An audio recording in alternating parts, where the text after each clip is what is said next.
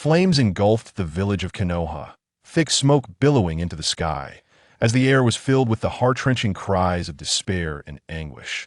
The entire village was steeped in an atmosphere of terror and hopelessness. Amidst this suffocating gloom, a faint yet sorrowful wail of an infant pierced through the fiery night, as if heralding the dawn of a new era. In the year 51 of Konoha, on a night painted crimson, the chaos of the Nine-Tails incident gradually drew to a close. In the midst of carnage and bloodshed, the monstrous claws of the Nine-Tails mercilessly pierced the bodies of the fourth Hokage, Minato Namikaze, and his wife, Kushina Uzumaki. Their chests were impaled. Crimson blood gushed forth like a broken dam, staining the grass beneath them. Though their bodies sustained grievous wounds, an overwhelming pain surged through them like a tidal wave, rendering their faces pale as parchment and their breaths increasingly labored. However, when their gazes fell upon the two infants before them, they forced themselves to endure the agony, striving to muster a semblance of a smile. Among them was the newly born Naruto Uzumaki, who seemed to sense the surrounding sorrowful atmosphere, his cries echoing incessantly. This distressed his elder brother, Menma Uzumaki, who lay nearby. Unlike Naruto, Menma observed the world around him with curiosity, devoid of tears or cries. Having lived 2 lives and spent a considerable duration in a critical care unit, he had grown accustomed to the partings and farewells of life. In his past life, he was abandoned at a young age, enduring the suffering of the mortal realm, and ultimately succumbed to a heart ailment at a tender age. He departed without kin. As the heart monitor flatlined to silence, he bore no attachment to his former existence. Little did he anticipate that after death, he would be reborn into the world of ninjas, becoming the twin brother of Naruto Uzumaki merely because his body emerged first. Then I entrust these 2 children to you, Lord Third Hokage. Kushina's voice emerged weak yet resolute, her gaze filled with trust and hope. Her heart held immense reverence for the venerable elder before her. At the same time, the nearly breathless Minato added in his hoarse voice, "Please, Lord Third, I hope you can take good care of them." After uttering these words, the couple's eyes lingered on their 2 young children lying not far away, filled with boundless love and concern. Menma's gaze fell upon the Namikaze couple, and he felt an urge to tell them that their entrusted children were not in safe hands. Recalling Naruto's childhood filled with disdain, as the offspring of the Nine-Tails, seen as nothing more than spoiled milk. Sigh. Menma, unable to articulate his thoughts beyond his infantile babbling, let out a soft sigh laden with infinite sentiment. This sigh seemed to bear the weight of his reflections on his past life, his helplessness, and his steadfastness in facing the future. Alas, having borrowed your flesh and blood to be reborn, how could this kindness go unrepaid? In the future, if I have a morsel to eat, Naruto shall at least have a sip of soup. You may rest easy, he thought to himself. Witnessing the demise of the fourth Hokage and his wife, Sarutobi Hiruzen inhaled deeply, his heart heavy with grief. Yet his mind raced to minimize the losses of the night, especially concerning his own clan, which had suffered considerably. He utilized sealing scrolls to properly lay to rest the bodies of the fourth Hokage and his wife, Kushina. Then, turning his attention to Menma and Naruto, he first inspected the nine-tailed seals on the infant's navels. Menma bore the seal of the Yin Nine-Tails, while Naruto contained the Yang Nine-Tails. Once assured of the strength of their seals, he scrutinized their faces. Upon seeing Naruto's warm, radiant smile, reminiscent of Minato, Hiruzen felt a wave of comfort wash over him. However, when he turned to Menma, his expression faltered and the kindness in his demeanor gave way to a furrowed brow. Menma, with his mother's crimson hair, had not inherited her vivacious spirit. Instead, he appeared somber and detached, particularly his eyes, which glimmered a blood-red hue, piercing and sinister, akin to the Sharingan of the Uchiha clan. This sight did not sit well with Hiruzen. Strange, they share the same mother, yet the disparity is so vast, he pondered. Just then, Shimura Danzo approached Hiruzen, flanked by elite members of Root. Is this Minato's child? Hiruzen nodded. Why do both children bear the nine-tailed seal? Danzo inquired, scrutinizing Naruto and Menma, perplexed. Several members of the Umbu had witnessed the recent events, And Hiruzen knew he could not conceal the truth from his somewhat extreme friend, so he offered a brief explanation. Hiruzen, this disaster is inextricably linked to the Uchiha clan. These two children are the orphans of the fourth, harboring the power of the Nine Tails. If exposed, they may face peril, and it would only heighten the village's risks.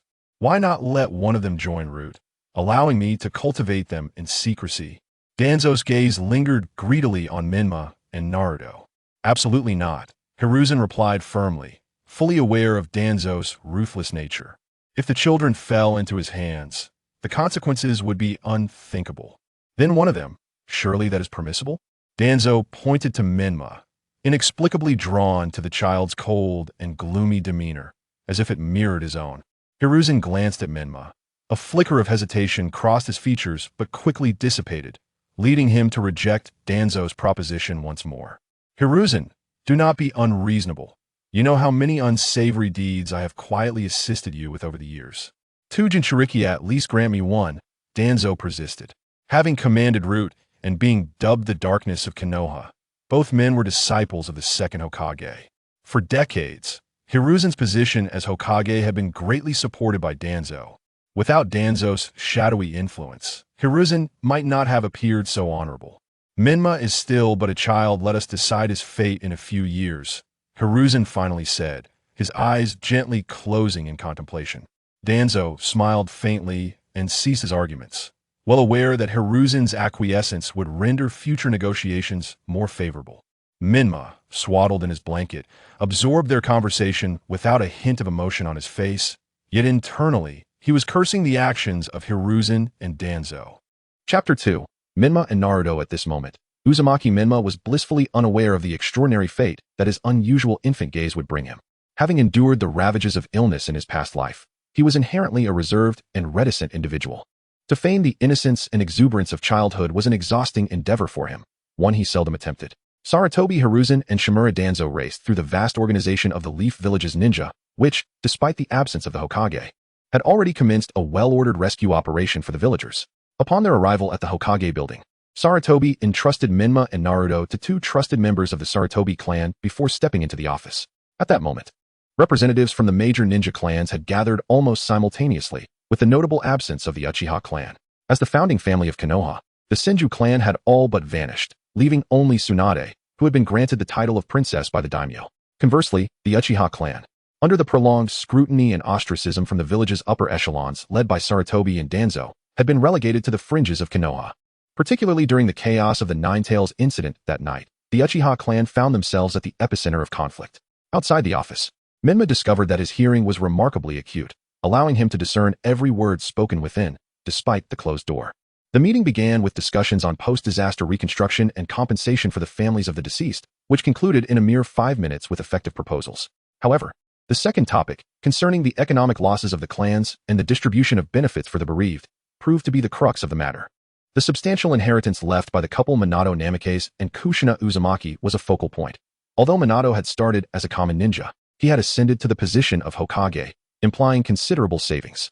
More importantly, Kushina had inherited a significant fortune from the Senju clan after the death of her guardian, Mito Uzumaki. At that moment, these inheritances were brazenly divided among the clans, leading to vehement disputes. The only clan that remained silent was the Hyuga clan, a prominent family on par with the Uchihas. With their vast wealth, they appeared indifferent to the meager spoils. Yet Hyuga Hayashi harbored concerns that his clan might face the same marginalization as the Uchiha, prompting him to maintain a low profile. Ultimately, after over an hour of deliberation, the clans concluded their distribution meeting. The Sarutobi and Shimura families were well fed, while the families behind Minato and Kushina received a substantial share. The remainder was allocated based on loyalty to the Hokage. Such was the nature of Konoha's elite, a truly sordid display. The fiery spirit of the first Hokage had devolved into a tool for the ignorance of the masses.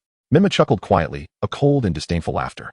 While he had anticipated the corruption of Konoha's upper echelons, he had not envisioned it to be this pervasive. While he could not intervene in the inheritance of others, the estate of the Namikaze couple was intrinsically linked to him. As their orphaned heir, even if he forgot to drink the memory-erasing soup at the Naiha Bridge, his bloodline remained tied to them. Thus, the inheritance of their wealth rightfully belonged to him and Naruto alone. What they consumed today would undoubtedly be repaid tenfold in the future. Menma, though not vengeful by nature, firmly resolved to remember this enmity and to seek retribution when the time was ripe. After the meeting concluded, Saratobi instructed his two confidants to find a nurse to care for Menma and Naruto. 5 years passed in the blink of an eye. Menma and Naruto had reached the age of 5, yet no one knew they were the orphans of the fourth Hokage. Instead, news of their identity as the Demon Fox's children spread like wildfire, casting a shadow over them. Neighbors often regarded them with suspicion, and many began to relocate, as associating with the Demon Fox's children seemed a source of shame. Throughout these 5 years, at least 20 nannies had been hired to care for the two boys. Those who displayed even a hint of sympathy or affection were swiftly replaced, with the longest tenure lasting merely 3 months. This summer, after the departure of the last nanny, a representative from the Konoha Street Office for Compensation arrived to inform the brothers that they would henceforth live independently, receiving a monthly allowance until they graduated from the Ninja Academy and became genin. From that day forward, no one came to care for their daily needs.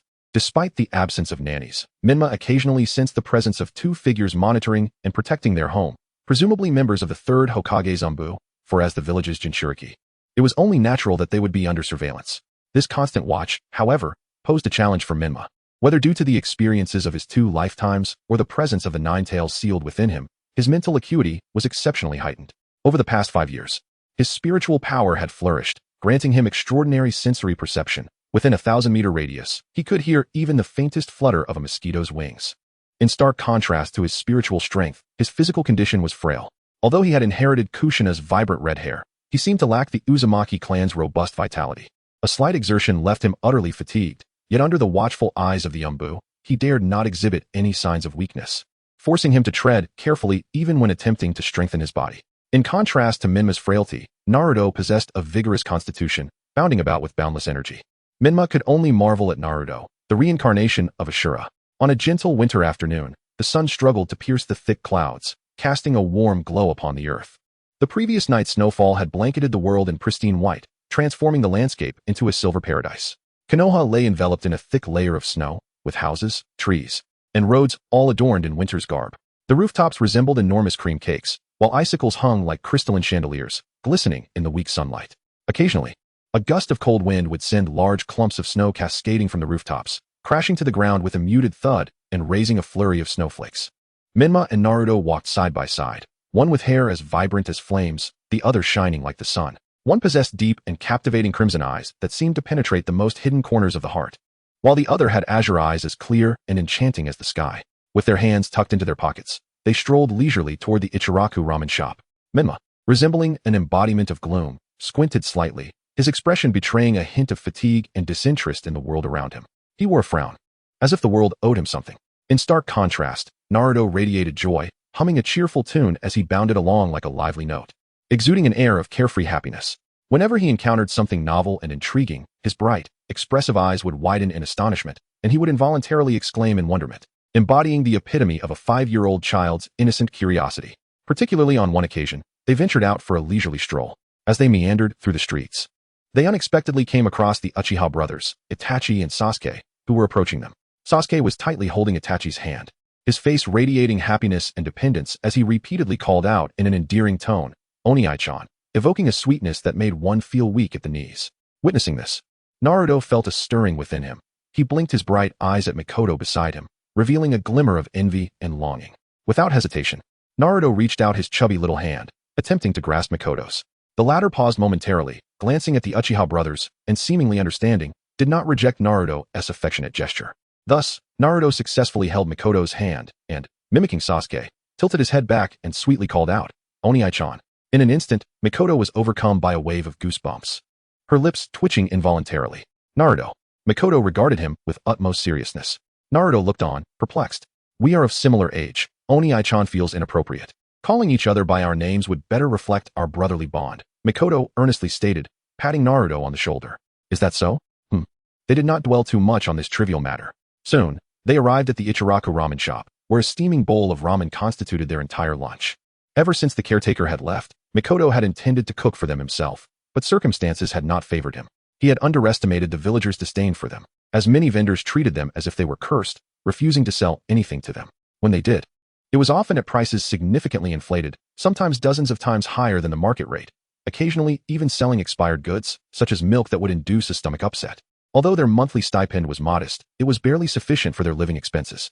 However, under such deliberate ostracism, that meager compensation was hardly adequate for their daily needs. Fortunately, Konoha was not devoid of kind souls. Uncle Ichiraku was one of the few who harbored goodwill towards the Uzumaki brothers. After they had their fill, they bid farewell to the amiable Uncle Ichiraku and strolled to a somewhat secluded park. Inside the park, a father and son were frolicking, and upon noticing Mikoto and Naruto, the father's eyes betrayed a clear aversion as he muttered a curse before hastily departing with his child. Mikoto maintained a calm demeanor, while Naruto felt a twinge of sadness. Naruto, it's been a long time since you swung on a swing. Today, you sit, and I'll push you, Mikoto said, hurrying to the swing and turning back with a somewhat uncertain smile, perhaps due to not having genuinely smiled in a long while. Mikoto was not fully aware of how his smile appeared at that moment. In truth, his forced grin seemed rather awkward, reminiscent of an uncomfortable ant smile. Nevertheless, Naruto did not mind at all. In fact, he found Mikoto's smile to be quite heartwarming. Really? That's wonderful, Mikoto, Naruto exclaimed excitedly, rushing over to give Mikoto a big hug. Filled with joy, Naruto settled onto the swing, gently swaying back and forth with its motion. Sitting there, he felt at ease, his face beaming with delight. In that moment, his spirit soared, and his youthful visage radiated a smile as bright as the sun. Despite the countless individuals outside who despised, slandered, and bullied him, as long as he could be with his beloved Oniai-chan, all those unpleasant experiences seemed to fade into insignificance. For Naruto, the moments spent with Mikoto were the most beautiful, enough to dispel all shadows. A quarter of an hour later, Mikoto was out of breath. The brothers sat together on the swing, shoulder to shoulder, resting. In the distance, shrouded in mist, the 4 Hokage statues loomed, grand and imposing. Suddenly, a beam of golden sunlight, seemingly imbued with infinite radiance, fell squarely upon the face of the first Hokage. The resolute features of Hashirama Senju, his profound gaze and tightly pressed lips, came vividly into view, as if this great deity of the ninja world had awakened from a long slumber. The brothers simultaneously directed their gazes toward Hokage Rock, yet their thoughts diverged entirely. Naruto gazed up in admiration and reverence, while Mikoto contemplated how to dismantle the foolish village system established by Hashirama and reshape the world according to his ideals. Suddenly, Naruto leaped off the swing and walked to the elevated platform, standing there for a few breaths before turning around, sunlight illuminating his face, and the breeze tousling his golden hair. Mikoto, I have a dream, Naruto shouted, his urgency causing a chill to creep into his throat, prompting him to gasp for breath. However, this chill did nothing to dampen Naruto's fervent pursuit of his dream. One day, I will have my statue carved into Hokage Rock, and I will earn the villagers' recognition. I, Uzumaki Naruto, will definitely become Hokage, Naruto declared with unwavering seriousness, his youthful voice resonating with a captivating power, echoing in the air as if the true will of fire lingered in the very essence of Konoha. Mikoto gazed at the innocent Naruto, opening his mouth to take in a few breaths of the cold air. Unbeknownst to him, he had developed genuine feelings for Naruto, truly regarding him as his closest kin. His thoughts were complex, filled with unease. He longed to reveal the truth to Naruto, but considering Naruto's youth, he wished to spare him the burdens of a harsh reality. After a moment of contemplation and a sigh, he suppressed his inner emotions. Naruto, I believe you will succeed, he said, giving Naruto a thumbs up. Naruto's smile was radiant, showcasing a perfect set of teeth.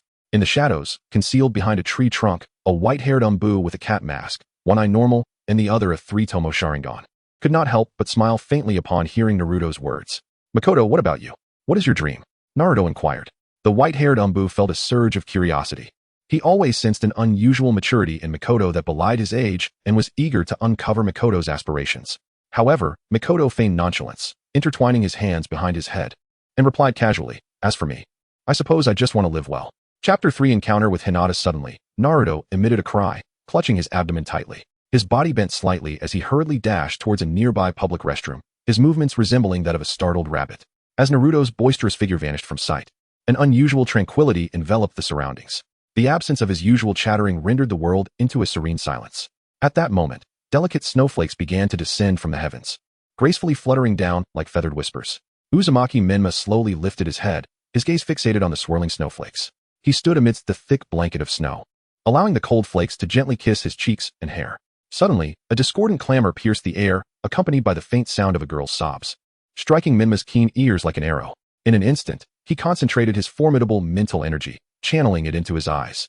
His crimson pupils trembled as though something alive stirred within them. Then, a startling event unfolded. His vision transcended the formidable wall before him with astonishing clarity. At that moment, he could distinctly perceive the flow of chakra within a human body, a capacity akin to the Byakugan. With a serious expression, Menma strode steadily towards the source of the commotion. Before him stood a delicate and charming young girl, no older than himself, being tormented by 3 mischievous boys. She possessed striking white eyes and a neat fringe. If you're from the Hyuga clan, Just use your Byakugan. If not, stop staring with those ghastly eyes. Those repulsive white eyes must belong to a monster. Familiar words echoed in Menma's mind as he observed the girl, who appeared helpless and forlorn, tears glistening in her eyes. Hinata Hyuga, wasn't she the future wife of his little brother Naruto? The shy and introverted girl, prone to blushing at the slightest provocation. Stop it. Without a second thought, Menma hurried to stand protectively in front of Hinata. Her deep-set eyes reflected Menma's sturdy silhouette, and in that fleeting moment, they brightened, as if a warm light had pierced through the cold walls of solitude surrounding her heart. It's the terrifying son of the fox demon, one of the boys exclaimed, his voice trembling with fear. I've heard tales of him. They say he is vicious and has a taste for human flesh. We should flee. Another boy chimed in, his face as pale as a ghost, beads of sweat forming on his brow. The third boy, already quaking with fear, could barely stand. Like leaves swept away by a fierce wind, the three boys fled in panic, glancing back in terror, fearing the fox demon's son might chase them down and devour them. Menma regarded their retreat with indifference. Are you all right? He turned to Hinata. No. I'm fine, she stammered, her cheeks flushed and her hands nervously clutching her clothing. That's good. It seems the snow will only grow heavier. You should head home soon. Menma coolly placed his hands in his pockets and turned to leave.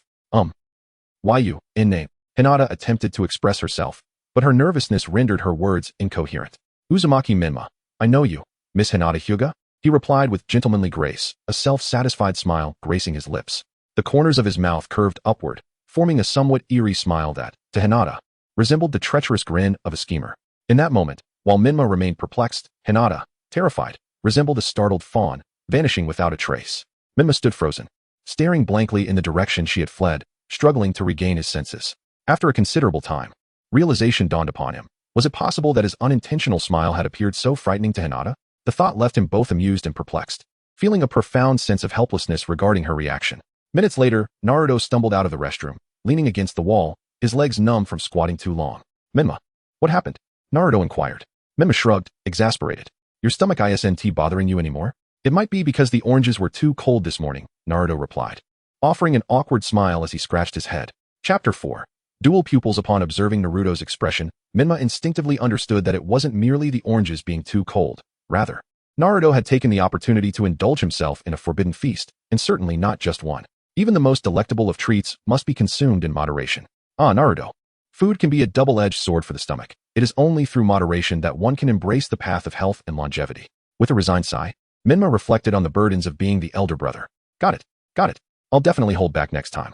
But, Menma, what's up with your eyes? There's a golden dot above your pupil that looks rather peculiar. As Naruto chuckled, he leaned in closer, his eyes wide with curiosity, fixated on Menma's gaze.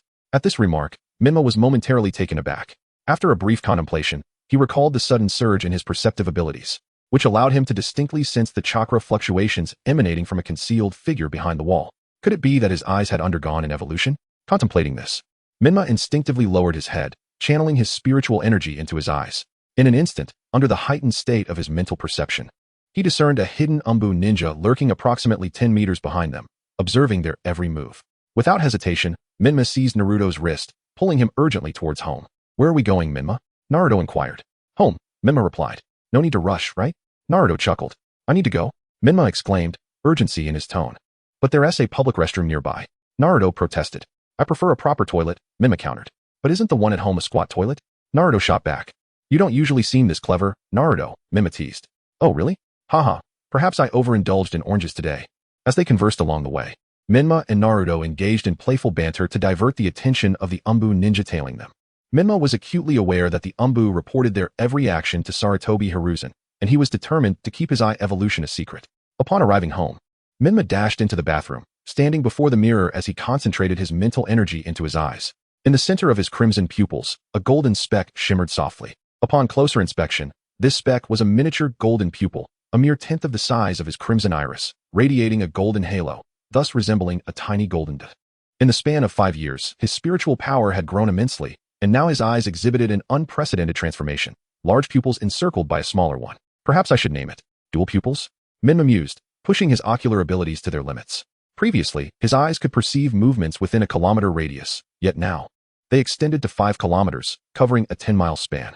The borders of Konoha itself stretched around 60 miles, though this encompassed only the village and not the surrounding watchtowers, farmlands, warehouses, or temporary gathering places.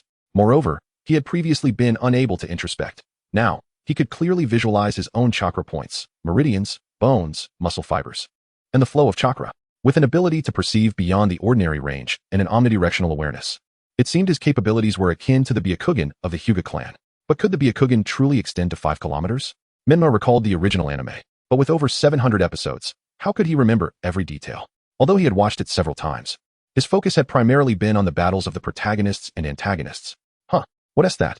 Menma suddenly noticed a faint black-red aura emanating from the seal on his navel, the 4-symbol seal. Though subtle, he sensed it was the chakra of the Nine Tails. Immediately, Menma concentrated all his ocular power, penetrating the 4-symbol seal. The next moment, as he opened his eyes, he found himself in a dim, damp prison-like environment. Is this the spiritual prison holding the Nine Tails?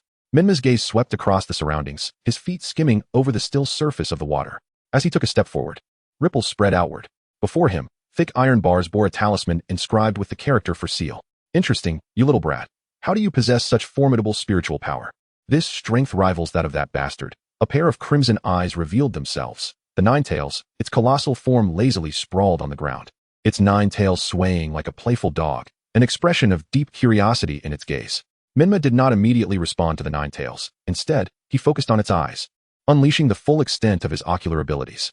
Their gazes locked, the large eyes meeting the small ones, and Menma showed no sign of fear. After a moment, as if penetrating the depths of the Nine Tails' soul, he allowed a sly smile to creep across his face. Hey, what's with that expression, you little punk? Are you looking down on me? The Nine Tails rose slowly, its massive body causing the prison to tremble, exuding an intimidating presence. My apologies, Kurama, I harbor no ill intent. My smile is merely my natural disposition, easily misinterpreted. I simply wish to greet you amicably and engage in a calm conversation, Menma said, awkwardly stifling his grin. Internally sighing at the need to practice his expressions in front of the mirror. You even know my true name? Now I'm even more curious, the Nine Tails remarked. A hint of surprise in its tone. It sometimes peered through Menma's eyes to glimpse the world outside, so it was perplexed as to how Menma knew of its existence. Especially its name. I not only know your true name, I can also deduce who you referred to as that bastard. If I'm not mistaken, it must be Uchiha Madara, Menma stated. Damn it, you know Uchiha Madara? Who on earth are you? You can't possibly be that little brat, Uzumaki Menma. The Nine Tails exclaimed, its demeanor shifting as memories of being dominated by Madara flooded back. Who else could I be but Uzumaki Menma? However, before I bore this name, I endured a rather tragic past. Should you wish to hear it, I wouldn't mind sharing, Menma shrugged, feigning a casual demeanor. Though the sorrow in his eyes was unmistakable, he wished to forget the painful experiences of his past life. The tailed beasts were inherently emotional beings, acutely sensitive to feelings. It seems you have quite a few secrets, little brat, but I have no interest in your past, the Nine Tails remarked, sensing Menma's sorrowful emotion, a flicker of pity arising within it. Yet, recalling the human race, which was mostly cunning, aside from the likes of Senju Hashirama, its demeanor shifted to one of indifference as it turned away, yawning. Seeing that the Nine Tails was unwilling to converse, Menma chose not to press further. He had initially intended to discuss the matter of sharing the rent, but it was a sensitive topic that required careful handling. Of course, upon encountering the Nine Tails, he had already analyzed its chakra through his dual pupils, realizing he could forcibly extract a portion of its power if necessary. However, Menma was reluctant to do so, believing that both he and the Nine Tails deserved sympathy. Chapter 5. Terminal Illness, Part 1. At a quarter past the hour of the dog, night had fully descended, with countless stars twinkling in the vast expanse of the night sky. At this moment, the members of the Umbu, responsible for the shift change, arrived punctually, appearing like shadows in the darkness. Kakashi rose slowly, gently stretching his somewhat stiff neck. For him, each day was not only a heavy responsibility, but also a time of inner torment. Witnessing his father's death at a young age had already left cracks in his soul. Ever since the harrowing battle at the Kanabi Bridge, his world felt like a mirror on the verge of shattering. Obito had departed from him, forever lost in the tumult of war, and the gentle and kind Rin had perished before the cruel reality. The successive blows plunged Kakashi into profound pain and sorrow, leaving him feeling like a solitary bird, lost in an endless abyss. What was even more unfathomable was the tragic fate of his mentor and friend, the ever-caring Minato, along with his wife. This news struck Kakashi's already fragile heart like a bolt from the blue. A tumult of complex emotions intertwined within him. Self-reproach gnawed at his soul like a venomous serpent, while regret surged like relentless tides, and a heavy sense of loss almost suffocated him. Pain pierced his heart like a sharp dagger. For a time, he even believed himself to be a harbinger of misfortune, that those he cherished would inevitably be cursed to drift away from him. About a year ago, he had emerged from rigorous training to officially join the Hokage's Umbu. Perhaps it was because he was a favored disciple of Minato that the Hokage entrusted him with the vital task of protecting Hanabi and Naruto. Throughout that year, witnessing the joyful and healthy growth of the two children began to mend his shattered heart, slowly piecing together the fragments of his soul. Indeed, the tranquility of the village and the carefree innocence of the children represented the very peace and stability they wished to safeguard. It was precisely this beauty that made Kakashi feel that the sacrifices of Obito, Rin, Minato, and countless others who had perished for the village were not in vain. In truth, the protection of these two children allowed Kakashi to realize that preserving the village's peace and harmony was the best tribute he could offer to Obito and Rin. A beautiful continuation of their lives. However, the villagers regarded the two children as the children of the nine-tailed fox, and the third Hokage had decreed that their identities as the fourth Hokage's orphans be concealed, claiming it was a form of protection. Yet, Kakashi often felt that such protection was excessive. The sealing was not particularly problematic, and regarding Hanabi's condition, Kakashi, possessing the Sharingan, could sense the chakra of the nine tails seeping within her. However, seeing her consciousness as normal, he did not dwell further on it. The report given to the third Hokage during that shift merely stated 4 words: everything is normal. Time flew by, and a span of 2 years slipped past, bringing the world of ninjas and the village many events. In the distant land of the Land of Water, the notorious Zabuza Momochi, discontent with the oppressive regime, assassinated the 4th Mizukage in a failed coup and subsequently defected with his sword. The blood mist policies had left the village in a state of disarray, severely weakening its strength. In the northeast direction of the Land of Fire, the villages of Cloud and Rock had harbored deep-seated grudges since the Third Great Ninja War, leading to multiple conflicts between their ninja squads over mission disputes and resource grabs over the past 2 years, resulting in mutual losses and escalating tensions. On the other hand, in the Wind Country, Sunagakure, thanks to the unique gold sand refining technique of the 4th Kazekage, gradually emerged from the gloom following the Third War. In the Fire Country, Konoha, the legendary Hokage Sarutobi Hiruzen, once hand-in-hand with formidable ninjas such as Hatake Kakashi, the legendary 3, and the Yellow Flash, now found himself surrounded by the Uchiha and Hyuga clans, as well as the loyal Inuzuka, Nara, and Aburame families. In his old age, the once dominant figure merely wished to safeguard his own territory. 3 years prior, the Cloud Ninja's failed abduction of Hinata resulted in the death of Hyuga Hayashi. In 2 years, the Uchiha clan massacre was fast approaching. The Hokage's cautious demeanor towards external matters, while taking a hard stance internally, left little room for significant upheaval, even with Danzo orchestrating schemes behind the scenes. Overall, the 5 great nations were still licking their wounds from the aftermath of the Third Great Ninja War, with the ninja world, for the time being, remaining in a relatively stable state. However, the village system established by Hashirama Senju and the balance of power among the 5 great nations had long sown the seeds of an unending cycle of war. The disparities in resources between nations, the wealth gap between classes, and the reliance of many ninjas on bounties for survival indicated that unless these systems and power structures underwent effective change, the outbreak of war among the 5 great ninja villages was merely a matter of time, regardless of the absence of figures like Uchiha Madara, Obito, Akatsuki, or the Otsutsuki clan. Nevertheless, for the young Uzumaki Hanabi, these matters seemed insignificant. Just days prior, while out alone to buy groceries, he suddenly collapsed and was rushed to the Konoha hospital by Kakashi. After a series of complex examinations, he was diagnosed with congenital heart disease, with his heart already showing signs of premature aging. The symptoms ranged from mild dizziness and chest tightness to severe acute cardiac arrest and fainting spells. The doctors advised him to take good care of himself, suggesting he might live until the age of 15. Within the hospital room, as Hanabi listened to the doctor describe his condition and advice, his mind buzzed with confusion, struggling to grasp the reality of the situation. In his previous life, he had been diagnosed with this illness at the age of 18, enduring a decade of suffering only to meet his end. Having thought fate had shown him mercy by granting him a second life, he now found himself questioning whether the heavens deemed his previous death too lenient, forcing him to endure once more. Malice, a profound malice, emanated from an unknown, mysterious entity, enveloping Hanabi in its ominous presence. What have I done to deserve this? Do you wish for me to live as a mere jester? With a bitter smile, Hanabi leaned his back and head against the bed, his gaze fixed vacantly upon the ceiling of the hospital room, lost in silence. The room remained quiet for an extended period. Eventually, Kakashi entered with a bowl of rice porridge, no longer clad in the Umbu uniform, but dressed in Konoha-esque green attire, his Sharingan concealed beneath his mask. Chapter 6. Terminal Illness, Part 2. I am Hatake Kakashi, dispatched by Lord Hokage to attend to you.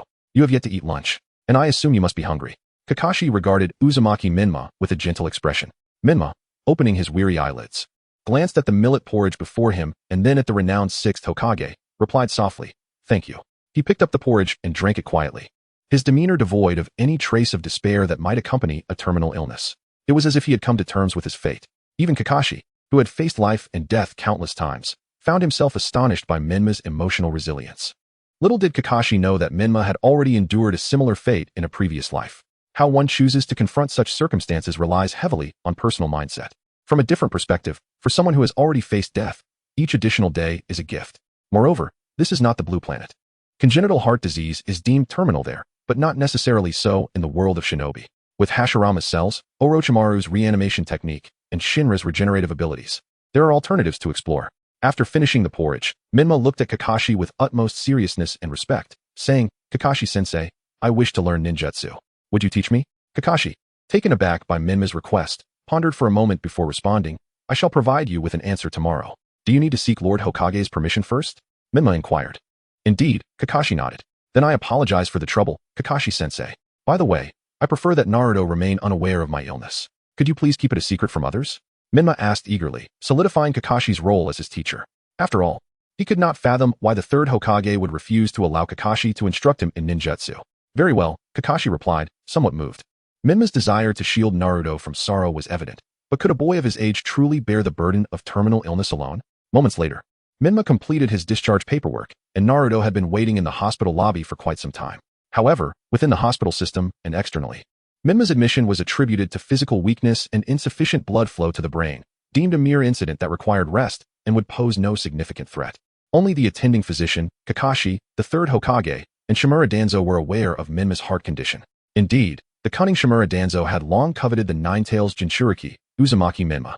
Yet, Sarutobi Hiruzen had persistently refused, citing Menma's youth as the reason. Now, with Menma's time running short, it was expected that Hiruzen would relent. That evening, 3 jewelry stores owned by the Shimura family in prime locations transferred their valuable assets to the Sarutobi family at a significantly reduced price.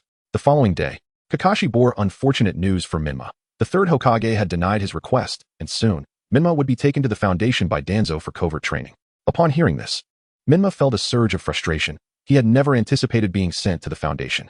Perhaps, in Sarutobi Hiruzen's eyes, he had become nothing more than a tool to be exploited. The Foundation, once an elite training institution under the direct supervision of the Hokage, had, according to the original narrative, gradually deteriorated into a domain ruled by the whims of Shimura Danzo over the past few years. Chapter 7. The Roots represent a clandestine division, even more concealed than the shadows. If the shadows serve as the hidden aspect of Konoha, then the roots delve profoundly into the darkness beneath that shadow.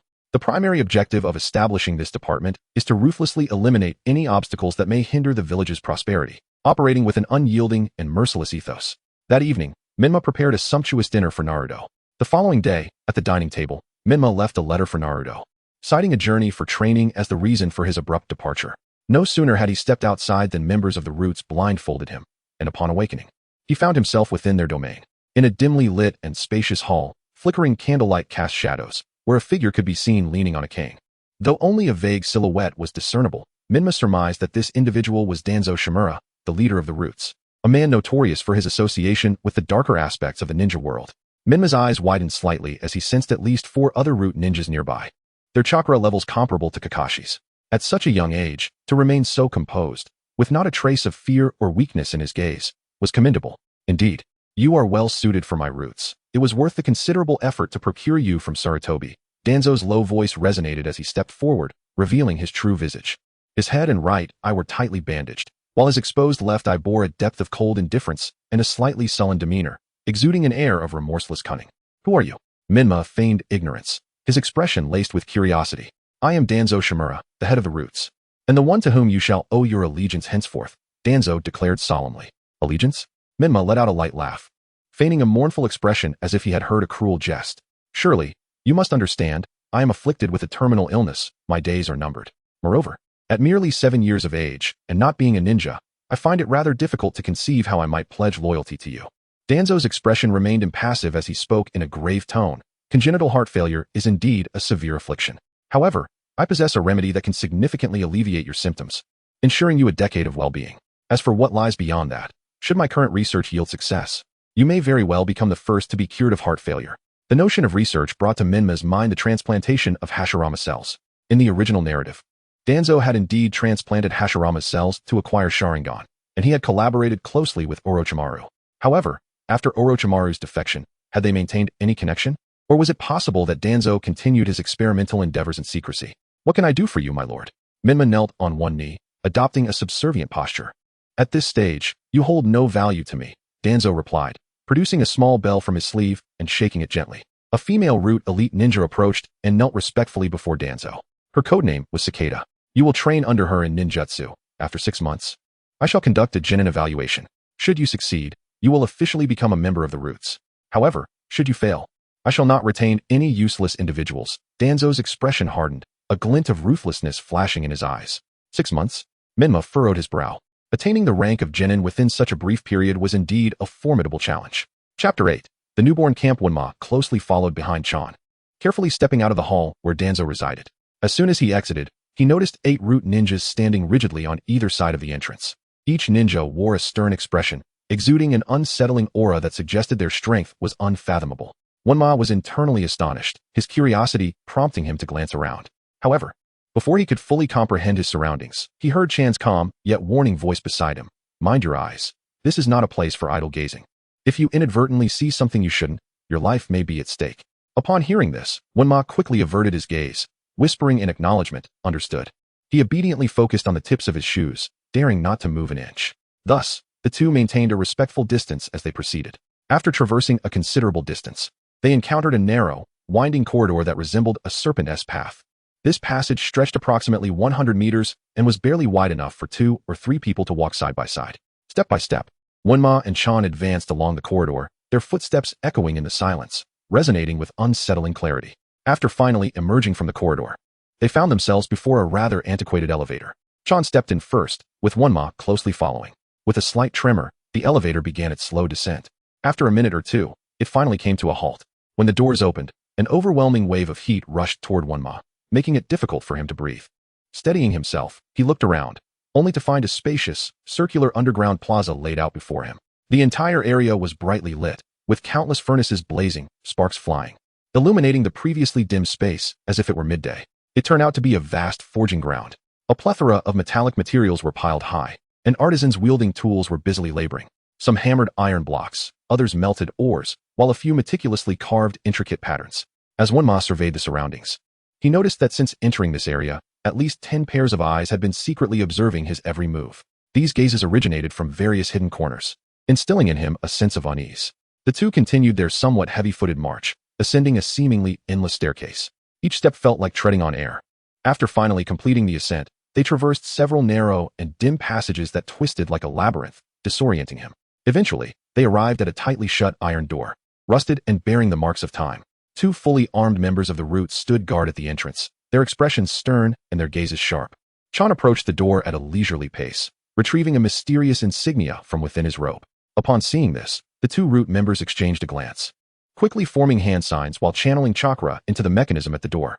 As the chakra flowed, the massive iron door began to creak open, accompanied by a heavy sound reminiscent of a long-slumbering beast awakening. When the door fully opened, a spacious viewing platform came into view. Rows of neatly arranged seats were present, but only 7 youths clad in training attire occupied them, though seemingly young. 6 of them displayed expressions of arrogance and mockery as they looked down upon the fierce battles unfolding below, as if watching a tiresome spectacle. At that moment, the 7 noticed Wenma, brought in by Chan. One curious youth spoke up. "Oh look, another newcomer. And a stranger's face at that. He doesn't seem like one of the prominent families from our Leaf Village." Another youth shook his head in refutation. "No way, if Chan-senpai personally brought him here. His background must be extraordinary. He can't possibly be some insignificant nobody." Just as the others continued to speculate about Wenma's identity, one youth clapped his hands, grinning with pride. Don't guess wildly. I actually know this person." Upon hearing this, the others turned to him in surprise, eagerly asking, "You know? Do tell." The youth lowered his voice, feigning mystery. "You all must have heard of the children of the demon fox, right?" Before he could finish, someone gasped. "Are you saying he is the host of the Nine Tails?" However, the boy quickly realized his blunder and covered his mouth. The first youth hastily made a shushing gesture, warning them in a low voice. "Shoo, keep it down. Such matters cannot be carelessly spoken of. If it reaches the ears of those above, it could spell disaster." Among the 7, one individual possessed a particularly unique aura, maintaining an aloof demeanor. For some time, he had kept his eyes shut, silent as a statue, seemingly indifferent to everything around him. However, when the term Jinchuriki was mentioned, his previously impassive face flickered slightly, as if stirred by a hint of interest, and he slowly opened his eyes. This person wore glasses as dark as ink, with deep, mysterious eyes that concealed his true thoughts. clothed in a light green high-collared coat. The collar obscured much of his face, revealing only a small portion of his pale skin and defined features. Curiously, tiny insects could be seen crawling on his cheek. Yet he remained oblivious, as if these little creatures were mere trifles adorning him. At this moment, Chan turned to the group and said, "Are you all so idle today? Have you completed all your assignments?" Her voice, though soft, carried an authority that made the 7 youths shift uncomfortably. After exchanging glances, they sighed and began to depart one by one. In the circular plaza below the platform, the sounds of battle continued, with dozens of youths, appearing only a few years older than Menma, engaged in brutal sparring. "You are fortunate. Today marks the selection assessment for new lower ninjas from the root. Providing you with your first lesson," Chan remarked to Menma in a calm tone. The assessment methods for lower ninjas in the root generally consist of 3 types, and unfortunately, today's batch has been subjected to the most brutal one. Do you see that girl with the green algae hair? Her opponent is her own sister. They are usually inseparable, but now only one of them can survive, and she has chosen to ensure her own survival. Menma gazed at the green-haired girl. Witnessing her sister's tragic fate, her head gruesomely severed. The scene was horrifically bloody, yet the girl's face bore no tears, only indifference and coldness. In the root, there is no room for sentiment.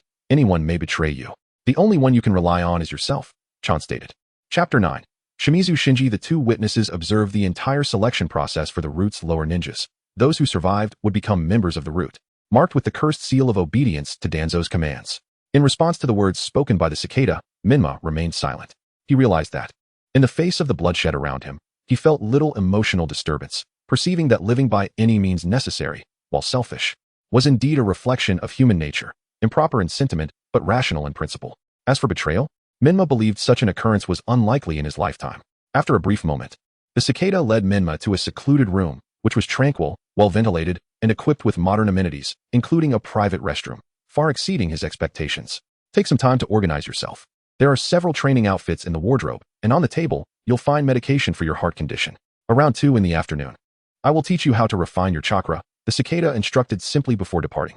Seizing the opportunity of solitude, Menma unleashed his ocular prowess, the golden light radiating from his eyes, allowing him to perceive the intricate layout of the root's interior. With his eyes slightly activated, the golden glow remained subtle. Most would likely dismiss it as mere reflection unless one approached too closely. Thus, when Menma activated his ocular ability in the hall, Danzo exhibited no notable reaction. However, even if his eyes were inadvertently revealed, how could they compare to Shursue's Sharingan, given their similarities to the Byakugan? Next year would mark the night of the Uchiha massacre, and Shursue had likely awakened his Mangeki Sharingan by now. Danzo's thoughts were likely fixated on this matter. Suddenly, Menma's expression shifted as his ocular prowess detected a surge of malevolent chakra erupting from the 3rd floor, accompanied by a heart-wrenching cry of agony. The root was situated in a corner of the Konoha Cemetery, a fortress entrenched underground. This stronghold comprised 3 levels. The first lay approximately 30 meters below the surface, being the most expansive, housing most of the root members and facilities. The second level, where Menma resided, was about 50 meters above the first, containing the forge and the new recruits camp.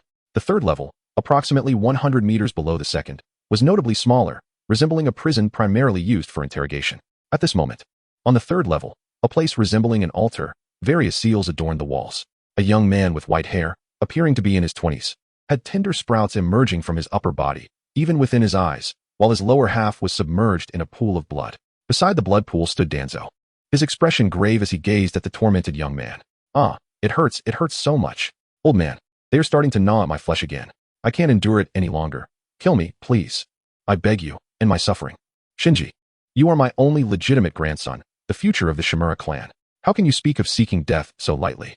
The young man was named Shimura Shinji. Orphaned at a young age, he had been diagnosed with the same heart degeneration as Menma at the age of 12. 3 years prior, Danzo had no choice but to transplant Hashirama's cells to prolong Shinji's life, yet the compatibility was poor, leading to continual erosion by the cells. But old man, the pain is unbearable. These accursed cells are like a virus, consuming me every second. Even with the power of my Sharingan, I cannot prevent their relentless outbreak. Look, they are sprouting anew. Shinji, just hold on a little longer. It won't be long now. I have secured the Jinchuriki of the Nine Tails from the 3rd Hokage. Once we implant the Nine Tails into you, its almost inexhaustible chakra will surely suppress the backlash from Hashirama's cells. Then what are we waiting for? Bring that Jinchuriki here immediately. Given your current condition, recklessly implanting the Nine Tails would be unmanageable for you. I am currently negotiating for Shursue Uchiha's Mangeki Sharingan. Those eyes are far more powerful than your 3 Tomo Sharingan. If you can obtain them, you can suppress the Nine Tails and control its power. How much longer must I endure this torture? Menma was entirely focused on the dialogue between Danzo and Shinji, absorbing every word. So this was Danzo's intention? He sought to implant the Nine Tails into his grandson, but what chance would he have of surviving such an extraction? Menma clenched his teeth, his expression grave. Deep in thought as a realization dawned upon him. If Danzo merely desired the Nine Tails within him, why then would he seek A.J. Nin to instruct him in ninjutsu? Menma pondered, and after a considerable time, a possibility emerged in his mind. The original narrative did not mention Shinji, suggesting he was likely deceased. Danzo may have only succeeded in capturing Shursue's right eye. This indicated that either Shinji had perished before this moment, or Shursue's eye held little value. Perhaps Danzo lacked complete certainty in acquiring Shursue's eyes, thus considering Menma as a contingency plan. Danzo's actions aimed at hastening Menma's strength, enabling him to exert control over the Nine Tails. After all, Danzo's primary objective was to save his grandson. Hence, if Menma could fully master the Nine Tails and transfer its chakra to Shinji, he could achieve the goal of restoring his grandson's health. If so, it meant that the better Menma performed, the greater his chances of survival. For Menma, the Nine Tails represented his most formidable trump card. Over the past 2 years, he had reached an understanding with the Nine Tails and could demand its assistance at any time. However, such actions carried immense risks, and the likelihood of escape remained slim. The Root had studied Hashirama's cells for many years and likely possessed the original cells of the first Hokage, which might resolve his heart issues if he could access that research. In his previous life, Menma had studied medicine and health for self-preservation, and his physics and chemistry grades in high school had been commendable, providing him with a foundational understanding. Scientific madman, Uzumaki Menma. That title suits me well. After comforting his grandson, Danzo returned to the first floor via the elevator, where he met with his trusted aide, Yn Rima, who had previously been dispatched to investigate Orochimaru's whereabouts. Chapter 10, The Root Training Volume, Part 1. The Oil Woman clan, originating from the secretive ninja lineage, employs their own chakra to nurture parasitic insects, allowing these creatures to dwell within their bodies. They manipulate these insects for offensive, defensive, and reconnaissance purposes. Humans generally harbor an aversion to insects. Thus, members of this clan, due to their affinity for these creatures, are regarded as one of the least approachable groups in the village, second only to the Uchiha clan. Consequently, they have chosen to reside on the outskirts of Konoha. Over time, the Oil Woman clan has developed a demeanor that exudes silence and a chilling aura, often favoring high-collared cloaks and dark sunglasses in their attire. Oil Woman Ryoma, who has long been entrenched in the Root organization, serves as a trusted confidant to Shimura Danzo. Unsurprisingly, his modus operandi has been subtly influenced by Danzo's character. He typically dons a black cloak and sunglasses, with a distinctive purple mark etched on the right side of his face, showcasing his exceptional infiltration techniques. During the Third Shinobi World War, he partnered with Orochimaru, establishing himself as one of the elite within the Root organization, his prowess even standing out among elite jonin. My lord, Oil Woman Ryoma knelt before Danzo. What is the situation? Have you discovered Orochimaru's whereabouts? Danzo's voice resonated with a deep, authoritative tone, imbued with an overwhelming pressure. In the 52nd year of Konoha, Orochimaru's clandestine human experimentation lab was uncovered, revealing numerous corpses of missing children from the village, many of which were provided by Danzo's covert assistants.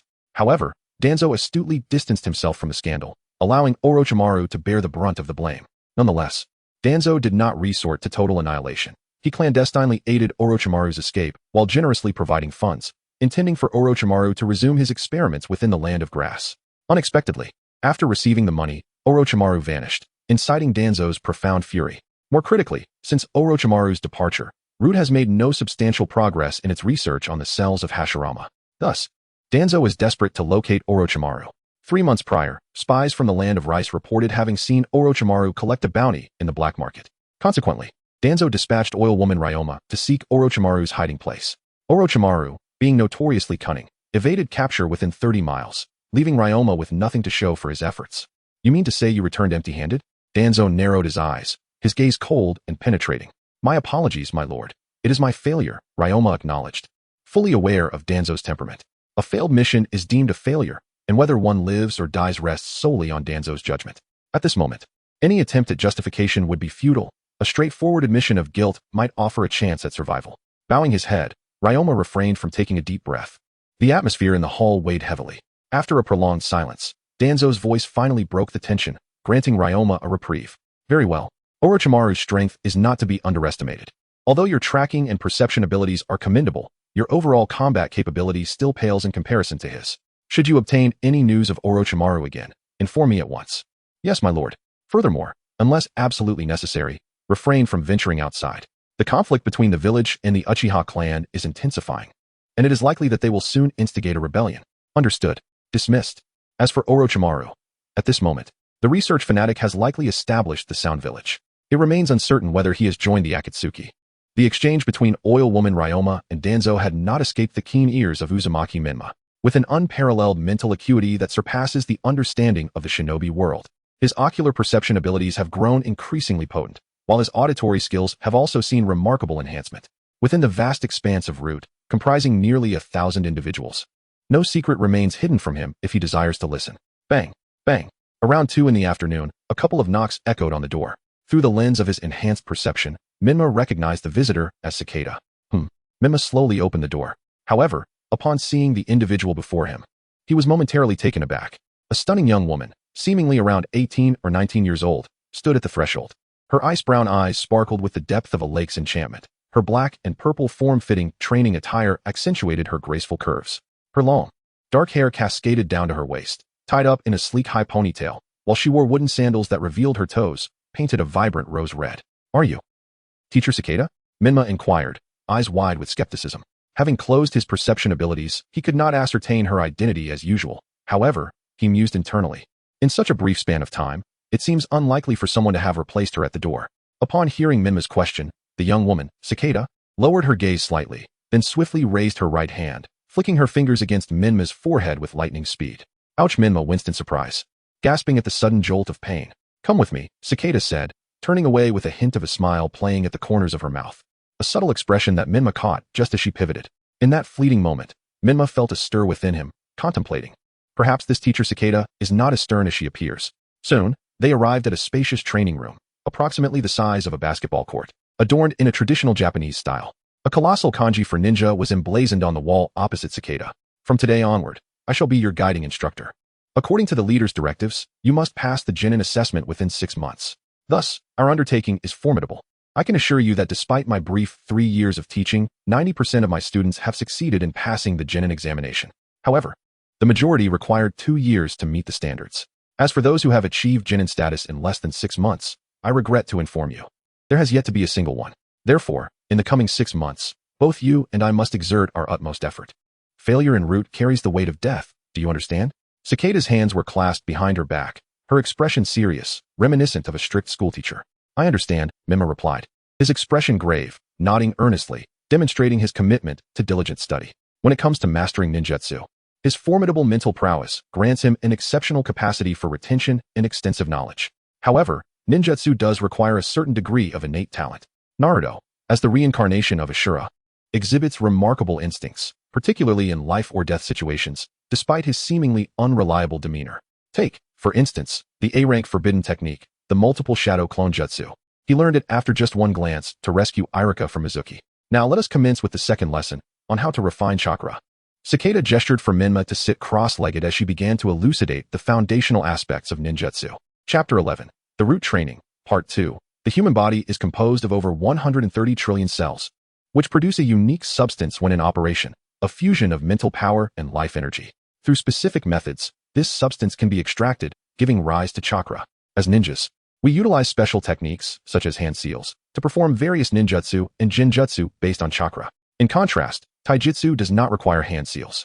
At this moment, I shall impart to you the most universally applicable and efficient method for chakra refinement within the ninja realm.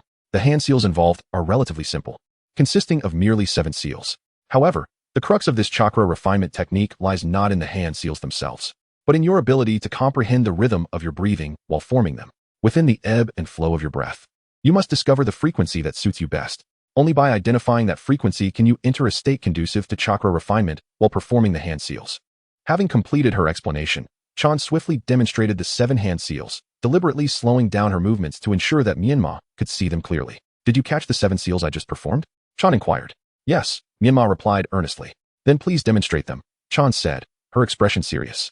She was acutely aware that, despite slowing her speed, only a very few students had managed to memorize all 7 seals during their first demonstration in her 3 years of teaching. Menma raised her hands and executed the hand seals with utmost precision, her speed matching Chan's perfectly. "Are you merely mimicking me?" Chan narrowed her eyes, suddenly realizing that Menma's speed was indistinguishable from her own. Menma did not deny it. She merely nodded slightly in acknowledgement. Chan was taken aback by Menma's innate talent. I did not incorporate the breathing frequency in my earlier demonstration. Now, focus on the synchronization and coordination between my breathing rhythm and the hand seals, Chan instructed, adjusting her own breathing pattern. She inhaled deeply and exhaled slowly, and in harmony with this rhythmic breath. Her slender and agile hands began to form the hand seals with astonishing speed. In less than a second, she completed the sequence. However, just as Chan was about to elaborate on the nuances of the technique, her eyes widened in disbelief as she gazed at Menma. Immediately after completing her demonstration, Menma had begun forming the hand seals in accordance with her breathing, and to Chan's astonishment, Menma had already entered the state of chakra refinement. Chan was utterly stunned. Initially, she had assumed that Menma's ability to replicate her hand seals indicated considerable talent, but she had never anticipated that this young prodigy would grasp the chakra refinement method in such a remarkably short time. Chan's expression transformed into one of sheer astonishment. Her mouth agape, rendered speechless for a moment. It was worth noting that she herself had practiced for 3 full days to achieve the standard 7 seals, and it had taken her nearly a month to reach the chakra refinement state, an achievement that surpassed many of her clan members who considered themselves somewhat gifted. After some time, Chan finally regained her composure, taking a deep breath to steady her overwhelming astonishment. Observing Menma immersed in chakra refinement, she couldn't help but marvel. This child was truly a rare genius, a once-in-a-century talent in the ninja world. At least for now, her efficiency in mastering the chakra refinement method was nothing short of astounding. Meanwhile, Menma had entered an introspective state, having already sensed chakra before, albeit that of the 9 tails. Now, he was experiencing the chakra he had refined from his own cells. Although the chakra from the 9 tails was abundant, it lacked the intimacy and harmony that came from his own refinement. When Menma finally opened his eyes, over an hour had passed unnoticed. What sensations did you experience while refining chakra? Chan asked. Chakra feels somewhat like a gust of wind, yet also resembles flowing water, with a hint of chilling energy. Menma pondered for a moment before responding. Now, channel your chakra into this piece of test paper, Chan instructed, producing a white sheet from her ninja tool pouch.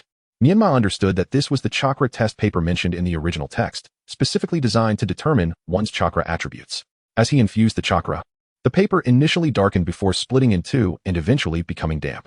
This indicated that Menma's chakra was predominantly of the Yin attribute, followed by wind and then water. Yin attribute chakra is often linked to one's mental strength. Have you noticed your senses being particularly acute?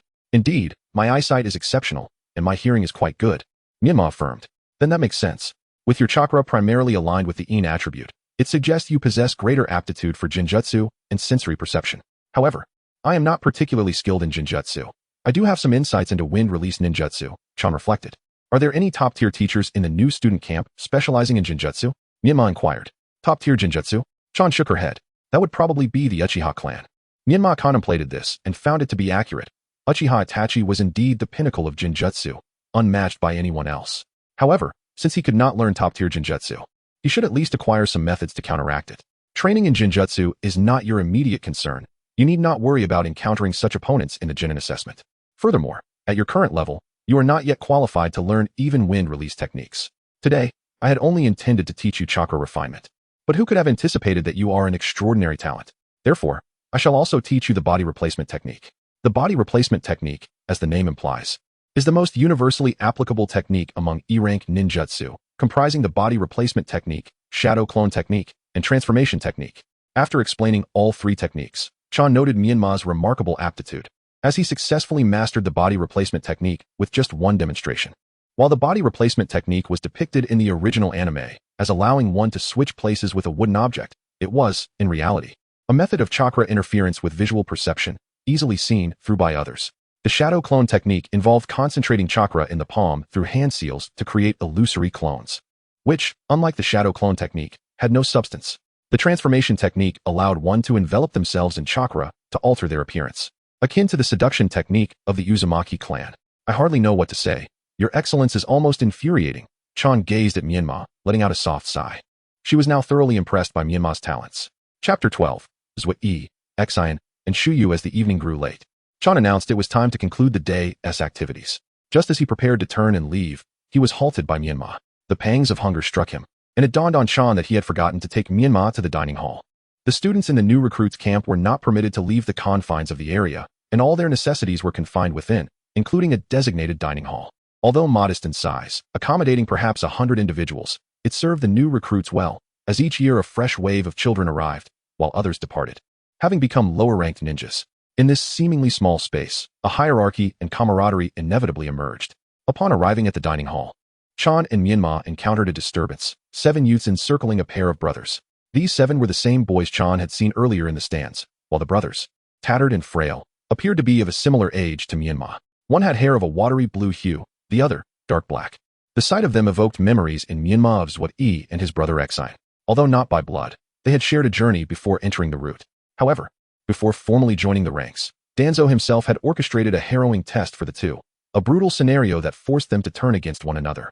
Exine, suffering from grave illness, ultimately chose to end his life to spare Zhuai, leaving this world with regrets.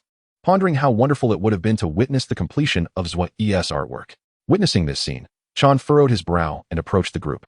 Chan-sensei has arrived. Along with that fox spirit. Let us go, one of the ruffians sneered. We'll spare you today, but we'll settle the score another time. As Chan approached, 6 of the 7 youths shifted uneasily, uttering bravado before scattering. Only one boy, adorned with dark sunglasses and a high-necked coat while fiddling with an insect, fixed his gaze on Menma, who felt an unsettling sensation, as if the boy's stare pierced through him, though the intent remained unclear. This boy bore a striking resemblance to one of Konoha's elite, Aburame Shino. What transpired here? Chan inquired, turning to Zhuai and Exine, both of whom shook their heads in response. Chan's brow furrowed slightly. At that moment, Menma stepped forward, picking up a trampled sketchbook from the ground. Is this yours? He asked, offering it to Zhuai. Yes, it is mine. Thank you, Zhuai replied, accepting it with a bow of gratitude. Chan, with a demeanor that was icy yet warm, advised, should you encounter any injustice, do not hesitate to inform me. I may be able to assist you. Menma pointed at Chan, genuinely wishing to aid Zhuai and Exine, while simultaneously probing Chan's character. Impulsive little brat, Chan mused silently, though her expression remained impassive. They trampled Zhuai's sketchbook, offered no apology, and instead escalated the situation. Exine gritted his teeth, summoning his courage to speak. You two must be new here. Chan observed intently, her tone devoid of warmth. Zhuai and Exine nodded in acknowledgement. From your appearance, it seems you were once orphans. Surely you understand the harsh reality of survival of the fittest. I won't say much more, but when faced with individuals like those from earlier, it would be wise to keep your distance. I won't always be around to witness such events. Despite her background at Root, Chan's authority was limited to the new recruits camp. The previous group of 7 were scions of prominent families within the village, equipped with clan jutsus. Starting from a vastly different point than these street children, the path to advancement was starkly unequal, barring unforeseen circumstances.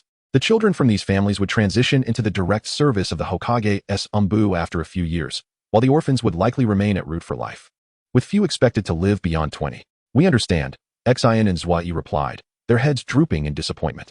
They had hoped to find a champion for their cause, only to discover that life here was even harsher than their previous existence as orphans. A flicker of sympathy and sorrow crossed Chan's eyes. Had she arrived 3 years prior, she might have intervened, but after her own experiences, she realized that salvation could only come from within. The dining hall's offerings were also stratified. The instructors and the earlier 7 dined in the higher tier, indulging in sumptuous meals like steak, hot pot, barbecued meats, stir-fries, and seafood. In contrast, the orphans were relegated to meager remnants, stale bread, and military rations. The instructors were predominantly elite chunin, enjoying generous provisions, while the 7 were well catered by their families who had paid significant fees to the Shimizu clan. As for Menma, being the Jinchuriki of the 9 Tails, his value to Danzo was particularly significant, ensuring his accommodations were far from meager. Time flew by, and in the blink of an eye, nearly 3 months had elapsed at Root. Menma had grasped the fundamentals of Jinjutsu, leveraging his formidable mental strength to develop a robust resistance. Due to a heart condition, he was unable to engage in strenuous physical activity, leaving him generally frail. In terms of E-rank ninjutsu, aside from the body flicker technique, he had also learned the binding technique. For D-rank ninjutsu, he mastered 5 techniques: Dance of the Wind, Wind Scythe Breath, Wind Cutter Technique, Mist Concealment Technique, and Water Clone Technique. As for C-rank ninjutsu, he acquired several wind techniques: Vacuum Wave, Vacuum Blade, Wind Cutter Shuriken, and Wind Release, Body Flicker Technique. Currently, Menma was not yet qualified to learn B-rank techniques. In fact, teaching him C-rank techniques was already somewhat advanced for his level. Thus, Chan devoted herself wholeheartedly to Menma's training, sharing all her knowledge, save for clan secrets. Throughout these 3 months, the bond between Menma and Chan deepened, and he learned her true name, Shimizu Shuyu. It was a melodious name, yet the significance lay in her surname. She hailed from the Shimizu clan of Danzo. Though she remained reticent about her connection to him, her eyes betraying a hint of concealed resentment, Menma sensed that Shuyu harbored deeper issues. In just 3 months, Menma had exceeded the training objectives set by Danzo. At this moment, he would be well prepared to participate in Konoha's Chunin selection exam, with a solid chance of advancement to Chunin, provided he did not encounter Naruto's cohort during the selection, as an untimely run-in with Orochimaru could spell disaster for him. Chapter 13. Grudge. Beginning in March, Chan found little need to instruct Menma further. However, the notion that Menma could reach the level of a Nin within just 3 months was indeed astonishing. Thus, Chan chose not to report the truth, but rather to suppress it. A display of ordinary Nin level skills for at least 6 months would be plausible. Such prodigies had appeared before, like the 4th Hokage and Kakashi of the Hitaki clan. Consequently, the two commenced their daily training regimen. In the mornings, Menma diligently refined his chakra, while afternoons were dedicated to 4 hours of sparring. With only a month remaining until the Chunin assessment, Chan unexpectedly announced she would be leaving for a while, assuring Menma she would return before the examination. On the 5th day of Chan's absence, Menma completed his usual rigorous training and proceeded to the dining hall for a meal. There, he chanced upon 5 members of the 7-man team dragging Shin and Sai out of the hall. Frowning, Menma hastily followed them. Typically, he would refrain from involving himself in the affairs of strangers. However, Shin and Sai were not entirely unfamiliar to him. Despite their lack of acquaintance, Menma held a favorable impression of them. Now that he possessed sufficient strength, it seemed only reasonable to intervene when it posed no risk to his own interests. Furthermore, given Shin and Sai's potential, their future prowess could likely reach elite Nin levels. Assisting them in their time of weakness might yield unexpected benefits. At that moment, Shin and Sai found themselves forcibly taken into a restroom, and through his Rinnegan, Menma observed as the 6 assailants encircled them, unleashing a barrage of punches and kicks. This scene stirred unsettling memories within Menma. His crimson eyes flickered with images of past injustices. He recalled a time when he, too, had been dragged from his dormitory by 3 thugs and subsequently beaten in a restroom, even having his weekly allowance stolen. Stop! Menma's voice emerged, deep and commanding, causing the 5 aggressors to instinctively halt their actions and turn to face him. Who dares? One of them sneered, recognizing Menma as the son of the fox spirit. Do you wish to defend them?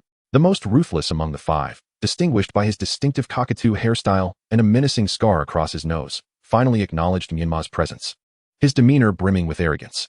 Indeed, you are correct. I do seek to deliver justice on their behalf. Fear not, I assure you, I won't kill you. At most, you'll be bettered in for a fortnight.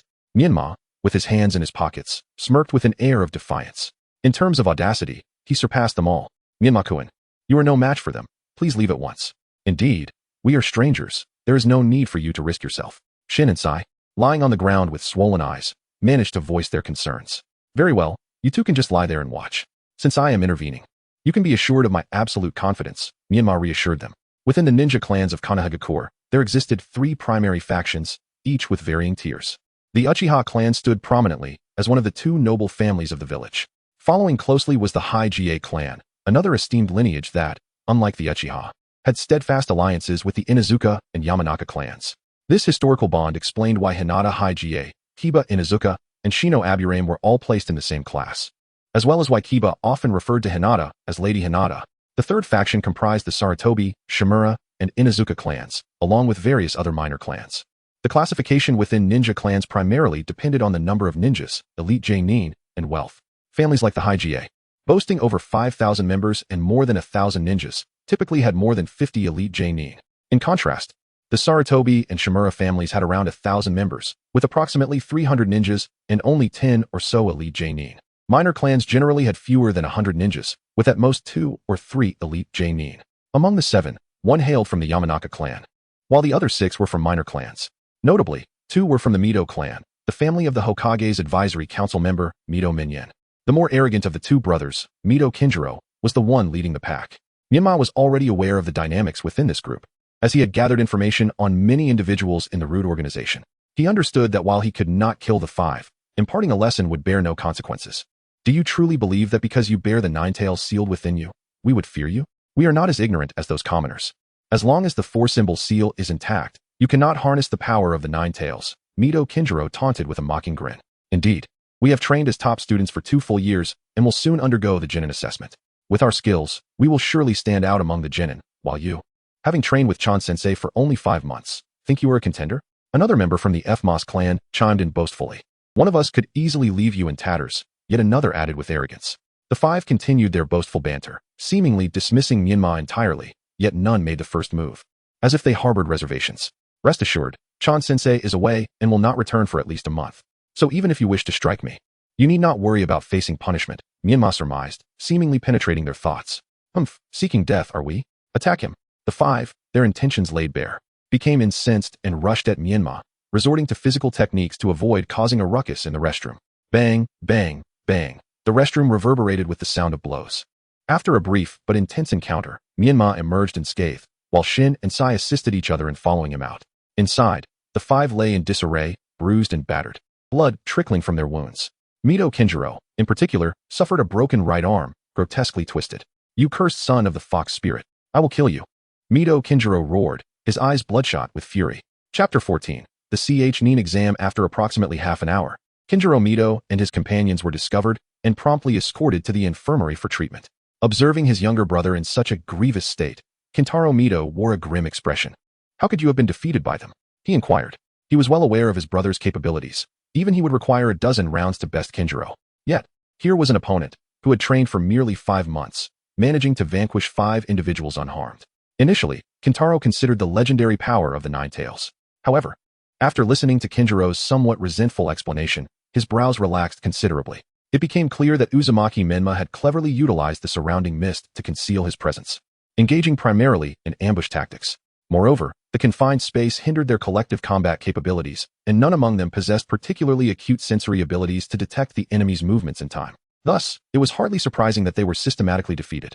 Indeed, that must be the explanation, Kintaro mused, a cold smile creeping across his face, brimming with self-assurance. He prided himself on being a genius, convinced that no one in this world could surpass him. Brother, I cannot let this grievance go unpunished. You must assist me in incapacitating him, Kinjiro pleaded, his bloodshot eyes ablaze with fury, as if ready to unleash a torrent of vengeance. Rest assured, my dear little brother, for Uzumaki Menma's audacity to harm you is a direct affront to me. I shall not let him escape unscathed, Kintaro declared, his countenance darkening and a glint of icy malice igniting in his once calm eyes. As he spoke, Kintaro began to strategize in his mind, contemplating how best to deal with this audacious Uzumaki Menma. Having just received the list of candidates for next month's CH-NIN exam from his teacher, Marino Ibiki, he noted that Menma was among them. It would indeed be an opportune moment to confront him. Suddenly, a member of their 7-man team, the oil user Shizuku, spoke up unexpectedly. Is that truly the case? He inquired, eliciting a surge of excitement from Kintaro. Absolutely. Moreover, the examination format has been decided. Given the high number of participants, a free-for-all combat style will be employed, Shizuku replied, his voice low, concealed behind his sunglasses. A free-for-all? How fortuitous. Kintaro grinned, a sinister smile playing at the corners of his mouth. The so-called free-for-all mode resembled a battle royale scenario, wherein all candidates were confined within a designated area to compete for tokens placed in various locations. To pass the exam, each participant must possess at least 1 token by the end, yet the cruel reality was that the number of tokens would only amount to half the participants. Consequently, at least half would be eliminated. Such rules dictated that the examination would inevitably devolve into a brutal and bloody struggle. As the day of the exam arrived, Shuin Shimura returned as promised. Though her expression was far from cheerful, her eyes were red-rimmed, burdened with unspoken thoughts. Menma attempted to probe for the reasons behind her demeanor, but she remained evasive. I heard you had a conflict with Kintaro Mito? Shuin asked. Menma recounted the incident involving Sai and Shin, but refrained from disclosing the rationale behind his actions. Shuin disapproved of Menma's approach. Menma, you are still too young. Some matters may simply require a verbal warning, as people often do not take them to heart. In this world, good deeds do not always beget good outcomes, especially in the root. Emotions can become a hindrance, and naivety and kindness might very well turn into your undoing, she admonished gently. Naivety? Kindness? Menma silently shook his head. He acknowledged his value for emotions, but did not consider himself naive or particularly virtuous. He was not that altruistic. Teacher, if one day, though I am merely speculating, should you find yourself in a dire predicament, I will certainly come to your aid, to the best of my ability, Menma said earnestly. Although their time together had been brief, Shuin had been both a mentor and a friend to him. She was dedicated as a teacher and genuine as a friend. Menma held her in high regard and felt a fondness towards her. Thus he would not hesitate to assist if he could. Just focus on yourself, Shuin replied, momentarily touched by Menma's words, though she quickly masked it with indifference. The examination venue was situated in a clandestine training base within the route, nestled in a vast, desolate wilderness approximately 300 miles from Kanahagakure. Towering ancient trees and entwined vines formed a natural barrier, creating an almost insurmountable obstacle. 80 candidates were to participate in the CH-NIN selection, with all members of Kintaro's 7-man team in attendance. Under the guidance of their instructors, they assembled at the designated meeting point, which had already been secured by root members, enveloped in a suffocating silence.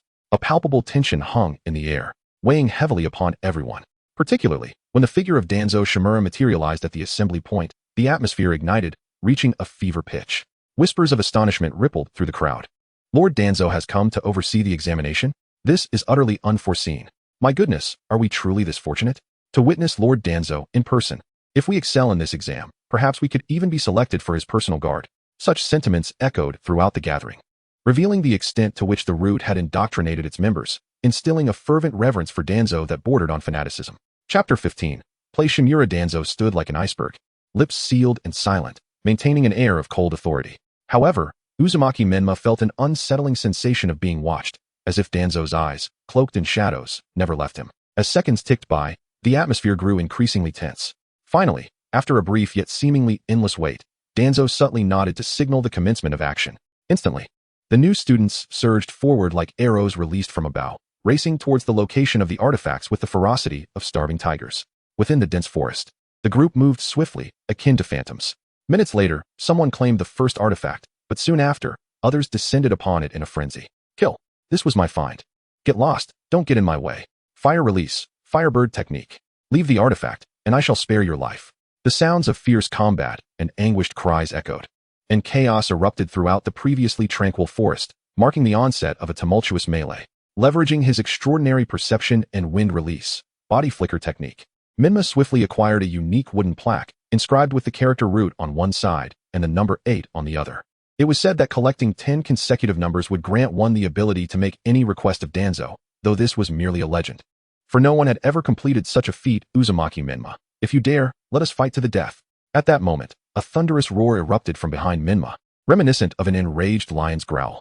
It was Mito Kintaro, shouting at the top of his lungs, his frantic voice cutting through the air and capturing Menma's undivided attention. Menma turned to see the remaining 6 members of the 7-man team, excluding oil woman Shizu, racing towards him like lightning. Each bore fierce expressions, their momentum propelling them closer until they encircled him in a tightly knit formation, leaving no escape. Before Menma could react, 6 gleaming shurikens sliced through the air, causing him to blink in confusion. Upon closer inspection, he realized they were sharpened kunai, glinting ominously as they targeted his vital points. Such a ferocious onslaught was clearly an intent to gang up on him. Intriguing. A slight smirk graced Menma's lips, tinged with disdain. In an instant, he vanished like a wisp of smoke, employing a series of rapid body flickers, evading all incoming kunai with ease. Seizing the moment while his assailants were still in disarray, he exploited his advantage, darting left and right like a nimble falcon, swiftly escaping the encirclement. Stop! Kintaro cried, his hands moving like lightning as he hurled 2 kunai, each adorned with explosive tags, resembling bombs primed to detonate. The first kunai shot forth like a streaking meteor, aimed directly at Menma. Reacting swiftly, Menma flicked aside a nearby splinter of wood, using it as a projectile that accurately struck the incoming kunai. With a resounding clang, the kunai veered off course, crashing to the ground and detonating with a force that sent debris flying. The second kunai, however, slithered in stealthily behind the first, akin to a cunning serpent. It grazed Menma's cheek, stirring a faint breeze, before embedding itself into a robust tree trunk nearby. In an instant, a thunderous explosion erupted, shattering the tree into splinters. Yet, Menma remained unperturbed. He planted his feet firmly, spinning like a top, harnessing the force to leap several meters away. Simultaneously, the other 5, accompanying Kintaro, unleashed their own kunai, each rigged with explosive tags. Boom, boom, boom. A relentless barrage of attacks reverberated through the gorge, drawing the attention of Danzo and other elite members of the root organization. Inciting concern in Shuyu. Whose child is this, wasting explosive tags so recklessly? The intensity of the explosions suggested that more than one individual was involved. Such a coordinated assault would challenge even a Chunin to evade entirely. I warned against allowing these newcomers to bring their own ninja tools. Under these rules, those from clans hold a significant advantage. It was an inevitable circumstance, as these ninja clans had paid their dues, and Root also needed to generate revenue. One could not deny that Kintaro and his companions were well equipped, extravagantly utilizing explosive tags. In stark contrast, Menma's gear appeared rather meager, consisting merely of 3 kunai and 10 small shuriken. The dazzling explosions captured the attention of nearby candidates, with capable groups observing while the less skilled hastily retreated. However, through Menma's acute perception, he deftly evaded attacks with each movement, skillfully maneuvering through the terrain and employing various combat techniques. His intent was to exhaust Kintaro and his allies' ninja tools while maintaining a safe distance to perform hand seals for his own jutsu. Thus, Kentaro and his comrades expended dozens of explosive tags, yet achieved nothing in their pursuit of Menma. Damn it, why are we always so close? Kentaro fumed, frustrated by the wasted resources and his inability to capture Menma, while his companions wore expressions of fatigue and exasperation. Could it be that we are not merely close, but infinitely distant? Suddenly, Menma appeared beside Kentaro, a peculiar smile gracing his lips. His voice, eerily familiar, struck Kentaro's heart like a thunderclap, sending a shiver down his spine and causing his eyelids to twitch as he instinctively swung his kunai. Yet, upon contact, an unusual sensation coursed through his arm. The kunai seemed to slice through a soft liquid, offering no resistance. Kentaro's heart raced in alarm, and upon closer inspection, he realized he was merely confronting Menma's water clone. Chapter 16. Wind Release. Scythe Weasel's breath. The water clone suddenly burst apart, sending droplets flying and enveloping the area in a shroud of mist. Before Mizuhito Kentaro could catch his breath, he heard the urgent cry of his companion. Boss, be careful. He's right behind you. Before the words fell, the eerie figure of Menma appeared behind Mizuhito like a specter. Grasping a razor-sharp kunai that glinted ominously, Menma thrust it mercilessly toward Mizuhito's back. Humph. You think you can outsmart me with such a trivial diversion? How naive. Mizuhito scoffed, his once cold pupils narrowing into slits, revealing a chilling intent to kill. In an instant, he stomped his foot down hard and spun around 180 degrees. At the same time, his body tilted at a precarious angle, narrowly evading Menma's lethal kunai strike. However, Mizuhito's counterattack was far from over. As he sidestepped, his kunai shot upward like a bolt of lightning, aiming directly for Menma's throat. This strike was swift and fierce enough to pierce through flesh. Yet, to Mizuhito's astonishment, the Menma before him was merely another water clone. What? Mizuhito's eyes widened in shock. His mind momentarily blank as if struck by a thunderbolt, leaving him momentarily dazed. How could Menma let such an opportune moment slip away? In that instant, the true Menma, previously concealed in the shadows, materialized silently behind Mizuhito. Wind Release. Scythe Weasel's breath. Menma swiftly formed hand seals, his movements flowing seamlessly. With a powerful exhale, a torrent of potent chakra erupted, transforming into fine white wind lines, reminiscent of a ferocious weasel unleashing its breath. These razor-sharp wind lines darted through the air, slicing through it with a piercing shriek. In the blink of an eye, this fierce assault reached Mizuhito. Only then did Mizuhito snap back to reality. Upon witnessing the deadly attack akin to a weasel's ferocity, a wave of unprecedented terror washed over him, sending chills down his spine. An overwhelming fear gripped him, making his scalp tingle as if his very insides were about to rupture. Instinctively, he turned his head to evade the lethal strike. Yet, despite his best efforts, he was a moment too late. A shrill scream erupted as the white wind line severed Mizuhito's right ear. Blood spurted forth, staining the ground around him. Clutching his wounded ear, pain twisted his features, and cold sweat poured down his forehead. Vortex Menma, you damned bastard. Mizuhito roared in furious agony, his voice laced with resentment, echoing through the air as if to tear the world asunder. Did he miss? Menma furrowed his brow, a flicker of surprise and dissatisfaction crossing his gaze. He watched as his attack failed to eliminate Mizuhito, an unexpected pang of frustration welling up within him. However, this emotion was short-lived, swiftly replaced by his signature eerie smile. The corners of Menma's mouth curled into a chilling arc. This grin was not unfamiliar to Mizuhito. He had encountered such a terrifying smile mere moments ago. It was an unmistakable taunt, as if Menma regarded him as nothing more than a jester. As someone who prided himself on being a genius, Mizuhito had never endured such humiliation. That smile seemed to trample all his pride, shattering his once unyielding spirit into countless fragments. Vortex Menma, I will see you dead. I want you to suffer beyond imagination. I will tear you to pieces. Mizuhito's eyes bulged with rage, bloodshot and trembling with fury. His roar thundered like a storm, resonating through the air, lingering long after. However, contrary to Mizuhito's assumptions, the smile on Menma's face was not one of mockery directed at him. For Menma, it was a self-deprecating smirk, easily misunderstood. Normally, he would consciously suppress it, but today, his focus lay primarily on the battle, leaving him oblivious to the profound emotional wounds his unsettling smile inflicted on Mizuhito. 5 companions swiftly encircled Mizuhito, forming a tight protective barrier around him. One companion, with a grave expression, spoke up. Boss, this guy is exceedingly cunning. Moreover, his body flicker technique is clearly far superior to ours. If we lack the control-type ninjutsu to restrain his movements, killing him will be nearly impossible. Perhaps we should temporarily abandon this confrontation and concentrate on gathering the tokens.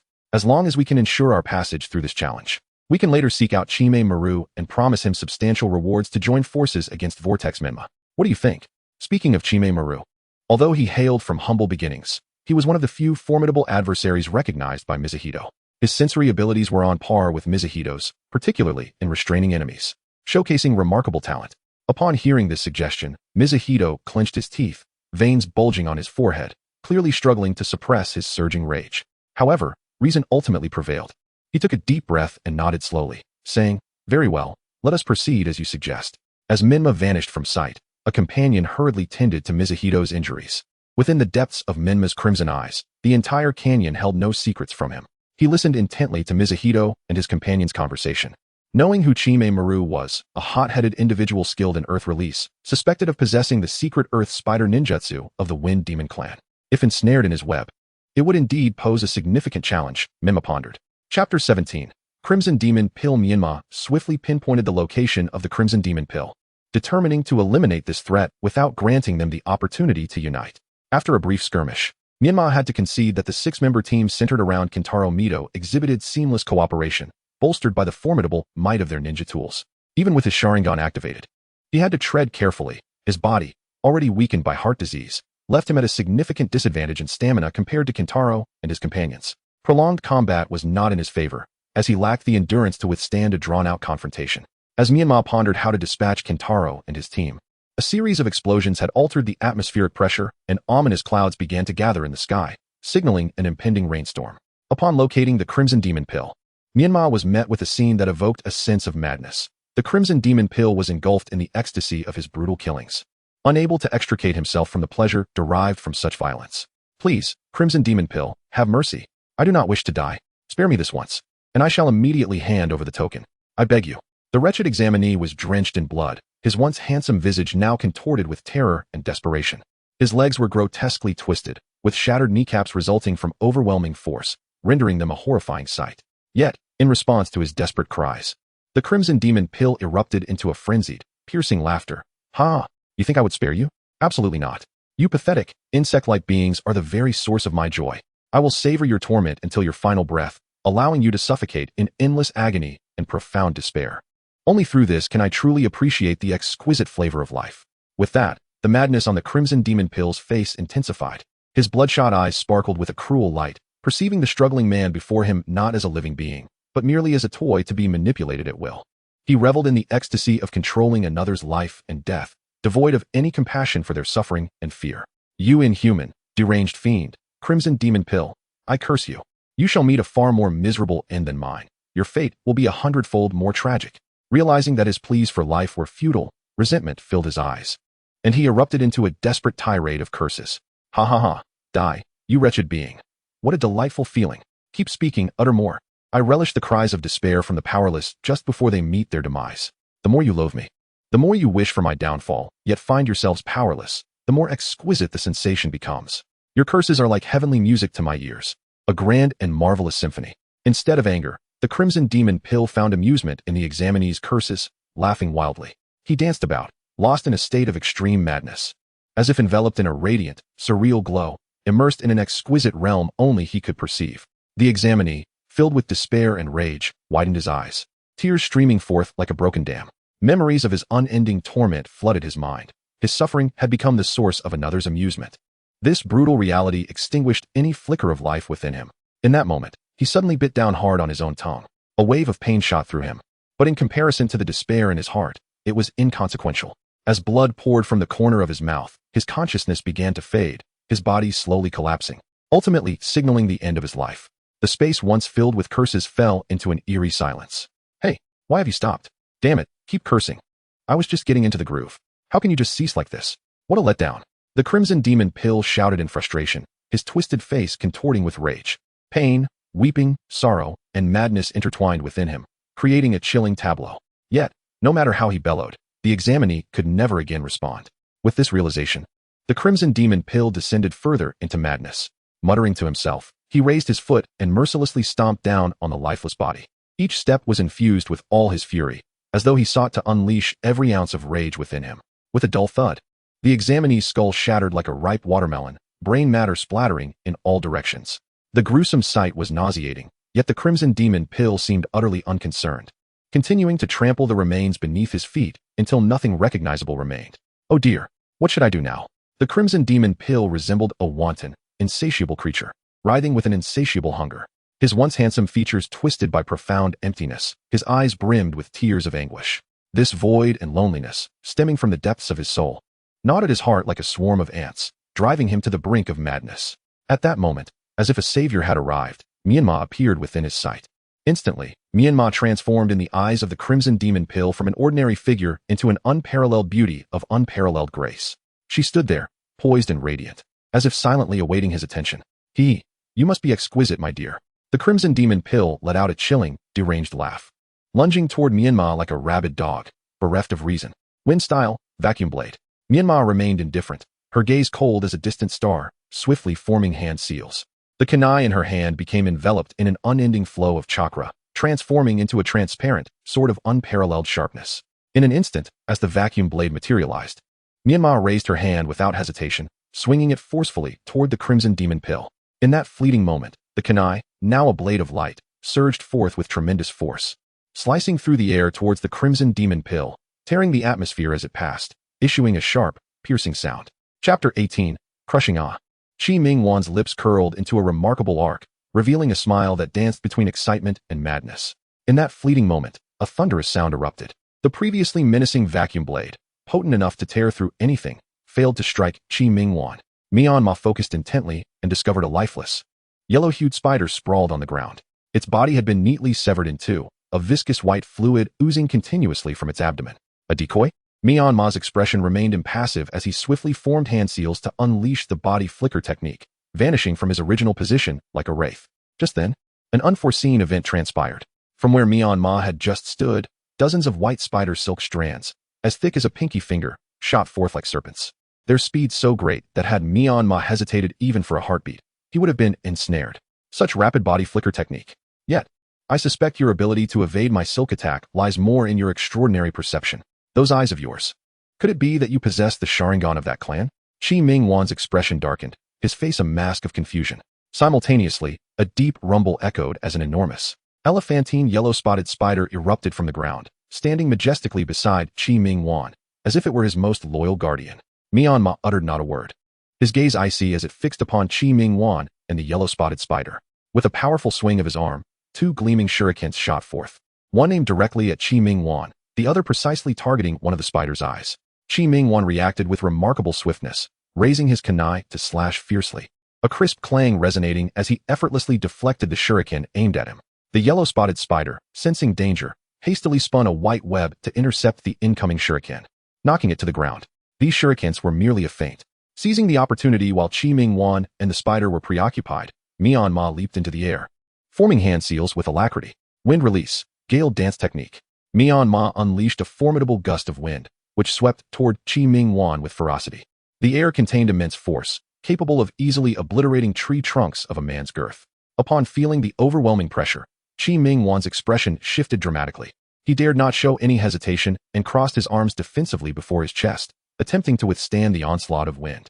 Yet, despite his utmost efforts, he found it increasingly difficult to resist. His feet began to lift off the ground, his body swaying precariously as if on the verge of being unmoored. In a critical moment, Qi Mingwan decisively retreated 2 steps and adjusted his stance into a sort of preparatory run, just managing to stabilize himself. In stark contrast, the yellow-spotted spider fared far worse. After executing the wind release, gale dance technique, Menma wasted no time forming seals once more. In the next instant, white lines of wind, sharp as scythes, howled forth from his mouth, slicing toward the yellow-spotted spider with blistering speed. The spider, caught off guard by such a rapid assault, had no time to mount an effective defense. In the blink of an eye, the white wind lines cruelly cleaved through its form, effortlessly bisecting it. Instantly, viscous white fluid gushed forth, its innards spilling out. You seek death, Qi Mingwan bellowed, rage consuming him as his eyes widened, resembling brass bells, as if they might burst from their sockets. Trembling with fury, he summoned every ounce of chakra within him. The cherished creature he had nurtured for years had met a tragic end at Menma's hands. This was a pet he had painstakingly cultivated with boundless effort. As this thought coursed through him, Qi Mingwan's anger blazed ever more fiercely. Fortunately, the dying yellow-spotted spider, in a final act of desperation, expelled a massive, sticky web. Menma had no time to evade and was ensnared. The enormous web ensnared him like an intricate trap, rendering him utterly immobile. Menma struggled fiercely to break free from this dreadful confinement, yet the web tightened as though imbued with some dark enchantment. My poor Huang Huang, your death is so tragic, Yet your life was not in vain. I shall avenge you. Qi Mingwan's eyes gleamed with an unsettling excitement. In a bizarre juxtaposition of sorrow and exhilaration, he extended his grotesque tongue, frantically licking his cracked lips, raising doubts about his mental state. In an instant, he darted forward like a flash of lightning, his kunai glinting ominously as it traced a deadly arc toward Myanmar's throat. Just as the razor-sharp kunai was poised to pierce Myanmar's neck, an unexpected occurrence transpired. A resounding explosion echoed as Myanmar's form erupted, as if a stone had been cast into water, sending droplets flying in every direction. What appeared to be Myanmar was merely a water clone. Qi Mingwan's eyes widened in disbelief, his expression frozen, as a surge of foreboding swept over him, raising the hairs on the back of his neck. Without a moment's hesitation, he retreated rapidly, stepping back several paces, yet the oppressive sense of danger loomed ever closer, leaving him feeling anything but secure. At that moment, Qi Mingwan was engulfed in trepidation. If I were in his position, I would certainly launch an attack from the left side. After all, from that angle, I could easily sever my own neck. His mind raced with anxiety as he instinctively glanced toward his left rear. As expected, Myanmar, resembling a grim reaper, stood silently, as though he had been waiting there patiently, ready to ensnare him as prey. Qi Mingwan's heart sank, regardless of his prior forethought. He could not react swiftly enough to evade the impending assault. The time allowed for his response was simply too fleeting, leaving him unable to maneuver his body in time. In this critical moment, every action was driven by instinct rather than conscious deliberation. Even with his mind sharply aware and clear on how to counter, his body felt entirely out of control, unresponsive to his commands, compelling him to watch helplessly as the fatal strike drew ever nearer. Suddenly, a flash of white light surged forth, Myanmar's kunai slicing through the air. Qi Mingwan felt a bone-chilling ripping sensation at his neck, as though a mercilessly sharp blade had cruelly torn through his skin, muscle, and bone. The unbearable agony surged through his neural pathways, inundating him with relentless pain. Simultaneously, a torrent of warm blood gushed from the severed vessels, akin to a flood breaching a dam, impossible to stem. Yet astonishingly, despite the immense suffering racking his body, Qi Mingwan's eyes sparkled with uncontainable exhilaration. Throughout his life, he had only ever felt a fleeting thrill when he personally inflicted suffering upon others, tormenting them until they longed for death, yet could not attain it. At this very moment, the roles had reversed. It was now his turn to become the sacrificial lamb. This brush with death plunged him into an unprecedented state of exhilaration. Ah, what a splendid strike! Chihimaru mused inwardly, his gaze brimming with madness and obsession.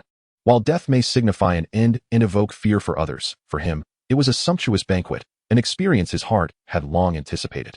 Alas, such exquisite sensations could only be savored once in a lifetime. Ultimately, Chihimaru's body collapsed with a thunderous thud upon the cold, unyielding ground. His wide-open eyes, frozen in a final, terrifying glare, presented an image of grotesque horror. Yet, in stark contrast, a bizarre and satisfied smile emerged upon his contorted visage, as if he were reveling in the final ecstasy that death bestowed. After slaying Chihimaru, Menma seized his tool pouch, along with 4 tokens, each signifying that this fiend had brutally slain at least 4 individuals that very day. Truly a sadistic monster. Just as Menma rose, a sharp, piercing sound sliced through the air. With a powerful flick of his arm, a kunai shot forth like lightning, accurately embedding itself into the trunk of a sturdy tree. Quivering slightly, Menma's cold eyes fixated on the location where the kunai had struck, his voice icy as he uttered, "You've been tailing me all this time. Do you truly believe I was unaware?" Oil Girl Shurjo.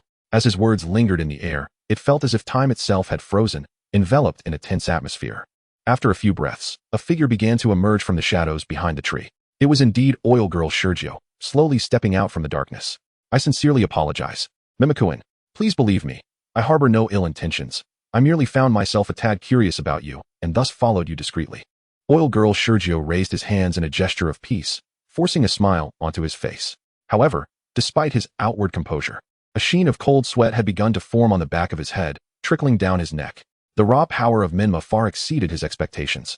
Easily dispatching Chihimaru, Oil Girl Shurjo recognized his inferiority. In a real confrontation, he would likely be the one defeated. Chapter 19. The Path of Menma. Fearless of the strong curiosity? Is that truly the essence of your actions? Was this the intention behind your premature acquisition of the list of genin examination candidates from Senwa City? Upon discovering my name among those listed, you hastily relayed this information to Mito Kintaro. I find myself pondering your motives. The voice of Uzumaki Menma was as frigid as ice, seemingly capable of solidifying the very air around him, as he fixed a piercing gaze upon the oil-wielding Shurho, whose eyes glimmered with trepidation. Upon hearing Menma's inquiry, Shurho's countenance drained of color, a wave of panic washing over him. He could scarcely fathom that his clandestine conversation with Mito Kintaro had come to Menma's attention. At this moment, under Menma's scrutinizing gaze, he felt an unprecedented pressure. However, as a trained ninja, Shurho quickly steadied himself and feigned calmness, responding, "Menma-kun, you are overthinking this. It was merely a coincidence. I happened to be attending to matters with teacher Senwa and inadvertently came across the genin examination list. I had no intention of revealing anything." Despite his efforts to maintain a composed demeanor, his slightly trembling hands betrayed his inner turmoil. "Is that so? Just a coincidence? Are you certain?" Menma's expression remained stoic. Of course, Shurho gritted his teeth in reply. "Then, you may find yourself in dire straits." Menma's lips curled into a cold smirk. Shurho trembled inwardly, acutely aware that today's events could cost him his life. "I often find myself overthinking and lacking a sense of security. Hence, with those I do not trust, I cannot help but harbor a modicum of malice towards their actions. If given the chance to eliminate them, I would show no mercy." Menma's expression remained as frigid as ever, instilling a sense of dread. Menma could not ascertain the extent of Shurho's malice towards him. Yet adhering to the principle of better to eliminate an innocent than to let a villain go free, he had no intention of sparing Shurho. Shurho, on edge and trembling, felt beads of sweat cascading down his face, soaking his garments. "Menma-kun, could you not grant me a reprieve? If you let me leave, I assure you I will never appear before you again," Shurho implored, feigning steadiness as his voice quivered. "Not a chance. If I do not eliminate you, I cannot rest easy." Menma resolutely shook his head, his gaze as unyielding as granite. "Then let us see whose skills prevail," Shurho declared, refusing to succumb without a fight. As countless insects erupted from his body, they surged forth in a chaotic torrent, propelled by his hand gestures and chakra, resembling a formidable cascade of swarming creatures. Charging fiercely toward Menma. Wind release, multiple wind dance. Menma swiftly formed hand seals and shouted, summoning intense gales that howled forth. The winds were formidable, shredding the insects into mere specks of crimson dust that scattered through the air. Shurho, alarmed by the sight, hastily executed a body flicker technique to retreat. Yet, his agility paled in comparison to Menma's. Like a phantom, Menma closed the distance in an instant, and the two engaged in close-quarters combat. Perhaps due to the parasitic insects, Shurho's physical prowess was on par with Menma's. The sounds of their clashes echoed with dull thuds. However, this fierce exchange did not last long. After merely a dozen exchanges, Shurho began to falter. His moves appeared increasingly desperate before Menma, revealing numerous vulnerabilities. Without the assistance of the parasitic insects, his combat capabilities would likely fall short of even Mito Kintaro's. Soon, Shurho could no longer endure, succumbing to defeat as Menma struck several critical points, rendering him incapable of further combat. The black sunglasses he had worn shattered in the fray, revealing dark circles around his eyes, suggesting a prolonged absence of restful sleep. With blood and chakra draining from him, Shurho lost control over the parasitic insects, which turned upon their master, ravenously devouring his flesh. He spat forth dark blood, aware that death was imminent, his expression a grim reflection of despair.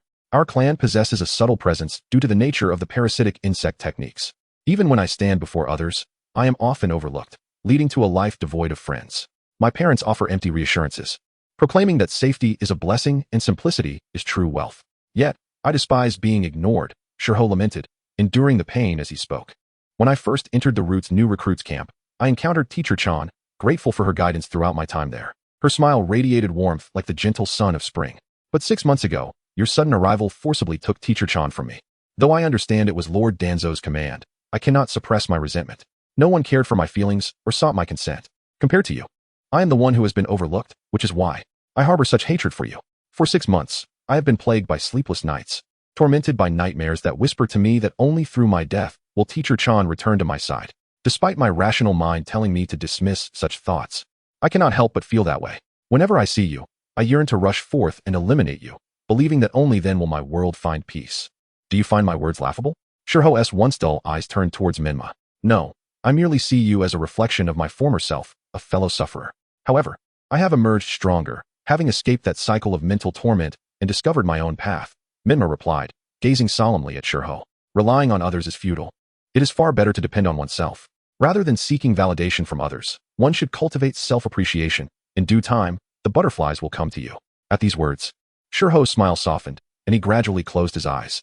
Although Mito Kintaro and his associates had faced setbacks at Menma's hands, their individual combat prowess ranked among the elite of all candidates. Thus, even as other candidates formed alliances for mutual support, they could only flee in the presence of Mito Kintaro and his group, quickly amassing sufficient tokens. "Next, we must seek Akamaru," Mito Kintaro muttered coldly, wiping the blood-stained kunai. Suddenly, without warning, a severed head plummeted from the sky, landing unceremoniously at their feet. The grotesque visage, drenched in blood, sent shivers down their spines. Akamaru, Mito Kintaro, and his companions' expressions shifted dramatically. At that moment, a fine drizzle began to fall from the heavens, the raindrops as delicate as cowhair, enveloping their surroundings in a thick mist, obscuring their vision to less than a yard. Chapter 20. The assessment concludes, everyone be cautious. This rain is ominous. Kintamito exclaimed, his face etched with terror, as if his voice sought to pierce through the dense curtain of rain and fog. His nerves were taut to the breaking point, veins bulging on his forehead, and eyes wide with apprehension as he scanned his surroundings. Yet, it was already too late. At the very moment Kenta's warning echoed, a shadow darted forth like a specter from the mist, silently materializing behind his brother, Kinjiro Mito, leaving no room for reaction. A chilling scream intertwined with the rain, heightening the horror of the moment. Kinjiro, unable to turn in time, felt an excruciating pain surge through him. Glancing down, he was horrified to see a sharp kunai embedded deep within his heart. The blade had pierced through, blood gushing forth like a fountain, mingling with the rain as it pooled upon the ground. Kenta's heart twisted in anguish as he cried out his brother's name, disbelief washing over him. However, before he could fully comprehend the magnitude of his grief, a more horrifying fate awaited him. Dull thuds resonated around him as his companions fell prey to a relentless assault. The hidden assailant, a malevolent force, struck with merciless precision, each blow a fatal strike. In mere moments, the once vibrant lives of 5 individuals lay extinguished, their bodies cold and lifeless amidst the blood-soaked earth. Kenta stood frozen, despair and helplessness consuming him as he beheld his fallen comrades sprawled around him. In the blink of an eye, his team of 6 had been reduced to his solitary existence, while the enemy remained concealed within the rain and mist, eluding his senses. Ultimately, the overwhelming tension and terror manifested as an unbearable psychological burden, shattering Kenta's mental fortitude. With a contorted visage, eyes wide and frantic, he crouched on the ground, clutching his head and unleashing a torrent of meaningless screams. Like a startled hare, he bolted in a frenzied dash toward an uncertain direction. Yet, the lurking menace would not let him escape so easily. The assailant, a grim reaper traversing through the fog, brandished a kunai and glided swiftly through the accumulating rainwater, his movements graceful and agile as if he were one with the natural world. In an instant, the assailant closed in on Kenta. Just as he was mere inches away, the kunai was raised high, slicing through the air with a silent, deadly arc. This lethal strike, swift as lightning, grazed Kenta's neck. With a soft hiss, a deep gash opened cleanly across his throat, and crimson blood surged forth like a torrent unleashed from a dam. "You demon," Kenta managed to utter, tears of blood streaming down his face, his features twisted in agony, as he summoned the last remnants of his strength to voice his indignation. No sooner had the words left his lips than he collapsed heavily to the ground, his body convulsing briefly before succumbing to stillness, his eyes wide open, glistening with a venomous gaze. After Kenta's demise, the assailant scavenged the fallen for their ninja tools and tokens. Subsequently, he roamed the canyon, exchanging tokens for a sequence of 10 numbers, from 1 to 10, obtained from other candidates. Initially, some of these candidates resisted, but under the weight of the assailant's formidable might, they dared not retaliate. Above the canyon, crows circled, observing every action of the assailant. Through their watchful eyes, Danzo Shimura, a high-ranking member of the root, received continuous reports on the performance of the assailant. "It appears that entrusting him to you for guidance was indeed a prudent decision," Danzo remarked to Shimizu, a hint of praise in his gaze. "It is primarily his own remarkable talent. My role is secondary," Shyu replied calmly, devoid of the reverence exhibited by other root members. Yet, deep within, she found the assailant's performance astonishing, bordering on unfamiliarity. Initially concerned that he might exhibit mercy and thus hinder his assessment, she now pondered if his earlier demeanor had merely been a facade. At that moment, the other root members, having heard of the assailant's exploits, were filled with shock and horror. His achievements rivaled those of a chunin, astounding considering he had only undergone training for half a year. The true terror lay in the bloodlust he displayed at such a young age, suggesting that a new harbinger of death might soon arise within the ranks of the root. Among them was a chiseled-faced chunin, marked by a cross-shaped scar on his left cheek, Mori Naiki, the instructor of Kinamito and his 6 companions. With all his students perished, he faced the daunting task of reporting to Danzo and justifying his actions to the village's ninja clans, especially given the benefits he had reaped in secrecy. Moments later, the assailant approached Danzo, clutching 10 sequential wooden plaques. "What do you desire?" Danzo inquired, momentarily taken aback. The initial intent behind the rule to collect 10 plaques had been to intensify the brutality of the competition, yet as time passed with no one succeeding, he had nearly forgotten its significance. Lord Danzo previously mentioned a project related to heart disease research. "I request to join the development of this initiative, and I hope for your approval," the assailant said, kneeling respectfully. "I consent to this, but your training must not wane. Within 3 years, I expect you to attain the rank of Jonin, Danzo replied after a brief contemplation. He then addressed the remaining 30 candidates. From this day forth, you shall all be members of the root. His voice resonated with authority. Except for the assailant, he deemed the others as unremarkable, devoid of a promising future. Unbeknownst to them, they were on the brink of confronting a fate far more brutal than they could imagine, each bearing a smile of survival. As the assailant scanned the surroundings for Shuyu, she did not return his gaze, huffing disdainfully before turning away. Had he inadvertently offended her? The assailant pondered in confusion. Chapter 21, Cell Fusion. Night of Annihilation. The Root Laboratory is situated on the second underground level, a considerable distance from the newborn camp. If one were to say that the newborn camp lies to the south of the base, then the Root Laboratory occupies the northern sector. Within this area, there are approximately 10 research laboratories, each resembling the size of a classroom. In the innermost and darkest laboratory, a figure named Menma, clad in a white lab coat, is engaged in his 302nd cell fusion experiment. The current date is early summer of the 59th year of Konoha. Menma has been at the Root for 2 years now, spending a year and a half in the laboratory area. As the host of the Nine Tails, he is exempt from the external missions that other Root members undertake, and Danzo has expressly forbidden him from leaving. Thus, he has remained in the laboratory, occasionally visiting his mentor, Shimizu, at the newborn camp, as well as keeping an eye on Shin and Sai. Shin and Sai have exhibited remarkable performance and will participate in the Chunin exams next month. However, their abilities far exceed those of ordinary Chunin. According to the original narrative, their examination would be presided over by Danzo himself, resulting in a deadly duel where only one could survive. Thanks to Menma's achievements in experimentation over the past year and a half, along with his own growing power, Danzo has largely acquiesced to Menma's reasonable requests, thus securing Shin and Sai under his own name. The dim white, incandescent light flickers, casting a weak and unstable glow. Menma is wholly absorbed in manipulating various instruments and reagents, his movements both skilled and precise, each step executed with meticulous order. After a series of complex procedures, he successfully synthesizes the compound required for this experiment within the flask before him. However, this is merely the beginning, as the next addition is the most crucial element of the entire experiment, Hashirama's cells along with his own. Taking a deep breath, Menma carefully retrieves the container holding the Hashirama cell samples from the refrigeration unit. He gently places it on the workbench and opens the lid, a faint chill immediately enveloping him. The Hashirama cells he possesses are merely replicas, and among these, only the inferior versions remain, as the superior original cells have been sealed away by Danzo in an exceedingly secure location, accessible only through Menma's chakra authentication or by someone like Obito Uchiha, who possesses space-time ninjutsu.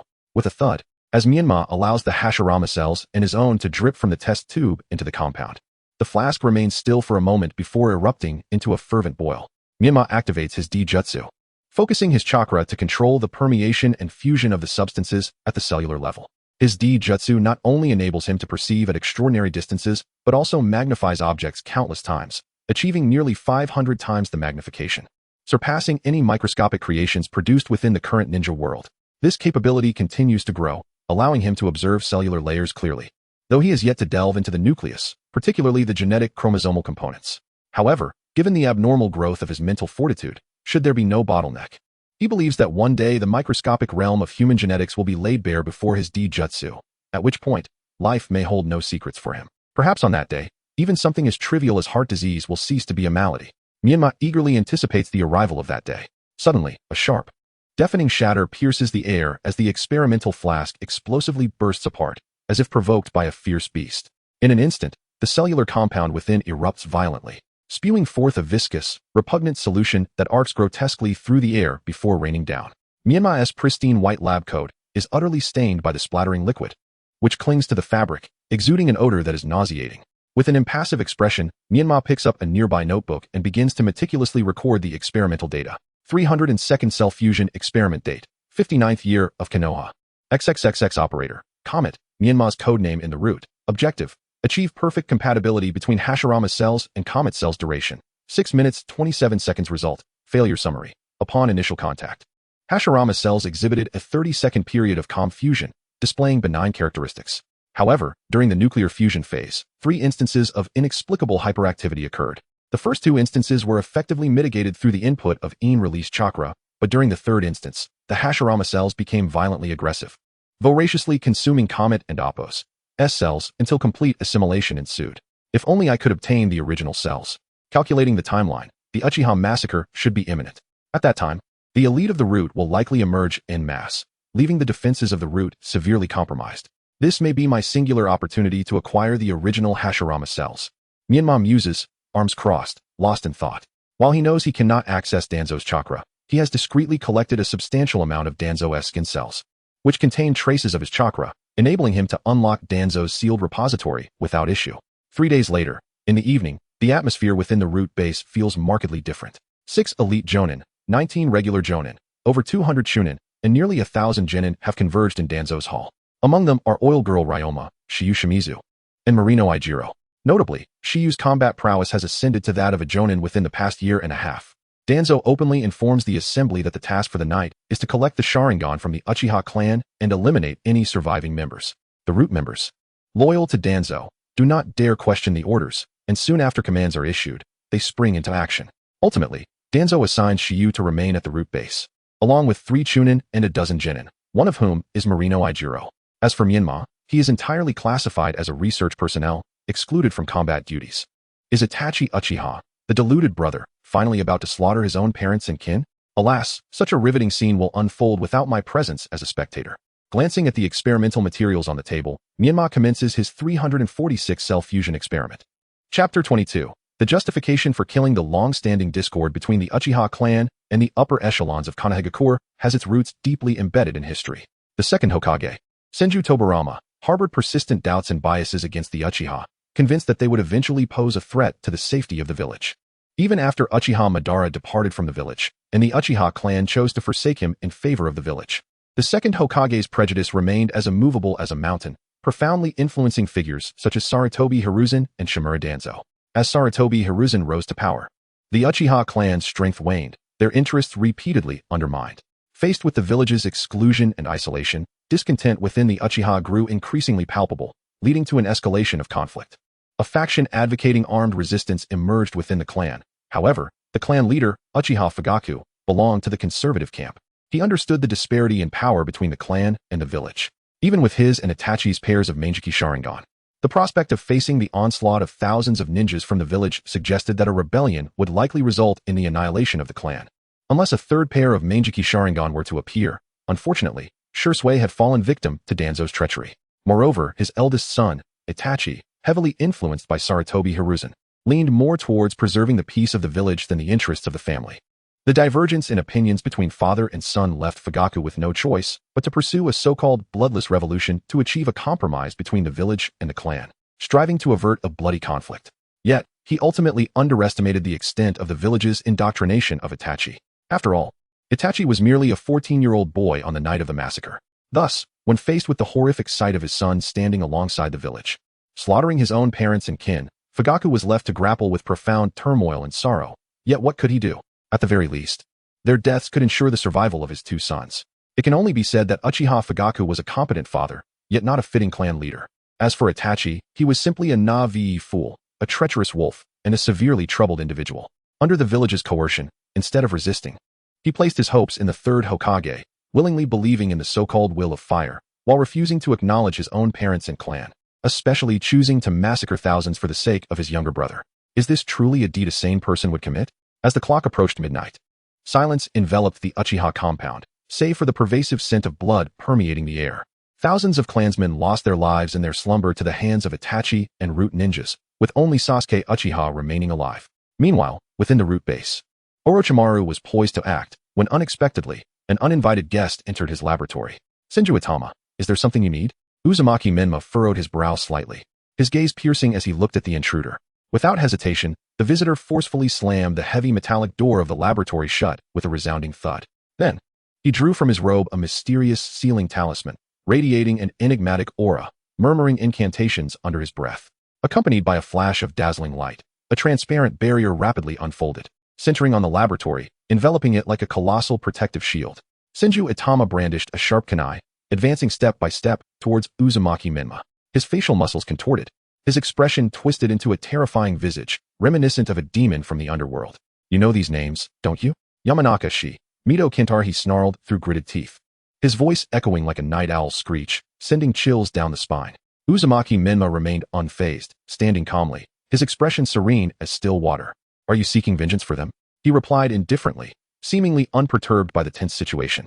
Upon hearing this, The fury in Senju Atama's eyes intensified, fixating on Menma as he enunciated with deliberate clarity. Indeed, it is because of you, wretched fool, that I lost my position as a stable teacher at the newborn camp, and incurred substantial losses in crucial economic resources. Today, I shall make you pay dearly. As he spoke, the kunai in his hand gleamed ominously, poised to strike at any moment. I am the Jinchuriki of the Nine Tails, and highly favored by Danzo. Are you not afraid of the repercussions that might lead to your demise? Uzumaki Menma spoke softly. Tonight, there are but a few individuals en route, and the others in the laboratory are in a state of unconsciousness. Moreover, the barrier I have erected perfectly isolates sounds from within and without. Who would suspect me? Senju Atama scoffed, a sly grin creeping upon his lips. So, you possess a great deal of confidence in your abilities? Uzumaki Menma's gaze was unwavering. I concede that you are a rare talent, yet to reach the level of a jonin within merely a year and a half is a delusion. Furthermore, your heart condition severely hampers your physical prowess. Thus, facing a jonin-level opponent like me, you are destined for failure. You have achieved jonin status? Menma queried. In this year and a half, I am not the only one who has progressed. I have been on the cusp of nin for nearly 7 years. Attaining jonin status is merely a natural progression. Senju Atama had reached jonin level months prior, yet he concealed his strength, opting against promotion. Menma had never regarded Atama as a potential adversary due to this oversight, unaware that Atama had bided his time for a year and a half to eliminate him. Oh, I see. No wonder you carry yourself with such assurance. I must admit, you have instilled a bit of fear in me, Uzumaki Menma remarked, flashing a peculiar, provocative grin. Die, you insufferable brat. Senju Atama roared, his eyes wide with fury, unleashing a deafening bellow. Like a ferocious beast, he lunged at Uzumaki Menma, clutching the razor-sharp kunai, aiming directly for Menma's life. However, in the face of such a fierce assault, Uzumaki Menma remained remarkably composed. He stood firm, utterly motionless, not even a wrinkle creasing his brow. Just as Senju Atama's kunai was about to reach Uzumaki Menma, a sharp crack echoed, and Atama's body suddenly froze, as if ensnared by an invisible force, abruptly halting in its tracks. In the next moment, his expression twisted into one of agony, his previously distorted features contorting further in pain. The next instant, Senju Atama collapsed to the ground like a deflated balloon, his body becoming limp and lifeless. He began to convulse uncontrollably. What have you done to me? Senju Atama struggled to raise his head, his eyes filled with terror and confusion, locking onto Uzumaki Menma, his voice trembling with fear. Uzumaki Menma smiled gently, leisurely extending a finger towards an incense burner beside the experimental platform. A steady stream of white smoke billowed from the burner, diffusing through the air, carrying an unusual fragrance that fluctuated between potent and subtle. It's nothing of great consequence, Uzumaki Menma nonchalantly remarked. I merely lit some rather special incense. Of course, to enhance its efficacy, I added a few unique spices. This particular blend, if inhaled excessively, will cause one to lose strength temporarily and struggle to mobilize their chakra. As for someone as powerful as you, the effect should last merely a few minutes. Upon concluding her words, Uzumaki Menma revealed a trace of smugness on her face, as she plunged the kunai fiercely towards Morinai Ijo's heart. Please, I beg you, spare my life. I was wrong. I will never dare again. I am willing to give you all my wealth. Morinai Ijo cried out in terror, his courage utterly shattered. Unmoved by his pleas, Menma's kunai pierced through his armor, sinking deep into his chest. Blood gushed forth from the wound, and mere moments later, Morinai Ijo breathed his last. I have encroached upon your interests, and thus, your desire to end my life is entirely justified. There is no fault in that. Yet, should you seek to take my life, I too shall retaliate in kind. Is that not reasonable? Uzumaki Menma stated with a cold demeanor, elegantly wiping her hands with a white handkerchief as she removed her blood-stained experimental garb, revealing the black ninja attire beneath. Chapter 23, The Language of Revenge. A kaleidoscope unfolds in the depths of the root base, within the secluded chamber of Danzo. Menma Uzumaki deftly evaded all traps and harnessed Danzo's chakra to unlock his secret vault. The treasures within were abundant, with nearly a ton of gold alone. And even the right eye of Uchiha Shursui was stored there, alongside numerous records of S-rank and A-rank forbidden texts. Menma yearned for these items. Yet he understood that the time was not yet ripe. Silently, he extracted some of the Hashirama cells, confident that Danzo would not notice their absence. But the loss of other items could pose a significant risk. Realizing he still had time, he turned his attention to the texts documenting forbidden techniques. Fervently recording the jutsu he wished to comprehend with his photographic memory. Among the techniques were the Uzumaki clan's Shiki F gene, contract sealing, the 4-symbol seal, and the 8-trigram seal. He noted the second Hokage Tobarama Senju's Edo Tensei, Flying Thunder God technique, Shadow Clone technique, as well as an extensive array of water release techniques. The various wind release techniques from the Shimura clan, such as Vacuum Sphere and Vacuum Great Sphere, were also recorded. along with some secret techniques from other clans. However, merely recording these techniques did not guarantee mastery. For instance, the Flying Thunder God technique required not only proficiency in body flicker and sealing techniques, but also a certain level of spatio-temporal perception. Without such innate talent, one could not hope to learn it. As for the second Hokage's Edo Tensei, its incompleteness rendered it a mere reference. True expertise in the technique lay with Orochimaru and Kabuto. It was time to retreat. Menma, having taken what he needed, returned the forbidden texts to their original place and departed as quietly as he had come. Yet, upon returning to the laboratory, he sensed a familiar chakra disturbance emanating from the third underground level.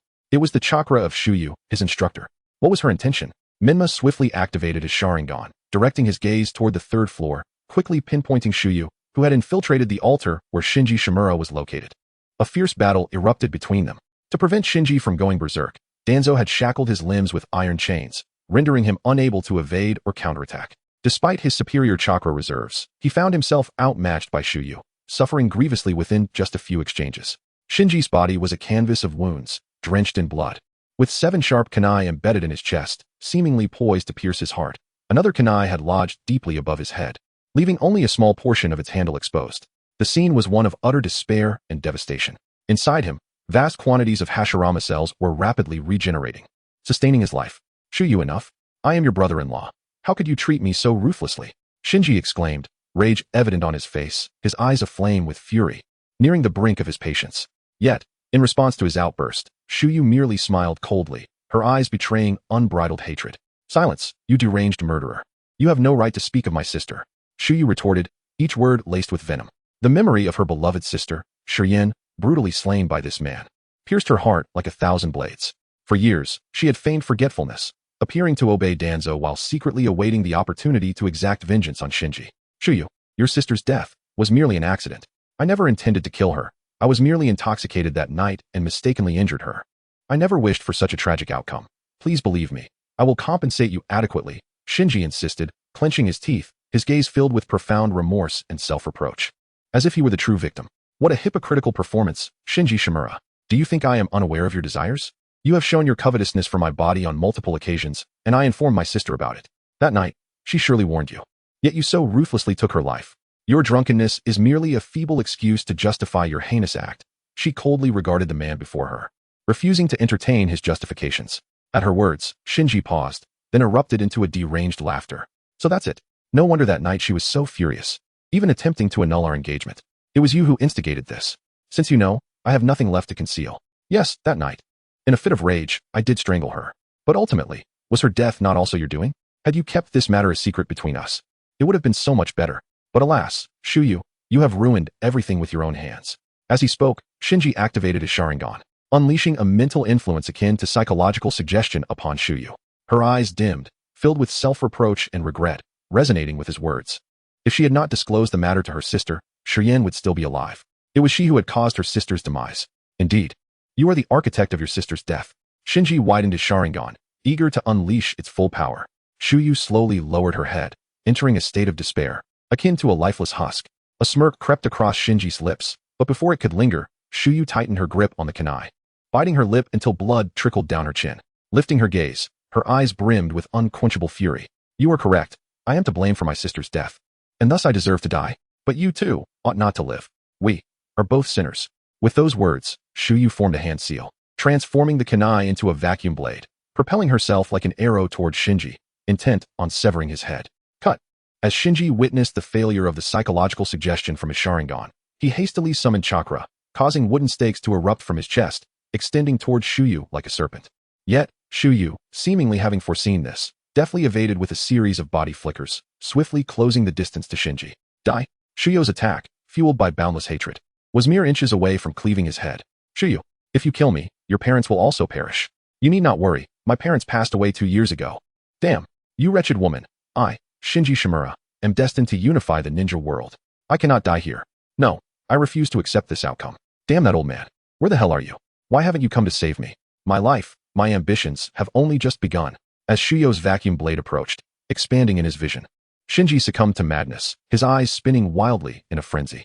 Just as the vacuum blade was about to pierce his neck, his Sharingan transformed, revealing a unique pattern resembling a pair of eyes adorned with 4 clockwise pointed black spikes. The interior square-shaped, reminiscent of Uchiha Shirsue's design, albeit with a square rather than a circular core. A kaleidoscope Sharingan, clad in black and masked, Menma Uzumaki, who had just arrived, was taken aback by the scene before him. Could someone not of the Uchiha clan awaken a Mangeki Sharingan? Or was it possible that Shinji possessed Uchiha blood? The vortex surface of the is more inclined towards the latter. At the very moment the kaleidoscopic Sharingan manifested, a green skeletal structure abruptly emerged around Shimura Shinji's body, representing the initial half-formed state of Susanoo. The vacuum blade was instantaneously repelled, and the immense force sent Shimura Shuyu hurtling backward. Chapter 24, Spirit Communication. The black armored mantis, a raucous and unrestrained laughter reverberated throughout the space as Shimizu Shinji stood amidst a pool of blood, his body trembling with exhilaration, yet his laughter showed no signs of abating. I am still alive. I have not perished. Shimizu Shinji's eyes widened in disbelief as he gazed at his own body, blood flowing incessantly from the corner of his mouth, staining his chin and dripping onto his chest. Yet, he paid it no mind, laughing even more maniacally. I knew it. I, Shimizu Shinji, am no ordinary person. How could I be halted here? After enduring years of torment, how could you so easily take my life? As he spoke with reckless arrogance, he lifted his gaze directly towards Shimizu Shuyu. The kaleidoscope of colors in his eyes spun wildly as the green-skinned Susanoo towered nearly 10 meters high. The ceiling buckled under the weight of this terrifying force, creating a massive indentation, while chunks of rock and dirt cascaded like rain, sending plumes of dust into the air. 2 years ago, upon learning from the old man Danzo that the power of the Nine Tails could potentially help him merge with Hashirama's cells, a glimmer of hope for eternal life ignited within him. During moments of boredom, he turned to reading novels, one of which detailed the exploits of Uchiha Madara. In that tale, Madara defeated Senju Hashirama, unified the ninja world, and amassed a harem of beauties, establishing an unparalleled empire where all bowed to his authority. Just imagining such a scene sent adrenaline surging through his veins, awakening a fierce desire to live, or perhaps a grand ambition. Thus, he was resolute. He would not simply succumb to death. I never imagined I would have a day to awaken the legendary Mangeki Sharingan. With these eyes, I should be able to control the Nine Tails, suppressing the cursed Hashirama cells within me, and finally escape this dark prison. A bright future awaits me, including you. Shuyu, with your sister gone, you shall take her place. Fear not, I will treat you well. Shimizu Shinji wore a sickly, lecherous grin, his gaze tinged with a hint of malice. Dream on.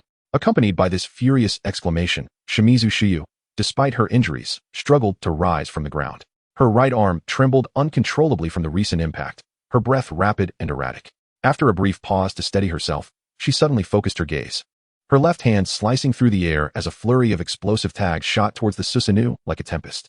These explosive tags struck the imposing skeletal frame of the Susanoo with pinpoint accuracy, resulting in a cacophony of deafening explosions. Flames and thick smoke billowed, enveloping the entire space in a violent display. However, as the smoke began to clear, the Susanoo emerged unscathed, its formidable defenses effortlessly withstanding the assault of the explosive tags. Ha ha ha! Observing the ineffectiveness of her attack, Shimizu Shinji, shielded by the Susanoo, could not contain his triumphant laughter. He regarded Shimizu Shuyu with disdain, sneering. Do not waste your efforts in futile struggles. This is power infinitely close to that of the legendary Uchiha Madara. With your paltry explosive tags, how could you possibly breach my defenses? In the face of Shimizu Shinji's mockery and contempt, Shimizu Shuyu remained silent, her gaze unwavering, as if ignited by a fierce resolve. Taking several deep breaths to compose herself, she swiftly began forming hand seals at an astonishing speed. In the blink of an eye, a series of intricate and mysterious seals were completed, and she then slammed her right hand onto the ground, exclaiming, "Spirit communication technique." As her voice echoed, a massive black summoning symbol materialized on the previously smooth wooden floor. With a resounding bang, a plume of white smoke erupted. When the smoke dissipated, an enormous figure emerged beside Shimizu Shuyu. Concealed in the shadows, Uzumaki Menma furrowed his brow, a flicker of surprise gracing his otherwise calm eyes. The summoned beast resembled a black armored mantis, towering over 3 meters in height, its massive body reminiscent of a small mountain. Its iron-hard black exoskeleton shimmered with a chilling gleam. Most striking were its razor-sharp dual blades, the edges radiating a cold light, as if capable of effortlessly tearing through anything. Furthermore, a viscous purple liquid dripped continuously from the blades, emitting a pungent odor, clearly a highly toxic venom. What is it? A deep and stern voice emanated from the black armored mantis, resonating like thunder, causing the ears to ring while revealing its inner displeasure and agitation. Upon hearing the mantis's inquiry, Shimizu Shuyu respectfully gestured towards the Susanoo opposite her, softly requesting, "I implore you to assist me in breaking this armor." So it is the Susanoo? How long has it been? The black armored mantis followed her gaze, its eyes narrowing in contempt upon seeing the skeletal form of the Susanoo. Without further ado, it surged forward with powerful strides towards Shimizu Shinji. As it neared its target, the mantis leapt high into the air, raising its dual blades for a devastating strike. In that instant, an overwhelming force surged towards Shimizu Shinji like a tidal wave. The mere gust from its momentum sent his skin and hair flying backward, nearly blinding him. With a thunderous crash, countless cracks appeared on the Susanoo's impenetrable shell, shattering in an instant. Damn it! Shimizu Shinji's expression shifted drastically. He had never anticipated that Shimizu Shuyu would possess such a formidable summoned beast. Internally lamenting, he felt cold sweat trickling down his forehead, his body suddenly tense with fear. Susanoo. At this moment, Shimizu Shinji remained bound by heavy iron chains, with no escape or refuge. Never had he harbored such animosity towards Danzo. As his Manjiki Sharingan spun to its limits, the Susanoo donned an armor as radiant as jade, and a trident materialized in its right hand. Upcoming. These Sharingan are undoubtedly prepared for Menma. The next chapter is expected tomorrow evening. Chapter 25. Fatal Resistance. The trident shimmered with a crystalline brilliance, resembling an unparalleled divine weapon. Engulfed in black flames as it surged forth with unparalleled might towards the black-armored mantis, darting like a bolt of lightning. Could it be the flames of Amaterasu? The whirlpool. Menma gasped inwardly, startled by the thought. The black-armored mantis raised a hand to block it. However, to his utter astonishment, the seemingly ordinary black flames spread rapidly along his left arm blade, swiftly enveloping it in a raging inferno. What manner of flame is this?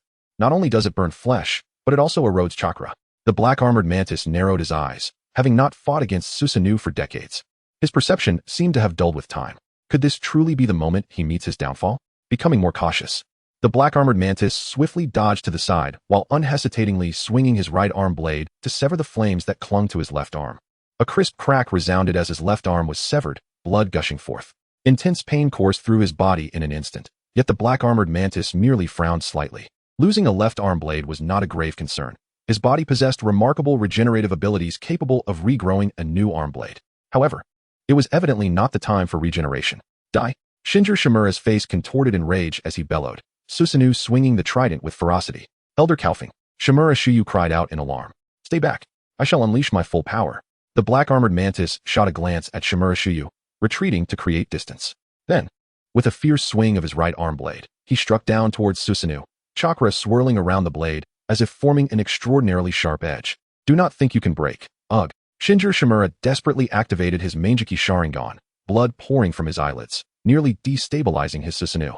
Excessive use of the Manjiki, especially in its armored form, had severely drained his ocular power, and now the Senju cells within him began to stir uncontrollably, nausea rising in his throat. What is happening? Why do my eyes ache so?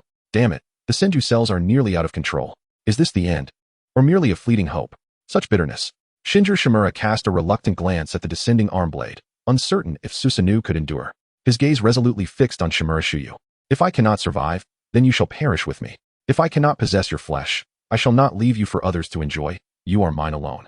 A fierce desire for possession surged within Shinji Shimura, his eyes filled with lust for Shimura Shuyu's body. As his words fell, Susanoo hurled the trident towards Shimura Shuyu with ferocity. Shimura Shuyu gasped in shock. The trident's might was overwhelming, and with her body not yet fully recovered, she could not evade the attack. Teacher Shuyu. Menma's eyes flashed with compassion, memories flooding his mind from the past 2 years. To save or not to save? Menma hesitated, for he had no assurance that he would not perish alongside her, a thought that contradicted his cautious nature. Just as he hesitated, a towering figure surged ahead of Menma, positioning himself before Shimura Shuyu. It was the black-armored mantis. The trident pierced through the black-armored mantis's chest. Blood flowed freely as the black flames roared to life upon his chest. Elder Calfing. The sight left Shimura Shuyu in a state of panic. Years ago, you saved my life. Today, I return the favor. Blood trickled from the black-armored mantis's lips as he spoke through gritted teeth, agony etched across his face. I am sorry. Elder, it is my fault.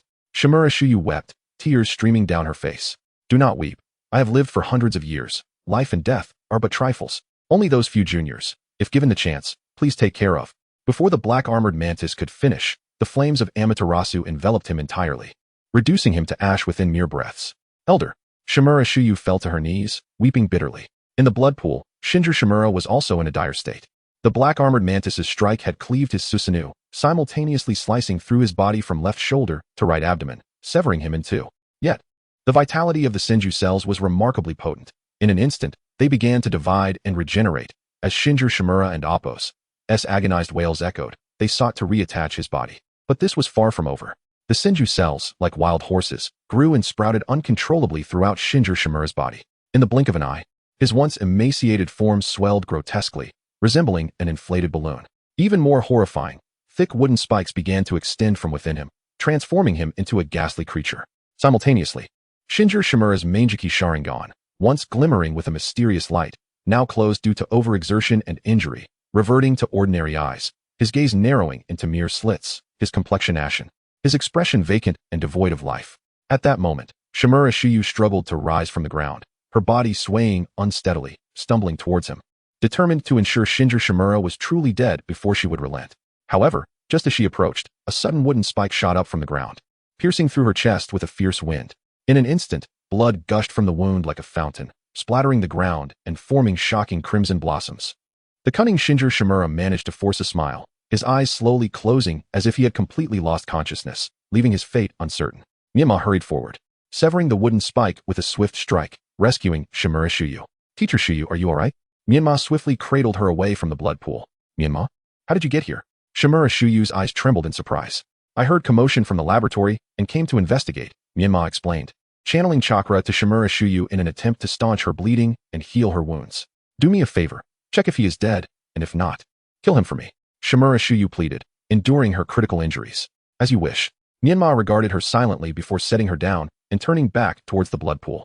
Reaching the edge of the pool, Menma's heavy eyes beheld Shinji Shimura, grotesquely swollen like a white mass. His heart seemingly ceased to beat, and his breath absent. Was he truly dead? Menma reached out, peeling back the eyelid, easily removing the Manjiki Sharingan, and to his surprise, Shinji Shimura showed no reaction. Contemplating, he took out a kunai and ruthlessly stabbed it into Shinji Shimura's throat, mercilessly ripping it sideways, a fountain of white blood spilling forth. "Teacher Shuyu, he should be dead," Menma reported back to Shimura Shuyu. "That is splendid news. Thank you, Menma." Shimura Shuyu's eyes shimmered with sorrow, a smile gracing her lips as tears cascaded down her cheeks. "Teacher Shuyu, we must leave at once. If we linger, Danzo will soon return." Menma sensed Danzo's chakra, approximately 2 kilometers from the root base. "I cannot leave. Danzo will surely deduce it was I who did this. If I escape, he will annihilate everyone left at the root base in search of the culprit, and it may very well implicate you." Shimura Shuyu shook her head. "But if you do not leave, with Danzo's character, he will undoubtedly pursue you." Vortex Menma furrowed her brow and spoke. "I am utterly exhausted." Shimura Shuyu replied in a tone of despair, clearly having resigned herself to her fate. "If possible, please visit this location when you have the time." Shimura Shuyu presented a scroll. Vortex Menma unfurled it to reveal a map depicting a valley situated in the southeastern direction of the Land of Fire, where the black-armored Mantis' summoning ground seemingly lay. "I shall," Vortex Menma solemnly nodded. Shortly after Menma returned to her laboratory, a powerful surge of chakra erupted from the 3rd underground level. Under the perception of her Rinnegan, her expression changed drastically as she struggled to comprehend how Shimura Shinji had miraculously returned to life. Furthermore, Shimura Danzo had urgently replaced Shinji's right eye with Uchiha Shursue's, while his left eye was fitted with an ordinary 3-tomo Sharingan. The immense chakra emanating moments ago was a result of Shursue's right eye evolving into the eternal Manjiki Sharingan. It seemed that with the eternal Manjiki Sharingan, Shimura Shinji's body had regained vitality, liberating him entirely from the encroachment and shackles of Hashirama's cells. Originally, Shimura Danzo intended to execute Shimura Shuyu. However, Shinji could not bear to see her perish and instead insisted that Danzo arrange for medical ninjas to ensure her survival. Could it be the power of this Manjiki that allowed Shimura Shinji to exist in a state of apparent death? Menma pondered, realizing that this was the only plausible explanation. With Shinji's recovery, it was likely that he would soon take action against her. The Nine Tails would undoubtedly be a formidable adversary. "Do you know who seized your Manjiki Sharingan?" Danzo inquired. "I do not know," Shinji replied. "I was unconscious at the time, but before I lost consciousness, I activated the ability of my left eye. I must thank the one who stole my Sharingan. Had he not dealt me that fatal blow, I would not have been able to unleash my power." Shinji smiled. His left eye's ability was called Fatal Resistance. "Initially, I could not fully grasp its meaning until I was revived after my death. If I activate this skill while on the brink of death, there must be someone to deliver the final blow to ensure my complete demise, allowing me to resurrect fully and live again," Shinji explained. "And what if no one delivers the final blow?" Danzo asked. "Then I would likely perish for real." Shinji replied with a hint of disappointment. Had he known that Shimura Shuyu would arrive to deliver the final blow, she need not have attacked with wooden spikes. Fortunately, there was still someone lurking in the shadows, Shinji thought, considering it a stroke of luck born from misfortune. Upon hearing Shinji's words, Menma felt an overwhelming urge to slap herself. Chapter 26. The title that caused my hair to fall out. By the way, old man, I feel completely at ease now. When will the power of the Nine Tails be transferred into my body? Shimizu Shinji inquired, his eyes glimmering with anticipation as he stretched his body comfortably. Towanzo squinted slightly, the wrinkles on his face resembling deep ravines. He shook his head slowly, his tone calm, yet resolute. Now that you are fine, do not even think about the power of the Nine Tails. Erase it from your mind completely. What? Shinji's eyes widened in disbelief, his excitement swiftly morphing into fury. His hands clenched into fists, knuckles turning white from the strain as he exclaimed, "Old man, that's incredibly unfair. We had an agreement for me to become the Nine Tails Jinchuriki. You can't just change your mind like that. You must honor your word." Towanzo furrowed his brow, a hint of seriousness in his gaze. "Do you believe being a Jinchuriki is a good thing?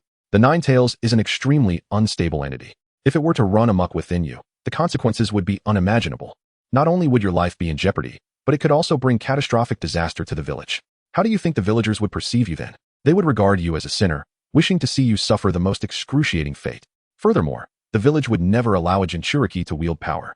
The inherent risks are too great, and how could the higher-ups trust someone who might erupt at any moment?" Towanzo paused, his gaze settling on Shinji's Sharingan eye as he continued. "If you possessed a pair of Manjiki Sharingan, it would be a different story, as it might ensure control over the Nine Tails. However, with just this one Manjiki Sharingan, it is likely insufficient. Moreover, you must use your eye sparingly. Maintaining a low profile is paramount to avoid drawing attention. While this Manjiki Sharingan is your asset, it is also a double-edged sword. Should others discover your possession of it, you would invite endless troubles. Those with malicious intent would stop at nothing to seize your eyes, and by then, you would be oblivious to your impending doom. Exercise caution."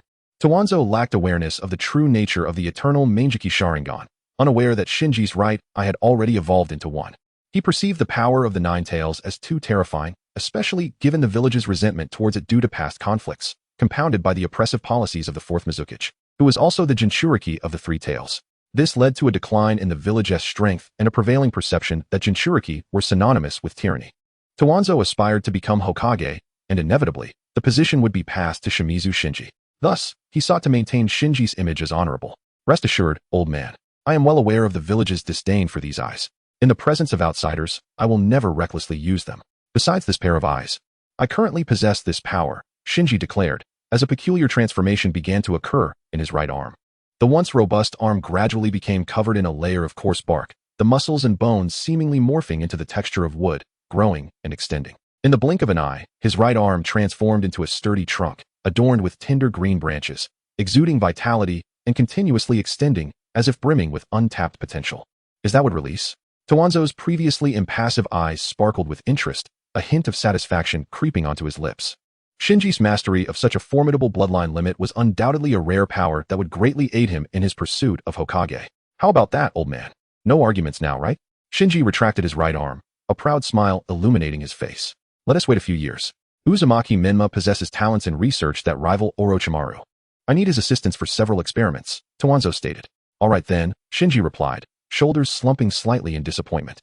"I suppose I should return to my clan.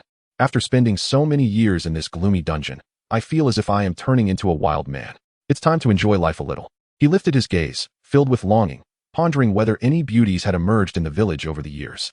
The thought of lovely ladies made him eagerly anticipate returning home, and he couldn't help but lick his lips, resembling a starving ghost. "Exercise restraint," Towanzo admonished, frowning. I know, it's so annoying," Shinji muttered before utilizing the body flicker technique to leave the root base. "In the short term, I need not worry about Towanzo taking action against me." Menma mused to himself. Given his current strength, not even Shimizu Shinji or Towanzo, but even the elite Jonin of Root would not be easy to deal with. However, rationally speaking, he must expedite the process of implanting Hashirama's cells to address the hidden dangers within his body. After all, his condition resembled a ticking time bomb, capable of triggering a fatal crisis at any moment. As for the Manjiki Sharingan, it might be a viable strategy to implant it within Hashirama's cells after the procedure, though it remained uncertain how much of its potential could be harnessed. The following day, Menma seized an opportune moment to contact Shin and Sai. 3 days later, coinciding with Towanzo's absence, Menma's keen perception aided Shin and Sai in successfully extracting Shimizu Shuyu. It must be said that Sai's proficiency in the super beast imitation technique proved miraculous for prolonged high-altitude travel. Their destination was the summoning realm of the black armored mantis, a remote valley seldom trodden by human feet. Towanzo soon became aware of this incident, promptly announcing the defection of Shin and Sai. Numerous spies from Root sprang into action, initiating a manhunt for the two. Simultaneously, Towanzo placed a bounty on Shin and Sai in the black market. As for Shimizu Shuyu, Towanzo did not include him on the assassination list. Due to this matter, Towanzo personally sought out Menma for questioning, given the close relationship between Menma and Shimizu Shuyu. What is the progress on the cloning research? Towanzo inquired.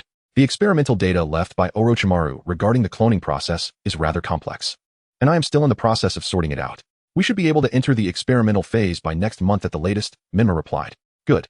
If you require funding or anything else, do not hesitate to ask, but you must ensure the research progresses. Whether I can regain my youth depends entirely on you. I will not disappoint you, my lord. Additionally, some events have transpired en route recently. What are your thoughts? If you refer to the defection of Chien, Sai, and Shin, I am truly unaware of the circumstances. I ask for your understanding, my lord. Chien is your mentor. She was previously imprisoned by me.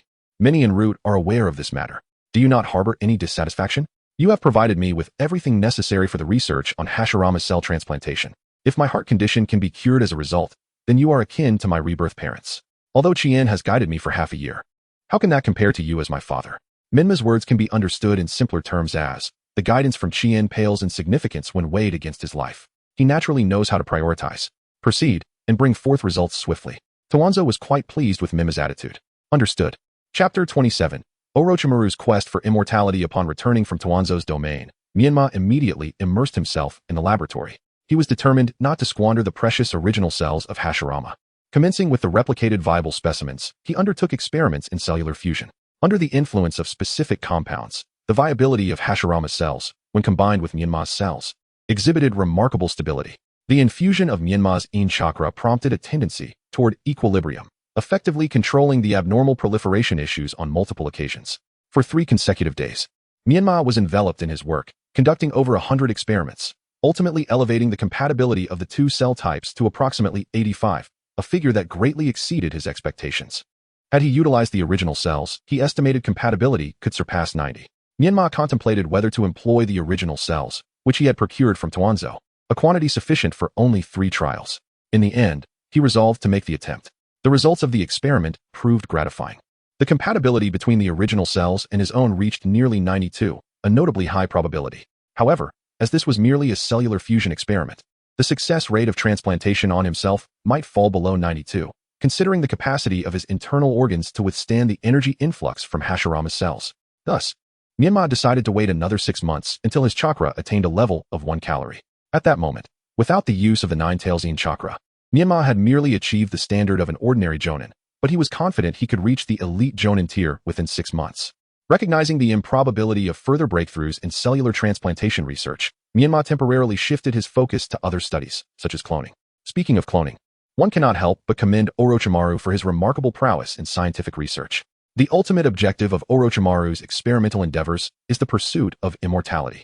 From the inception of his research, Orochimaru established a clear direction, one that, in Menma's eyes, was undeniably correct.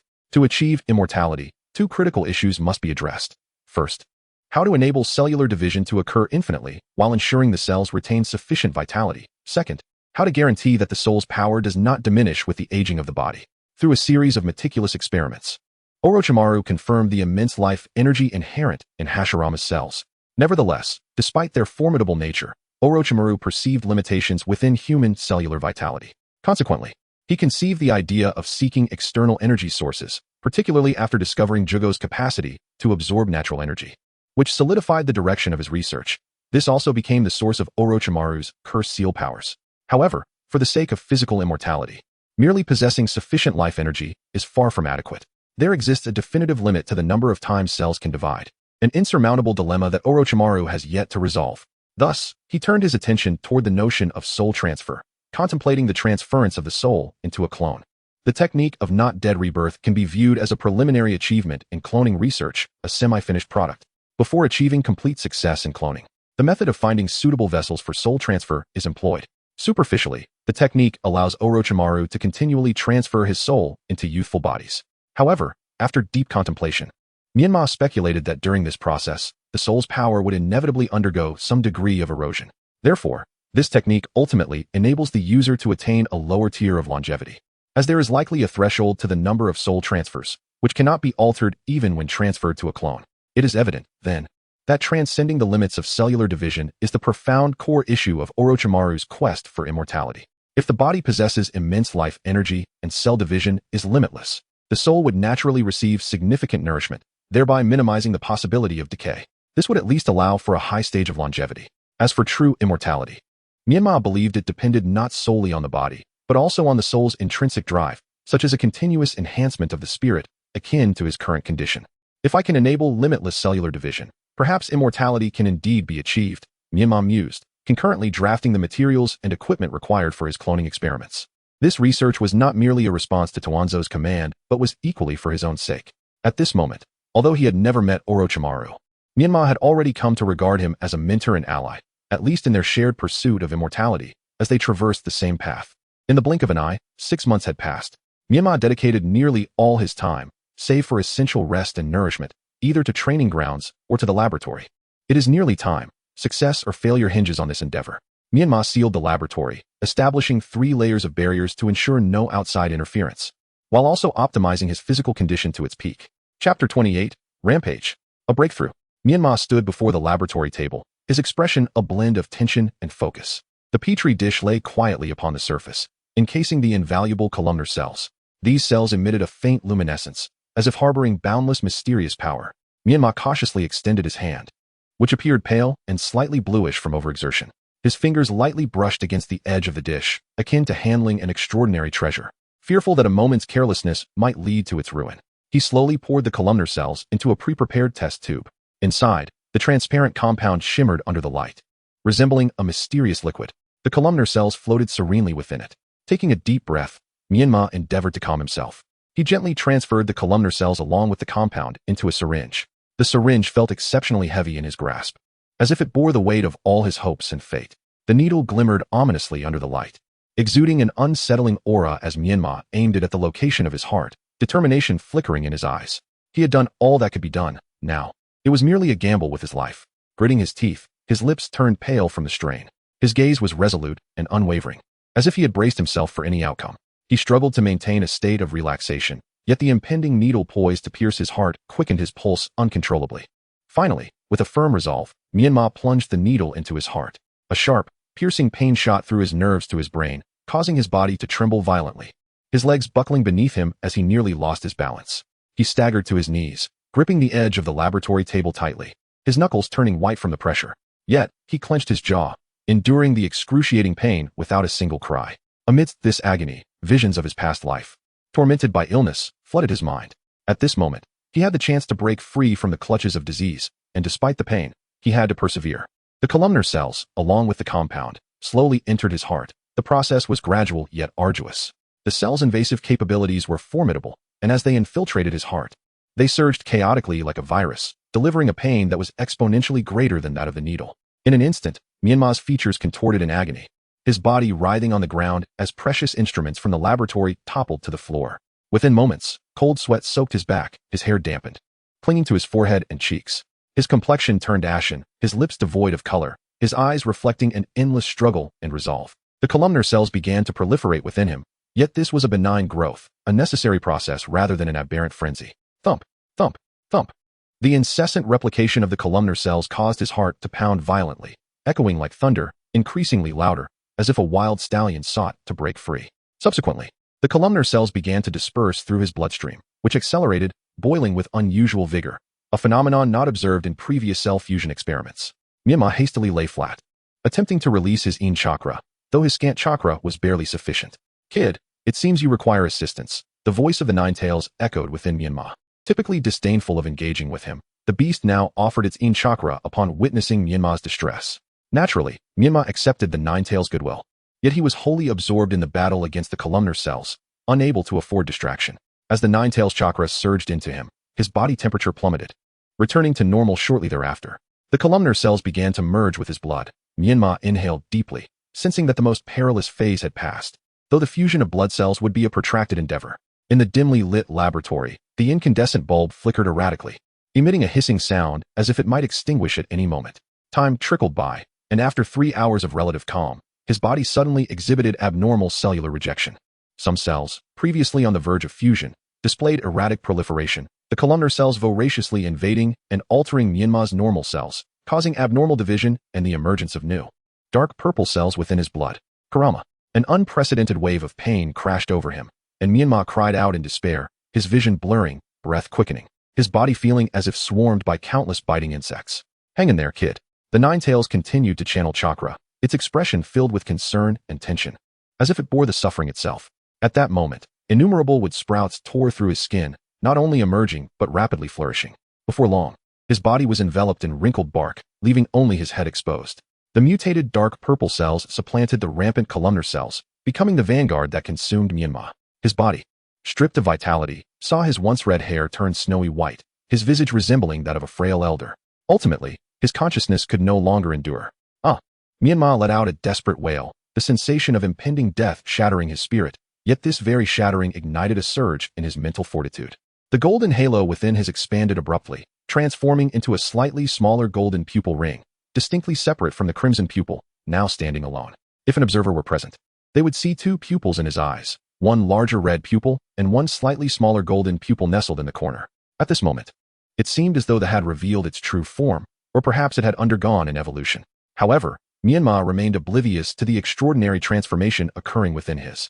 His consciousness had succumbed to a profound stupor, seemingly engulfed by endless darkness, losing all perception of the external world. Within his seemingly tranquil yet tumultuous body, the columnar cells behaved like a herd of unbridled horses, utterly out of control. The active columnar cells erupted with astonishing energy, akin to a barrel of gunpowder igniting.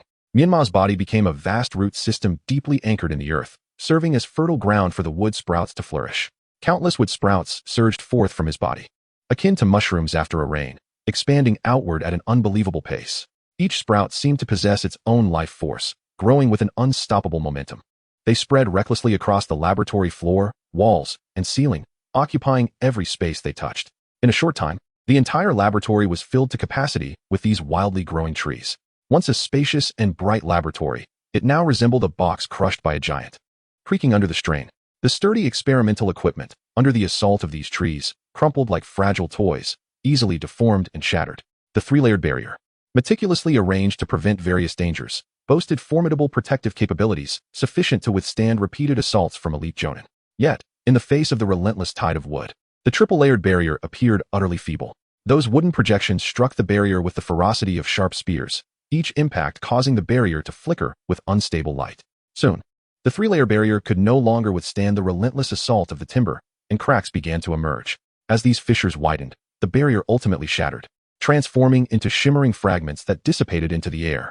Bereft of the barrier's protection, the trees spread with reckless abandon towards the other laboratories. They slithered through the corridors of the base like green serpents, leaving devastation in their wake as walls crumbled and ceilings collapsed.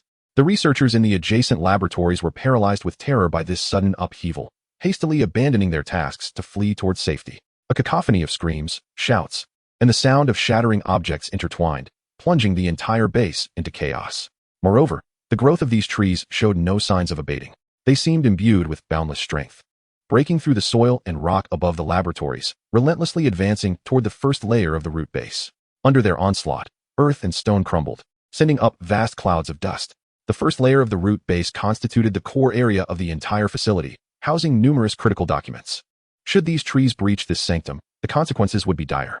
At that moment, the alarm of the base blared throughout the space, its piercing sound heralding an impending catastrophe.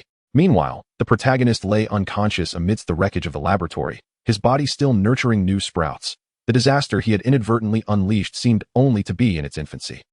Chapter 29. The Dark-Haired Menace. Is this an experimental outbreak on the second level? How could it escalate to such magnitude, especially at this moment? As trees began to surge from the ground, the sole remaining elite jonin of the root, Oil Woman Ryoma, wore a grave expression. The root had a total of 6 elite jonin, yet 3 were on missions, and 2 were escorting Danzo to the Lord's estate for the winter festival. Over 100 members of the root swiftly gathered around Oil Woman Ryoma, their faces etched with panic and unease. "Sir, what should we do now?" one anxious jonin inquired. Taking a deep breath, Oil Woman Ryoma calmly assessed the situation. He decisively issued orders. Immediately inform Lord Danzo of the base's anomalies. Have the barrier unit set up defenses in critical areas, particularly around Lord Danzo's secret vault and the storeroom of documents. We must ensure their integrity. Yes, I will relay the orders at once. The jonin hurried away to execute Ryoma's commands. Once his subordinates had departed, Ryoma felt a slight sense of relief wash over him, though his brow remained furrowed. He understood that relying solely on barriers might not suffice to halt the tree's growth. Identifying the source was essential for a comprehensive resolution. Thus, he manipulated a golden insect capable of devouring wood, placing them atop the trees in hopes they would lead him to the root cause of this upheaval. After approximately 10 minutes, the trees began to stretch towards the ground, soon breaking through the surface. At that moment, the hidden leaf village was enveloped in winter, with houses, trees, and roads blanketed in snow, creating a scene of pristine white. The trees emerging from the earth boasted vibrant green leaves, brimming with life, starkly contrasting the surrounding snowy landscape. Before long, members of the leaf's umbu discovered the anomaly and swiftly converged. Fortunately, the roots of these trees were situated at the village's edge, near the cemetery. Due to their remote location, their growth did not inflict significant damage on the leaf village. However, the cemetery suffered considerable destruction, with the ground heaving and debris flying, resembling the upheaval of a dragon. From a distance, a patch of forest roughly 2 kilometers in diameter suddenly appeared over the cemetery, resembling a verdant sea, strikingly vivid against the backdrop of snow. The umbu members, numbering over 10, convened to discuss the situation before dispatching a 3-man team to investigate the forest. The others dispersed to surround the area for support and to check for potential hidden threats. Meanwhile, in the Hokage building, only Elder Mito Gate Han was engaged in routine duties, as Sarutobi Hiruzen and Tsunade had gone to the Lord's estate for the winter festival, accompanied by the Inuzuka trio. Upon hearing the umbu's report of a sudden forest emergence near the cemetery, Han instinctively thought of Shimura Danzo, given that it was the location of the root base. However, recalling that Danzo was also at the Lord's estate, he feared that an incident might indeed be unfolding at the root. Could it be the Nine-Tails Jinchuriki going berserk? Han instinctively considered Uzumaki Menma's situation. To prepare for the worst, he ordered, "Issue a level 2 alert. I shall personally assess the situation. Additionally, send someone to the Hyuga clan to summon Hayashi." Understood, Elder. The umbu ninja vanished in an instant. A level 1 alert signifies a village extinction crisis, while a level 2 alert indicates an unexpected situation or localized disturbance within the village. Although Han contemplated the Nine-Tails Jinchuriki's potential danger, he clearly did not elevate Menma's threat to the level of village annihilation. At this moment, within the Hidden Leaf Academy, all was serene. Irika animatedly lectured at the front, while Naruto slumbered with his head resting on the desk. The dashing Sasuke held a pen in one hand, propping his chin up with the other, lost in thought. Sakura and Ino sat on either side, gazing dreamily at Sasuke, while the rest of the students were somewhat distracted. Only Hinata attentively listened, diligently taking notes to avoid missing any details. Suddenly, as Naruto stretched, his arm brushed against Hinata's hand, causing her to blush as if jolted by electricity. "Naruto-kun," she murmured, lowering her head shyly. Noticing Naruto still asleep, her expression shifted to a sweet smile as she occasionally stole glances at him. Despite missing their first encounter at age 5, fate can be capricious. They both entered the ninja academy together and coincidentally became desk partners. Hinata, who had no affection for anyone else, found herself drawn to Naruto, perhaps captivated by his sunny disposition, for those often shrouded in darkness are frequently attracted to the light. Outside the classroom, perched in a tree, Kakashi sensed the situation at the cemetery. Still serving in the umbu, his task was to covertly protect Naruto. Recognizing the sudden emergence of trees in the cemetery, Kakashi immediately thought of a potential crisis at the root, aware from his past experience that the base's operations were complex. After some consideration, he dispatched a shadow clone to investigate. Meanwhile, deep within the underground laboratory of the root, Menma lay unconscious, surrounded by encroaching trees. In the realm of his consciousness, the Een Ninetails incessantly called out, yet received no response. Just then, the Een Ninetails detected a surge of malevolent chakra within Menma's body. Why did it perceive this chakra as evil? Because this dark chakra felt so ominous that even the tailed beast sensed its unnatural presence, as if it were not meant to exist in this world. Realizing it could not allow this force to roam freely within Menma, the Een Ninetails approached cautiously, only to find its chakra absorbed, inadvertently nourishing the foreign entity. What? The Een Ninetails gasped, halting any further action. At that moment, the sinister chakra began to coalesce around Menma's shoulder, soon oozing out like liquid, transforming into a viscous black mass. This dark substance took the form of a hand, extracting a piece of flesh from Menma's arm. The Een Ninetails' fur bristled in alarm as it exerted all its strength to channel chakra into Menma, forming a protective cloak around him. Seeing this, the black liquid ceased its assault, instead enveloping the severed flesh. In an eerie turn of events, the substance caused Menma's flesh to replicate and expand, quickly forming a massive meatball. The meatball soon burst open, revealing a figure strikingly similar to Uzumaki Menma, albeit with dark hair and hollow eye sockets devoid of pupils, appearing several years older than Menma. In essence, this figure bore an uncanny resemblance to the Menma from the Ninja Road movie, but with stark differences. The Een Ninetails widened its eyes, growing increasingly wary. Fear not. I share a bond with the original. Our fates are intertwined. I shall not harm him. However, he is currently unstable and will require time to awaken. The ninja from the leaf are on their way, and I must seize this opportunity, but I will need some of your chakra. The dark-haired Menma grinned, licking his lips. Though his smile bore an unsettling quality, the Ninetales sensed the imminent arrival of numerous leaf ninjas. After a moment of contemplation, the Ninetales reluctantly agreed, transferring a portion of its chakra. To its dismay, the dark figure forcefully siphoned a significant amount of chakra, igniting the Ninetales' ire.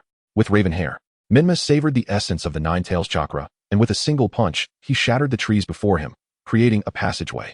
Along this path, Menma discovered a sealed scroll, from which he extracted the treasured Mangeki Sharingan that he had concealed within. This very pair of Mangeki was the one awakened by Shinji Shimura. Now it is mine. Menma inserted the Mangeki Sharingan into his hollow eye socket, and after a few rotations to adapt, the Sharingan instantly activated. The Demon King shall possess the true eye, and I, Uzumaki Menma, shall wield a pair of Mangeki. Ha ha.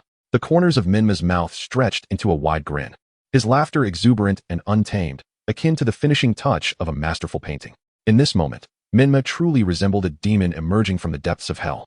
Enveloped in black chakra, exuding a chilling aura that even the Ninetales could not help but shudder at. Chapter 30. Do you wish to dance?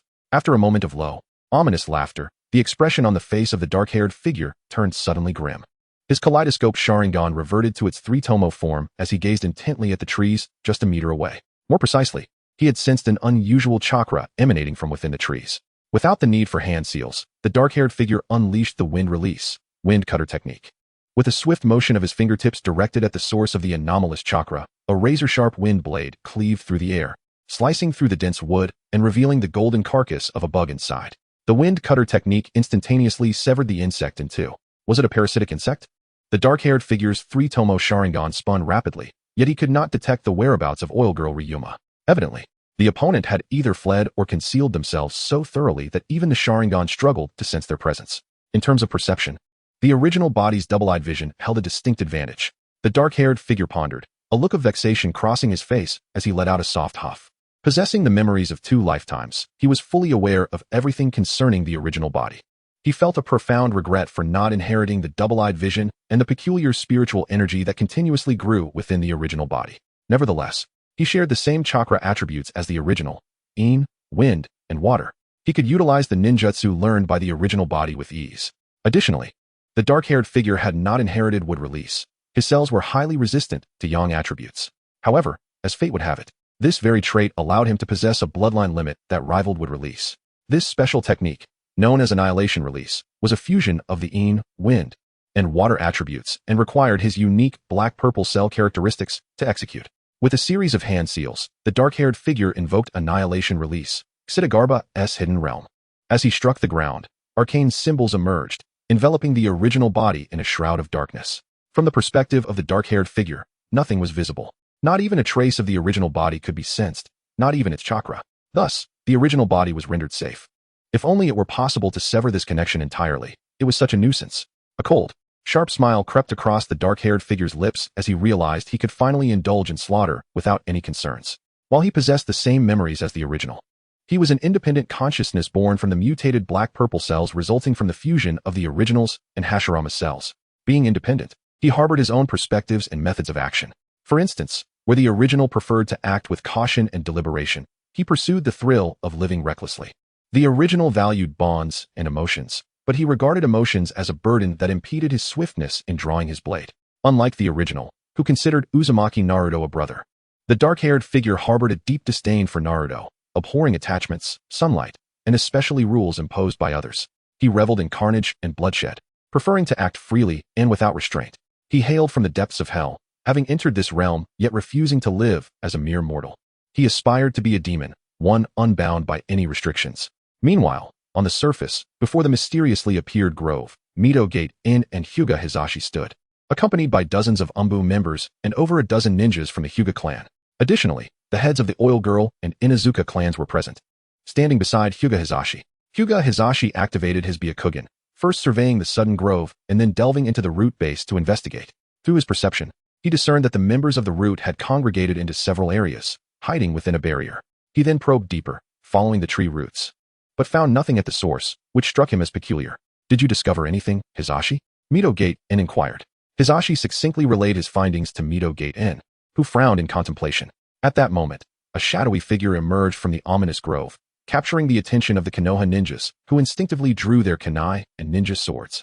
Becoming alert, the newcomer was none other than the dark-haired figure. "Ah, my esteemed guests, do you wish to dance?" he remarked, his gaze confident and disdainful as he regarded the Konoha ninjas, as if they were no more than a swarm of ants. Chapter 31. A Trial of Skills. Who are you? Why have you appeared within the confines of my Konoha-s watch? Mito Minen asked in a low voice, his eyes betraying a hint of trepidation. After all, the figure before him, with raven hair, did not make an effort to conceal the sinister and potent chakra that emanated from him. Even from a distance, this aura felt ominous. Who am I? Why am I here? That's a question I need to ponder, the figure mused.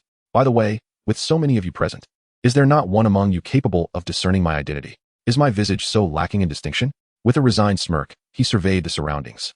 Noticing the various masked Anbu ninjas, he stroked his chin thoughtfully, adding, if Kakashi were here, he might be able to deduce a few things. Although this body is modeled after a 15-year-old, the transformation isn't too outrageous, is it? You know Kakashi? Could it be that you are a member of Root? Mito Minen speculated, recalling Kakashi's previous affiliation with the Anbu. As he spoke, he discreetly signaled to the Anbu ninja, who swiftly fanned out to encircle the raven-haired figure. The enigmatic figure cast a glance around, sneering dismissively, undeterred by the subtle maneuvers of his adversaries. I suppose that could be the case, he shrugged, gesturing nonchalantly. I am Mito Minen of the Konoha Elders, currently overseeing matters in the village. If you are indeed a member of Root, I must inquire, what is the current state of affairs in Root, and what is the meaning of this forest? Mito Minen pressed. Well, there is nothing too grave. Merely that Danzo has been clandestinely conducting live cell transplant experiments using Hashirama's cells. Today, as fate would have it, the experiment failed. It's quite unsettling to think of a living person being obliterated in an instant, their body transforming into this forest. I still cannot shake off the haunting pleas of that individual before their demise. It is utterly inhumane. I never imagined such experiments would persist in the village since Orochimaru's defection. Don't you think Danzo's actions are a trifle excessive? The figure spoke half seriously. Yet he did not unjustly accuse Danzo. As his words lingered in the air, the expressions of those around him shifted dramatically, many displaying indignation. Hyuga Hisashi, in particular, inclined towards believing the figure's claims, as their clan possessed its own intelligence networks. Preposterous. Danzo is an advisor to the Hokage. He could never partake in such deeds. This is sheer nonsense. You hardly seem like a member of Root. Perhaps you are a spy from another nation. Anbu sees him. Mito Minen's face darkened. He had heard whispers of Danzo's questionable actions, but lacked concrete evidence. Now, with this unknown individual publicly exposing such claims, he had no choice but to deny them, lest the Hokage's reputation suffer irreparable damage, undermining their governance. At Mito Minen's command, a dozen Anbu members sprang into action, akin to arrows released from a bow, armed with kunai and executing shunshin techniques to converge upon the figure. Among them, two stood out prominently. Both were elite Anbu members at the pinnacle of Chunin level. One adorned with a tabby cat mask, and the other with a white fox mask, flanking their target with ghostly swiftness. The kunai wielded by the tabby cat masked ninja sliced through the air, aimed menacingly at the figure's neck, while the white fox masked ninja deftly rotated his kunai, redirecting it to strike at the heart. In the face of such ferocious onslaught, the figure remained unfazed, a mocking grin gracing his lips. Why the haste? I haven't even made my move yet, and you are already so eager to meet your end? Just as the kunai were about to make contact, the figure reacted with remarkable speed, adjusting his stance as his raven hair billowed with his movements. A confident smile played on his lips as his eyes suddenly widened, transforming from their usual darkness to a vivid crimson three-tomo. Under the omniscient gaze of the Sharingan, the movements of the tabby cat and white fox masked ninjas slowed dramatically. As though time itself had elongated, the figure could discern the flow of chakra within their bodies, observing every vein and node with clarity. Consequently, their attacks appeared childishly simple, devoid of any threat. With lightning-like reflexes, he raised his right hand, seizing the tabby cat masked ninja's wrist with astonishing precision. The kunai, mere millimeters from his neck, seemed halted by an invisible force, unable to advance further. Simultaneously, the white fox masked ninja aimed for the figure's heart. However, the figure seemed to operate with a dual consciousness, his left hand darting out with ghostly agility, expertly redirecting the opponent's attack like a master of Tai Chi then. With a sudden surge of strength, he yanked both assailants toward himself. This unexpected force threw them off balance, causing them to collide uncontrollably. In that fleeting moment, their gazes met, and the first thing they beheld was the malevolent Sharingan, which should have perished with the extinction of the Uchiha clan. Those eyes radiated a chilling crimson light, resembling the gaze of a demon from the abyss, fixated on them. Pale-faced, they realized their imminent demise. Their thoughts racing with dread. It's over. We are going to die? In the next heartbeat, their kunai, manipulated masterfully by the figure's prowess, crossed paths at an eerie angle, ultimately piercing through each other's bodies, two ghastly wounds emerging, one at the tabby cat's neck and the other at the white fox's heart. In kind, the raven-haired figure avenged their assault, bestowing upon them the same fate.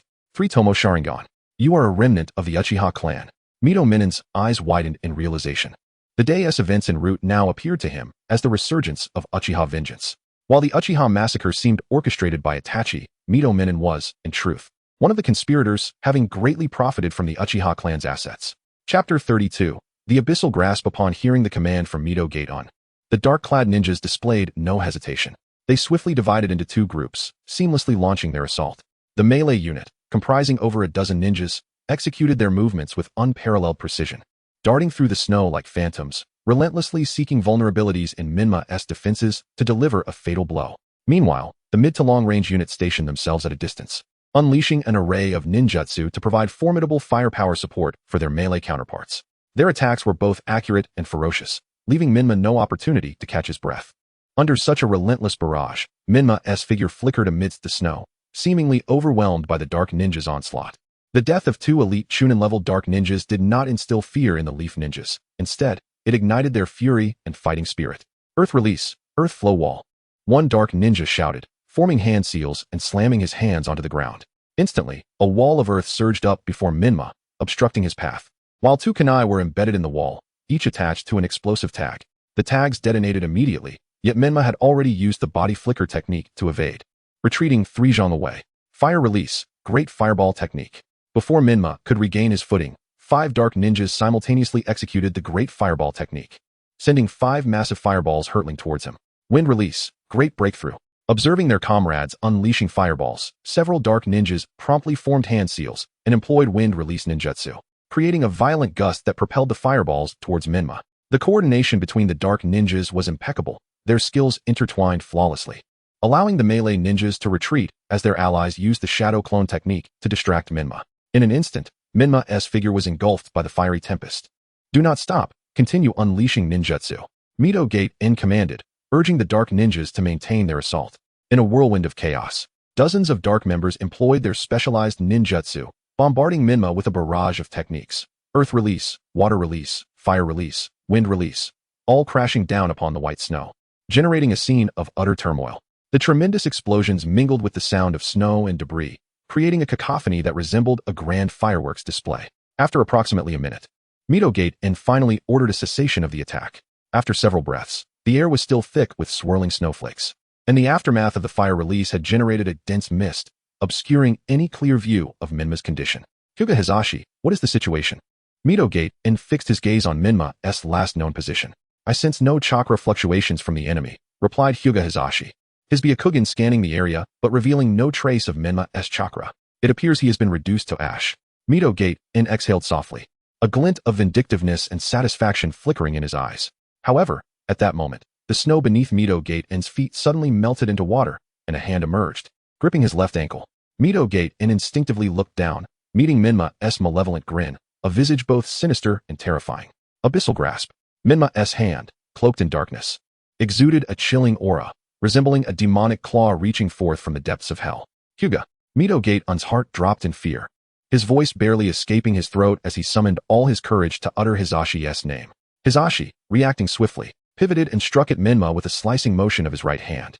Yet, undeterred, Menma met the attack with his dark left hand, seemingly overconfident. The force was such that Menma felt the meridians in his entire arm nearly rupture, a searing pain coursing through his mind. Nevertheless, he endured the agony and seized Hizashi's wrist. Instantly, Hizashi felt his chakra being rapidly drained away, accompanied by a disconcerting sense of weakness. In mere moments, he noticed age spots beginning to appear on his hands. What? Hizashi gasped in disbelief, glancing towards Mito Gaton, who now appeared like a desiccated husk, as though only a thin layer of skin clung to his bones. Hizashi struggled to break free but found himself utterly powerless. Just then, a figure flashed into view. Raikiri. It was Kakashi, arriving just in time. His strike, crackling with electricity, severed Hizashi's hand, saving him from certain doom. Though Menma felt a surge of frustration at having missed his opportunity, Kakashi had already retreated to a safe distance, leaving Menma to strike at thin air. Impressive timing, Kakashi-sensei. But are you not concerned for Naruto's safety while you are here? Menma emerged from the water, still gripping Mito Gate In's lifeless ankle. At that moment, Mito Gate In lay utterly dead, a stark contrast to the arrogance he had displayed moments ago. It was difficult to imagine the humiliation he would feel if he were still alive, his body now being treated with such disdain. Members of the Hyuga clan had gathered around, assisting Hisashi, while others formed a protective barrier around him, including the heads of the Inuzuka and Yamanaka clans. Their immediate priority was not to avenge Mito Gate In, but to shield Hisashi, showcasing the deep bonds among the three clans. Who are you? Kakashi stared at Menma, this familiar yet strange face evoking memories of someone he dared not name. Though the age of this body seems inconsistent. Oh, and your hair has darkened. But these 6 whisker marks on my face are not something just anyone can possess. Menma gestured to the 6 whisker-like markings on his cheeks. Is it truly you? Your transformation is indeed remarkable. I almost failed to recognize you. But what have you endured over these past 2 years? Why have you resorted to this? Kakashi removed his mask, revealing the upper half of his face, including his Sharingan eye. Menma's brazen act of killing Mito Gate In and severely wounding Hyuga Hisashi had irrevocably sealed his fate. With Mito Gate In's death, the village's alert level had escalated to the highest, sirens blaring throughout the Hidden Leaf village as a multitude of ninjas converged upon the scene. Why, Kakashi-sensei? That question is one you ought to refrain from asking. My current state is, in part, your responsibility. Menma's 3-tomo Sharingan narrowed, laced with resentment. What? Kakashi was bewildered. You understand well what the route is like. If you had been more resolute with Sarutobi-sensei back then, I would not have had to join the route. However, that may be a bit of a stretch, considering you are not the Hokage and cannot dictate everything, can you? Menma shrugged, a hint of bitterness curling his lips. Hearing Menma's words, Kakashi's eyes flashed with a twinge of guilt, but as a veteran of the Third Great Ninja War, he had witnessed countless tragedies. In an instant, he composed himself. At that moment, a throng of leaf ninjas had gathered, numbering over 300. They encircled Menma, leaving him no avenue for escape. I apologize, Menma. Given the circumstances, further discourse is futile. I implore you to surrender peacefully. Do not force us into a difficult position. Your status is unique. I believe Lord Hokage would only imprison you, not take your life, Kakashi declared, gripping a kunai and adopting a combat stance. Be cautious, everyone. When his hand turns black, it possesses the strange ability to absorb chakra and vitality. Do not allow him to catch you. Hinata panted, appearing frail and decrepit at that moment. His once full head of hair had thinned considerably, leaving only a sparse few strands of gray cascading down the sides of his face. Chapter 33. The Art of the Corpse Demon. Upon hearing Hinata Hisashi's reminder, the gathered shinobi turned their gazes towards Menma's hands, which had lost their ominous black hue, signaling the absence of immediate danger. Such an unusual ability surely required time to perform the necessary hand seals. Talkative, Menma muttered under his breath. In the next moment, he executed a swift body flicker, appearing before Kakashi and thrusting a kunai towards him. What astonishing speed! Kakashi was taken aback. Menma's instantaneous technique was far beyond that of an ordinary J-nin, suggesting that he was Kakashi's equal. How could Menma, having trained for merely 2.5 years, reach such a level? What had he experienced during that time? The two figures intertwined like lightning, kunai flying through the air, colliding and sparking in a dazzling display. Each clash resonated with the sharp sound of metal striking metal, leaving the onlooking shinobi in awe of the fierce battle. Fists, palms, feet, elbows, and knees. In this thrilling close-quarters combat, their movements were as swift as the wind, leaving spectators dizzy with their speed. Each technique was executed with precision and ferocity, relentlessly targeting each other's vulnerabilities. The atmosphere grew palpably tense, as if time had frozen in that moment. The other Nin and Jinin soon realized their own taijutsu skills paled in comparison to the two combatants, rendering them unable to intervene in this fierce confrontation. Consequently, they retreated in unison, clearing a larger space for the duel. I'll guard Hisashi, go assist him. The head of the Inuzuka clan observed the unfolding battle with a grave expression. At this moment, he was perhaps the only one capable of matching their speed, being equally proficient in taijutsu. Rest assured, I am here, the Oil Girl clan leader replied, hands in pockets, surrounded by swarming insects. Beast clone. The Inuzuka had approached the two fighters, dropping to all fours. With a puff of smoke, his ninja dog transformed into his likeness, creating two spinning figures that charged at Menma like fierce tornadoes. This was the Inuzuka clan's signature technique, Fong Passing Fong. The Inuzuka head, a seasoned J-nin, knew that Menma could not withstand the full force of Fong Passing Fong, as taijutsu was not his forte.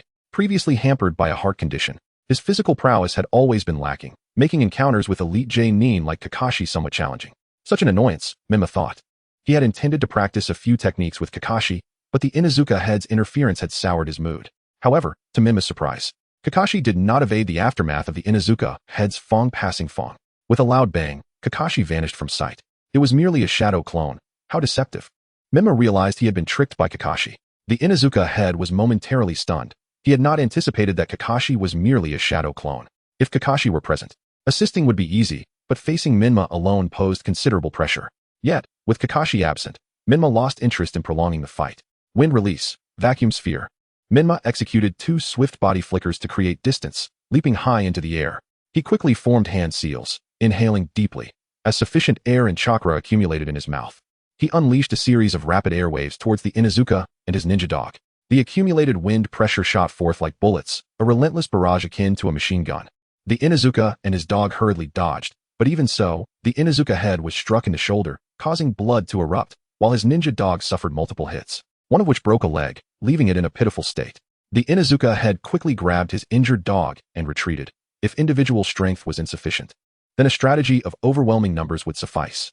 Hundreds of Konoha shinobi surged towards Menma, and given such numbers, it would be impossible for him to remain unperturbed.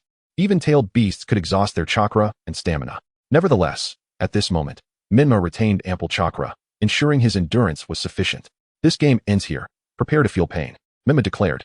After executing the vacuum sphere, he performed a swift backflip to land, instantly forming seals as dark chakra surged into his palms, striking the ground with tremendous force. Dark release, corpse demon manipulation technique. With a fierce roar, a massive dark pattern unfolded beneath him, extending a full 3 meters. As the technique activated, a surge of black malevolence radiated from Menma, rippling outward like waves. This dark energy, akin to a demon's roar, carried with it endless malice and terror, distorting the very fabric of space itself. The black ripples spread out in 9 successive waves, each more potent than the last, seemingly showcasing its unparalleled power. With each ripple, the hundreds of Konoha shinobi present felt an overwhelming sense of dread, a chilling aura that penetrated their very souls, causing them to shudder. What is this sinister and terrifying presence? Hisashi's heart raced. Although he felt the weight of age, his powerful Byakugan remained keen. Through its perception, he sensed that within a 3,000-meter radius of Menma, the earth itself pulsed with the waves of his dark chakra. This energy was extraordinarily potent, as if the entire land had been tainted by Menma's dark chakra, becoming eerie and foreboding. Hisashi was astounded. He had never encountered such a powerful and bizarre chakra fluctuation before, a force that far exceeded his understanding. Not just Hisashi, but the branch family ninjas of the Hyuga also sensed the unusual phenomena underground. Their Byakugan detected the dark chakra's fluctuations, causing their expressions to grow grave. Hurry, everyone. Retreat beyond 3,000 meters. Hisashi commanded urgently, prompting the branch family members to shield him as they hastily withdrew. The Konoha shinobi initially hesitated, confused, but soon followed suit, dispersing in haste. The Byakugan truly is troublesome. We must seize the chance to annihilate this clan. Menma furrowed his brow and darkly remarked. He had intended to capture all of these hundreds, but now it seemed he could only retain half. Awaken from your slumber, the corpses of Konoha. Come forth. Behold your king, and fight for me. Menma's voice echoed through the cemetery, reminiscent of a malevolent spirit from the depths of hell, chilling to the bone. His lips curled into an exaggerated smile, radiating both madness and an unsettling coldness. He spread his arms wide, resembling a sovereign of the underworld summoning his army of the deceased. A deafening roar erupted, akin to that of a ferocious beast, resonating throughout the cemetery. As the terrifying growl reverberated, the very ground trembled violently, as if shaken by an immense force. This tremor was profoundly intense.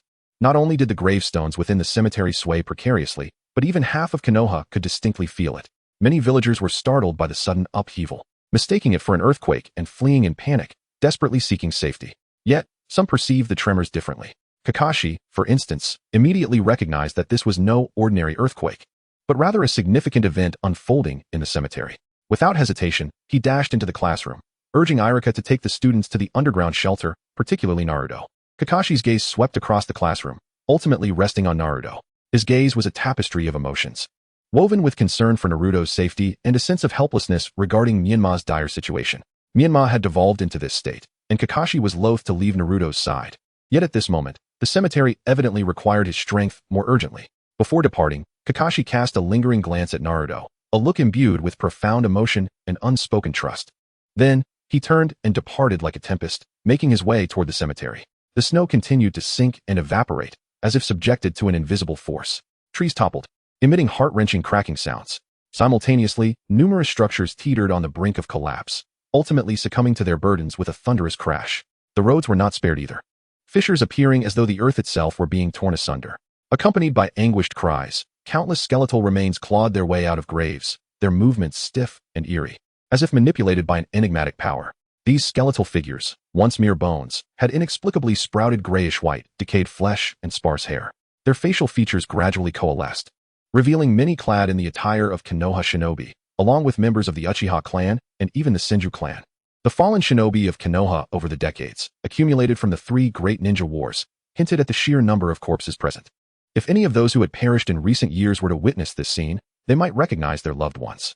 At this moment, most of them had been summoned by Menma through malevolent techniques. However, Menma's summoning did not truly bring forth the souls of these corpses into the realm of the living.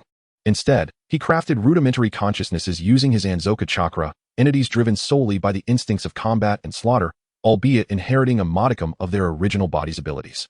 Roughly 5,000 corpses emerged, marking the upper limit within the 3,000-meter radius of the cemetery, coinciding with Menma's chakra safety threshold, as he needed to reserve some chakra for unforeseen circumstances.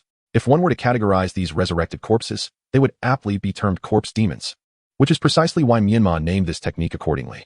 As for the origins of this technique, the moment he comprehended Anzoku, the corresponding techniques crystallized within his mind. Over the years, the cemetery had amassed a significant number of formidable corpse demons. Such a scale was ample enough to satiate Konoha's thirst for power. At that moment, the Konoha shinobi who had yet to escape the 3,000-meter radius were torn to shreds by these corpse demons, their blood and flesh becoming a gruesome feast for the insatiable entities. Notably, the 2 Umbu shinobi and Midome, initially slain by Menma, were among those resurrected in life. They had illuminated Konoha, and in death, their bodies were repurposed to combat their homeland, a perverse twist of their residual value. Chapter 34. The transformation of the corpse king. The bloodthirsty ghouls, devoid of reason, surged like a torrential flood, numbering as many as 5,000. Some Leaf Village ninjas attempted to engage the ghouls in battle. However, many among them were former elite J-nin in life. Though stripped of their ability to perform ninjutsu, their physical prowess remained intact. As reanimated corpses, they felt no pain, fear, or hesitation. Moreover, some ghouls harbored lethal toxins within, which would infiltrate the bodies of the living upon biting or scratching, ultimately leading to death by infection. After a mere 10 minutes, the ninjas of Konoha had abandoned nearly 200 corpses, retreating back to the village. Between the cemetery and Konoha, there were no walls. Only a shallow ravine about 4 meters wide and a meager 6 meters of greenery on either side. Numerous formidable and ferocious ghouls had already breached the civilian sector. Yet Leaf ninjas continued to arrive in an effort to halt their advance. With the Hokage and the council absent, Hyuga Hayashi, despite his weakened state, strived to shoulder the burden of command, while many clan ninjas voluntarily joined the fray. All Earth-style ninjas fortified their defenses using the residences as barriers, determined to keep the ghouls at bay outside IGA Street. Some lower-ranked ninjas assisted the civilians, while others formed temporary four-man teams alongside J-nin or CH-nin to counter the malevolent entities. Injured ninjas or civilians sought out medical ninjas for treatment, while severely wounded individuals were transported to the Konoha hospital. Additionally, there was an urgent call for all barrier teams to arrive post-haste. Under Hayashi's command, the prowess of the Leaf ninjas became apparent. Even the hastily assembled teams demonstrated considerable combat effectiveness. Earth-style, Earth flow wall. Boom, boom, boom. Numerous Earth-style ninjas concentrated on employing the Earth flow wall technique, erecting makeshift walls to obstruct the ghouls' advance. Soon, a 5-meter-high earthen barrier stood between IGA Street, while the number of Konoha ninjas had swelled to over 1,000. Wind-style, pressure damage. Wind-style, great breakthrough. Fire-style, dragon fire technique. Water-style, water bullet. Grand fireball. Positioned atop the rooftops, the Leaf ninjas unleashed a barrage of offensive ninjutsu upon the oncoming ghouls. Fireballs, hail water whirlpools, and fierce winds filled the sky, while explosive tags detonated with reckless abandon. In no time, hundreds of ghouls were left maimed, prompting Menma to furrow his brow. It appeared the combat capabilities of these ghouls required enhancement. Thus, he summoned them all back, but first, he needed to seek the Nine Tails to replenish his Yin chakra. His unique Dusk style could only convert Yin chakra for his use, incapable of transforming other chakra types. The Dark Demise technique merely dissipated an enemy's life force and chakra, rather than absorbing it. With the unwavering efforts of the Konoha ninjas, they managed to temporarily fend off Menma's initial assault. By this point, nearly 2,000 ninjas had gathered, with reinforcements continuously arriving. Ultimately, Hayashi could not endure any longer.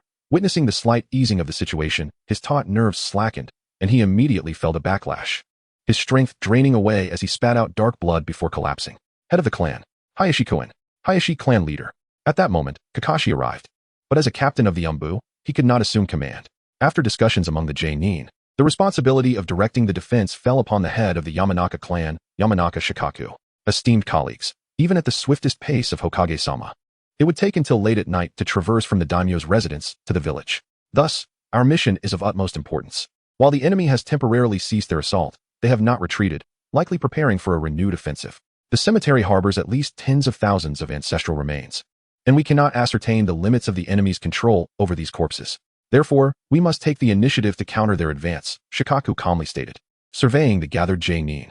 Yamanaka head, what do you propose? One J-nin inquired.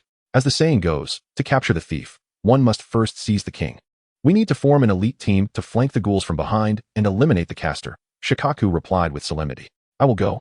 A civilian J-nin named Makoto volunteered, his family having been slaughtered by ghouls just moments prior. His desire for vengeance surpassed any fear for his own life. Count me in. Another J-nin raised their hand. Soon, 4 J-nin stepped forward, one from the Hyuga branch, another skilled in wind techniques, one adept in fire techniques, and the last proficient in both taijutsu and medical ninjutsu. They collectively possessed a balanced array of abilities. In that case, I entrust this mission to you, Shikaka bowed deeply, and the other J-nin followed suit, fully aware that the peril faced by these 4 was immense, likely a final farewell. Kakashi, standing nearby in silence, recognized the Umbu's autonomy under the Hokage's direct command. Although Shikaku did not assign him a specific task, he resolved to accompany the strike team. Meanwhile, the black-haired Menma had arrived at his original body. Nine Tails, grant me another infusion of chakra, he declared, opening the Kiz hidden realm. What nonsense. You previously drained nearly 30% of my chakra. It will take me at least a month to recover, and now you want more? The Nine Tails protested, baring its fangs. Don't be so stingy. I am seeking the safety of my original body. If I abandon my efforts, the Leaf Ninjas will soon discover this place. Just imagine how they would treat us, black-haired Menma insisted. How much longer until he awakens? The Nine Tails inquired, a hint of worry lacing its tone. In its perception, the chaotic state within the white-haired Menma persisted. It should be soon, he estimated. The most challenging aspects of the Hashirama cells had been absorbed and transformed. Therefore, the original body should be able to achieve a relatively harmonious integration with them. The Nine Tails pondered briefly before delivering chakra to black-haired Menma, this time deliberately moderating the transfer speed and strictly regulating the amount. Now, let us commence the second round. Black-haired Menma felt the ample chakra within him and swiftly returned to the ground, where 80 ghouls awaited. These ghouls had once possessed formidable physiques. With their taijutsu prowess at least on par with J-nin, Menma intended to enhance their intelligence with a potent boost. Dusk Style, Corpse King Transformation. Chapter 35. The 3 elite guards. Menma took a deep breath, and with swift precision, his hands began to form seals. 1, 2, 3. His movements accelerated, akin to a flash of lightning, leaving onlookers in a daze. In the blink of an eye, he had completed 108 hand seals in succession. At the moment the final seal was completed, a powerful surge of energy erupted from the palm of Menma's hand. This force was ominously dark and malevolent, as if it had emerged from the very depths of hell, sending shivers down the spine. As the intensity of this energy wave heightened, Menma's palms began to tremble slightly, indicating his struggle to control this formidable power, and beads of sweat gradually formed on his forehead. Utilizing my current mental strength to execute this technique is indeed somewhat strenuous. It appears I must sacrifice a portion of my life essence. Menma gritted his teeth, and after a moment, he was drenched in sweat, his gaze revealing a heavy fatigue. Fortunately, after expending nearly 10% of his life essence, he managed to hold on. Over 80 black orbs materialized in his palms, each one exuding an eerie energy. Infused with fragments of his life essence and dark chakra, these orbs danced within Menma's grasp. Fixing his eyes on the over 80 corpses, he abruptly hurled them forward. The black orbs shot through the air like meteors, striking directly into the foreheads of the corpses. With a deep, resonant roar, the black orbs penetrated the bodies of the corpses like shooting stars. In an instant, a powerful energy erupted within them, causing their bodies to tremble violently, as if ignited like barrels of gunpowder. The expressions of the corpses morphed into grotesque visages, their facial muscles contorting as they endured immense pain, yet simultaneously revealing an indescribable exhilaration. As time progressed, the corpses underwent astonishing transformations. Their once dull, corpse-stained skin gradually shed its gray hue, becoming an icy white akin to porcelain, exuding an eerie translucence. Concurrently, the sparse hair atop their heads grew wildly, transforming into a thick, cascading mane of silvery strands. Most astonishingly, the eyes of the corpses also underwent a metamorphosis due to this energy.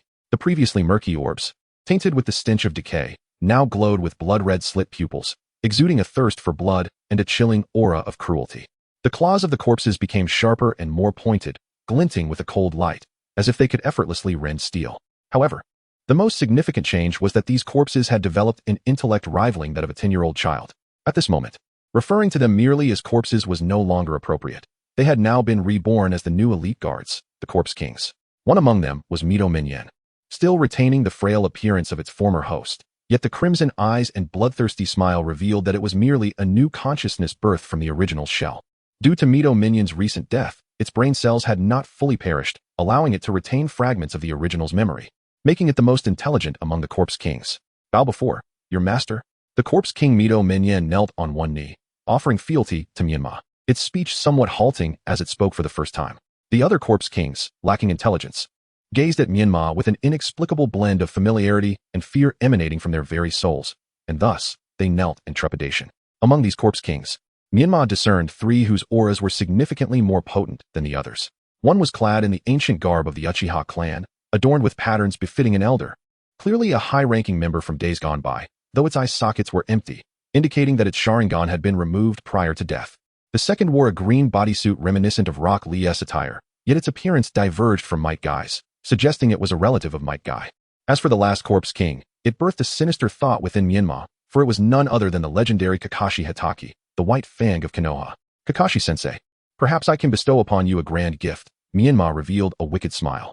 You, and you three, step forward. Menma looked on with excitement at the three powerful Corpse Kings. The three advanced, kneeling alongside Mito Minyan. Do you possess any innate memories? Menma inquired.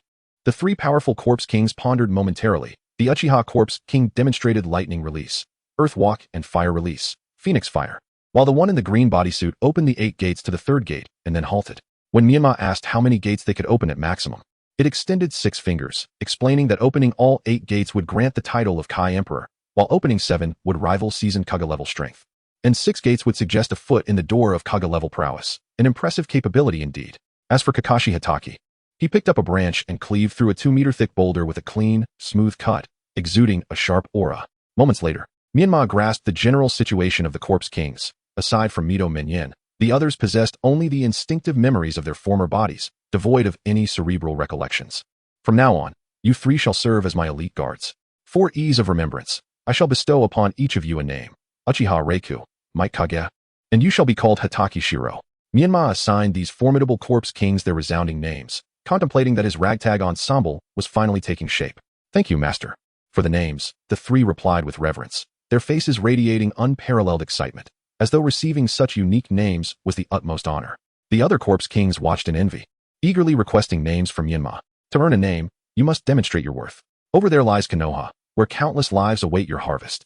Go forth, Corpse Kings, and let your true names be forged in slaughter and blood today. Menma gestured toward the village, delivering an opening proclamation for the grand feast of carnage. Kill. Annihilate them all. The multitude of Corpse Kings roared, their blood-red slit eyes glimmering with boundless ferocity and murderous intent. Mito Minyan, you shall lead this assault. If you succeed, you will become the 4th elite guard. Should you fail, I shall personally sever your head, Menma warned coldly, fixing his gaze upon Mito Minyan. At your command, my master.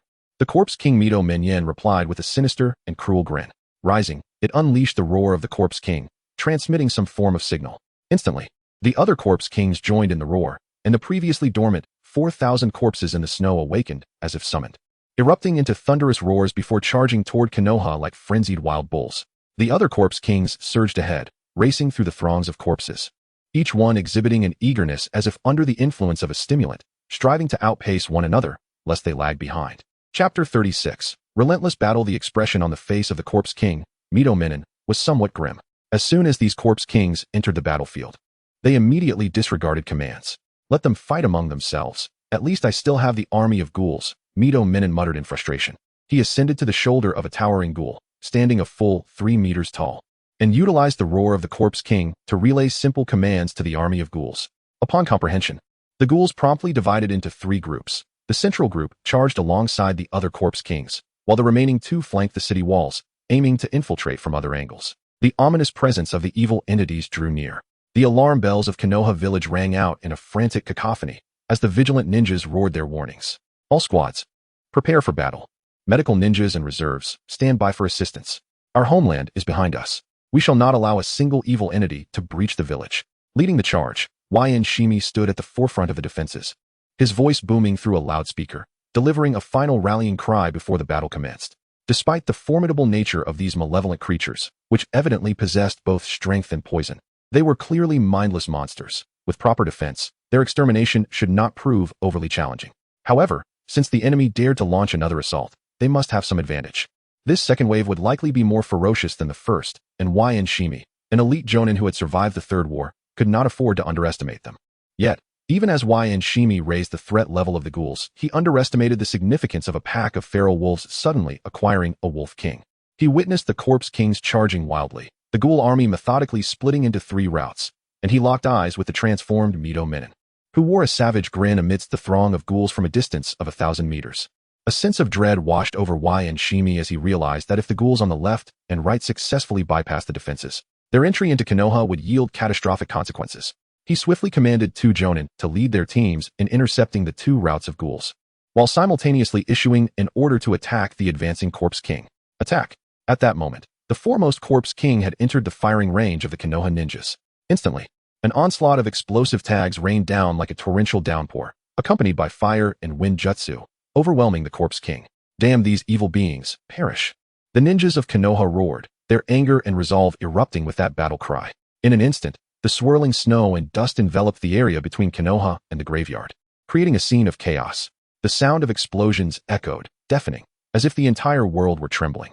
Fiery flames erupted, thick plumes of smoke billowing upward, forming a colossal smokescreen that obscured the horrific spectacle beyond the flames, silencing even the roars of the ghouls.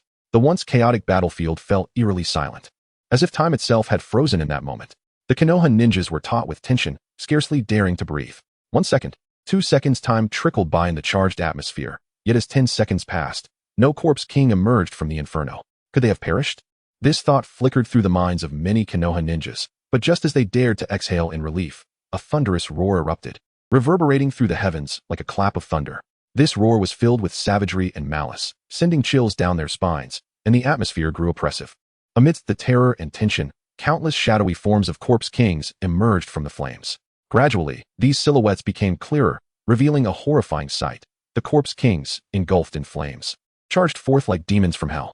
Before a Konoha ninja could react, a charred corpse king suddenly leaped from the blazing fire. Its movements were as swift as lightning, pouncing upon that ninja like a ravenous tiger. With claws as sharp as the scythe of death, a sickening crack echoed as the ninja's head was effortlessly severed, akin to a branch easily snapped. In an instant, blood gushed from the neck of the beheaded ninja, spraying forth like a fountain, staining his green ninja attire a gruesome crimson. The victorious corpse king, its crimson eyes wide with exhilaration, bared its bloodied fangs and let out a piercing scream, as if to boast of its triumph to the other corpse kings.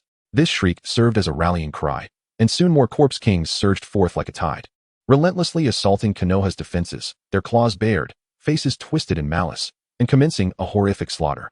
Following the corpse kings, a multitude of ghouls surged into Konoha, utilizing the path forged by their leaders, plunging the village into brutal urban warfare. In that instant, the Konoha ninjas experienced the brutal horrors of hell, as the reconstituted ghoul army proved far more vicious and powerful than before. On the battlefield, comrades fell victim to the ghouls, their bodies torn apart, blood splattering in a grotesque display. Those attacked by the malevolent entities suffered grievously, their cries of agony and despair echoing in the air. Additionally, the entire battlefield was shrouded in a macabre haze, littered with severed heads, dismembered limbs, entrails, and bloodied bones. These horrific sights evoked nausea, transforming the area into a veritable slaughterhouse. Such a high-pressure combat scene resembled a merciless meat grinder, consuming the ninjas of Konoha one by one. In this atmosphere of terror, many ninjas were paralyzed with fear, and some even succumbed to complete mental breakdowns. They could not withstand the immense pressure, unleashing anguished howls as they stumbled backward in a desperate flight. We will die? If we stay, we will surely perish. This singular thought dominated the minds of many Konoha ninjas, as fear consumed their every thought, robbing them of the courage and will to fight. Once a breach appeared in the defense line, it was akin to a gap in a dam, causing panic to ripple through the ranks. Fear and chaos spread like a contagion, leading many to abandon reason and flee. The defense line, barely holding, crumbled in an instant, resulting in widespread rout. Shimi, witnessing the situation spiral out of control, realized that if this continued, all would meet their doom. He decisively commanded all ninjas to retreat. Simultaneously, he directed a contingent of elite ninjas to utilize the alleyways to establish a defensive line, intercepting the relentless pursuers, thus buying time for more to escape. The awakened and enhanced corpse kings displayed astonishing combat prowess. They were like gods of death on the battlefield, each one ferociously lethal, especially with their sharp fangs and toxic claws. A mere scratch or bite from these corpse kings would spread venom throughout the body, leading to death within mere minutes. Even many powerful jonin fell victim to this deadly toxin. The battlefield lay in utter disarray. Fortunately, the foundation of Konoha was profound, even at this critical juncture. Numerous seasoned ninjas, long since retired from combat, hastened to the front lines. Particularly poignant was the sight of the aged Hayashi Hyuga, despite his injuries, leading to nearly 1,000 members of the Byakugan division, forming an impenetrable wall on the battlefield, effectively staving off Konoha's collapse. At this moment, nearly 1/5 of the village had succumbed to invasion. Should this continue, the school district and commercial hub would soon fall, followed inevitably by the iconic Hokage Tower. My apologies, Lord Hayashi, murmured Shibi Aburame, his eyes filled with remorse. Placing a hand on Shibi's shoulder, Hayashi offered words of comfort. You have done your utmost. There is no reason for guilt. This is not your fault. Lord Hyuga, what should we do now? We are all in your hands, a blood-soaked J-Nin implored. The number of Konoha ninjas gathering around Hayashi was steadily increasing, mingled with civilians, all gazing at him with hope. Though he was not the Hokage, in this moment, he embodied the glimmer of hope they so desperately sought. Hayashi's gaze swept over the assembly, then rested on the advancing army of the dead. He understood that morale was faltering and knew he must uplift their spirits. He took a deep breath and, with a voice gravelly yet resonant, addressed the crowd. Since the establishment of Konoha by the first Hokage, over 50 years have passed, marked by 3 ninja world wars, during which countless predecessors sacrificed their lives for the peace we enjoy today. Such hard-won tranquility must not and cannot be squandered by us. Behind us lies the school, a beacon of hope and the future of our next generation, as well as our families who remain. We were born and raised here. Although the village has its flaws, we all cherish Konoha dearly, do we not? Today, we may face our demise, perhaps even miss witnessing the next sunrise. However, having chosen to wear the forehead protector of Konoha, you must embrace your ninja way. Wherever Konoha flourishes, the flame of life persists. The third Hokage is hurrying here, and many of our comrades are on their way back. We have no reason to retreat at this moment. With heartfelt sincerity, Hayashi implored, I beseech you to accompany me into battle. Regardless of the ferocity of our enemies, I, Hayashi Hyuga, shall fight until my last breath, never retreating an inch. His impassioned words gradually calmed the once panicked hearts of the Konoha ninjas and villagers, replacing fear with boundless courage and a fierce resolve to defend their home. The Hyuga clan will follow our leader, fighting to the last breath. The declaration resonated like thunder, echoing through the crowd. Nearly 1,000 clansmen from the Hyuga clan united their voices, merging into a torrent that stirred the hearts of all present. Their faces reflected a resolute demeanor, embodying a fearless acceptance of death in defense of their family honor. The Aburame clan will follow Lord Hyuga, fighting to the last breath. The members of the Aburame clan joined in. Their voices, while not as thunderous, conveyed equal determination and courage. The Inuzuka clan will follow Lord Hyuga, fighting to the last breath. The Inuzuka clan responded fervently, their voices imbued with a wild spirit and tenacity. The Kazekage clan will follow Lord Hyuga, fighting to the last breath. The Nara clan will follow Lord Hyuga, fighting to the last breath. Fighting to the last breath. Fighting to the last breath. These shouts rang out like war drums, invigorating the resolve of every individual present. In this moment, Konoha stood united, showcasing a formidable cohesion and an unwavering determination to face their fate together. Chapter 37. Sarutobi rise with spirits soaring high. The ninjas of Konoha, under the leadership of Hyuga Hizashi, began their counteroffensive. It must be noted that the Hyuga clan, endowed with the Byakugan and the gentle fist technique, possessed a significant advantage when confronting the Zombie King. The Zombie King's strength was comparable to that of AJ Nin, but the true peril lay in its venomous claws and fangs, which could spell death upon contact. However, the members of the Hyuga clan, equipped with their extraordinary insight granted by the Byakugan, could predict the Zombie King's next assault by observing the flow of chakra and the changes in muscle and meridian within its body. Simultaneously, they could retaliate with precision using the gentle fist technique. Moreover, the Zombie King's intellect was akin to that of a mere child of 10, rendering it inferior in both thought and reaction speed compared to adults. Upon recognizing this crucial factor, the Konoha ninjas swiftly adapted their tactics, cleverly leveraging their own advantages. They maneuvered skillfully across the battlefield, deftly evading the Zombie King's toxic attacks while employing a series of meticulously designed strategies to provoke their foes.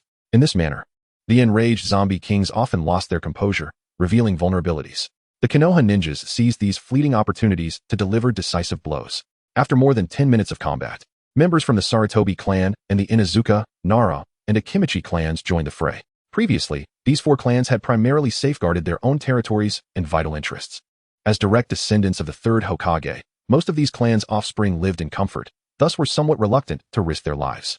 However, this did not imply a lack of desire to protect the village. Witnessing the Hyuga clan nearly exhausting their resources, the four clans could no longer remain passive. Some were indeed stirred to action by Hisashi's words, while others perceived a threat to the third Hokage's position posed by Hisashi's leadership. Hisashi, not being the Hokage, was nonetheless leading his entire clan to defend the village during this perilous time, in stark contrast to the hesitant scions of the Hokage's lineage, who remained ensconced within their own circles. This juxtaposition was not lost on the villagers. If Hisashi survived this battle, he might very well become the second Kakashi Hatake. The elder of the Sarutobi clan, Sarutobi Rise, regarded Hisashi with a shadowy gaze, wary of his rising prominence.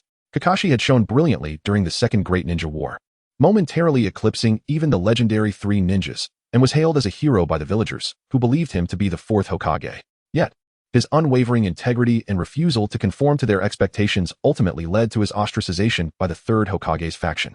The world only recognized that he had forsaken a mission to save his comrades, resulting in catastrophic losses for the village, with both the villagers and those he saved laying the blame at his feet. Unable to endure the verbal abuse from the villagers, he chose to take his own life while his son, Kakashi, was still quite young. The villagers, in their ignorance, remained oblivious to the machinations of power at play. In truth, the entire affair had been orchestrated by Sarutobi Rise, with Shimura Danzo executing the plan. Under their meticulous design, Kakashi met his tragic end. As for the third Hokage, his elder brother served as the embodiment of Konoha's light and the carrier of the will of fire. Such mundane matters were best handled by others to spare him from the taint of involvement. Heroes have always had a brief existence.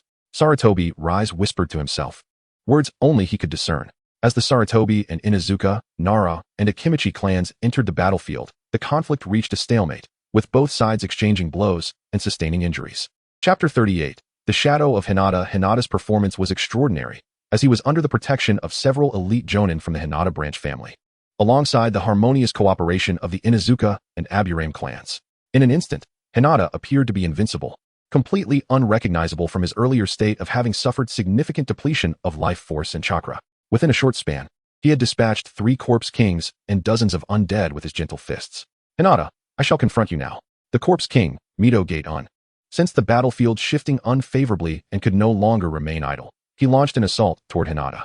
Mito Gate-in, an elder of Konoha and once an elite jonin, although appearing frail in his current undead form, was not lacking in vitality or strength.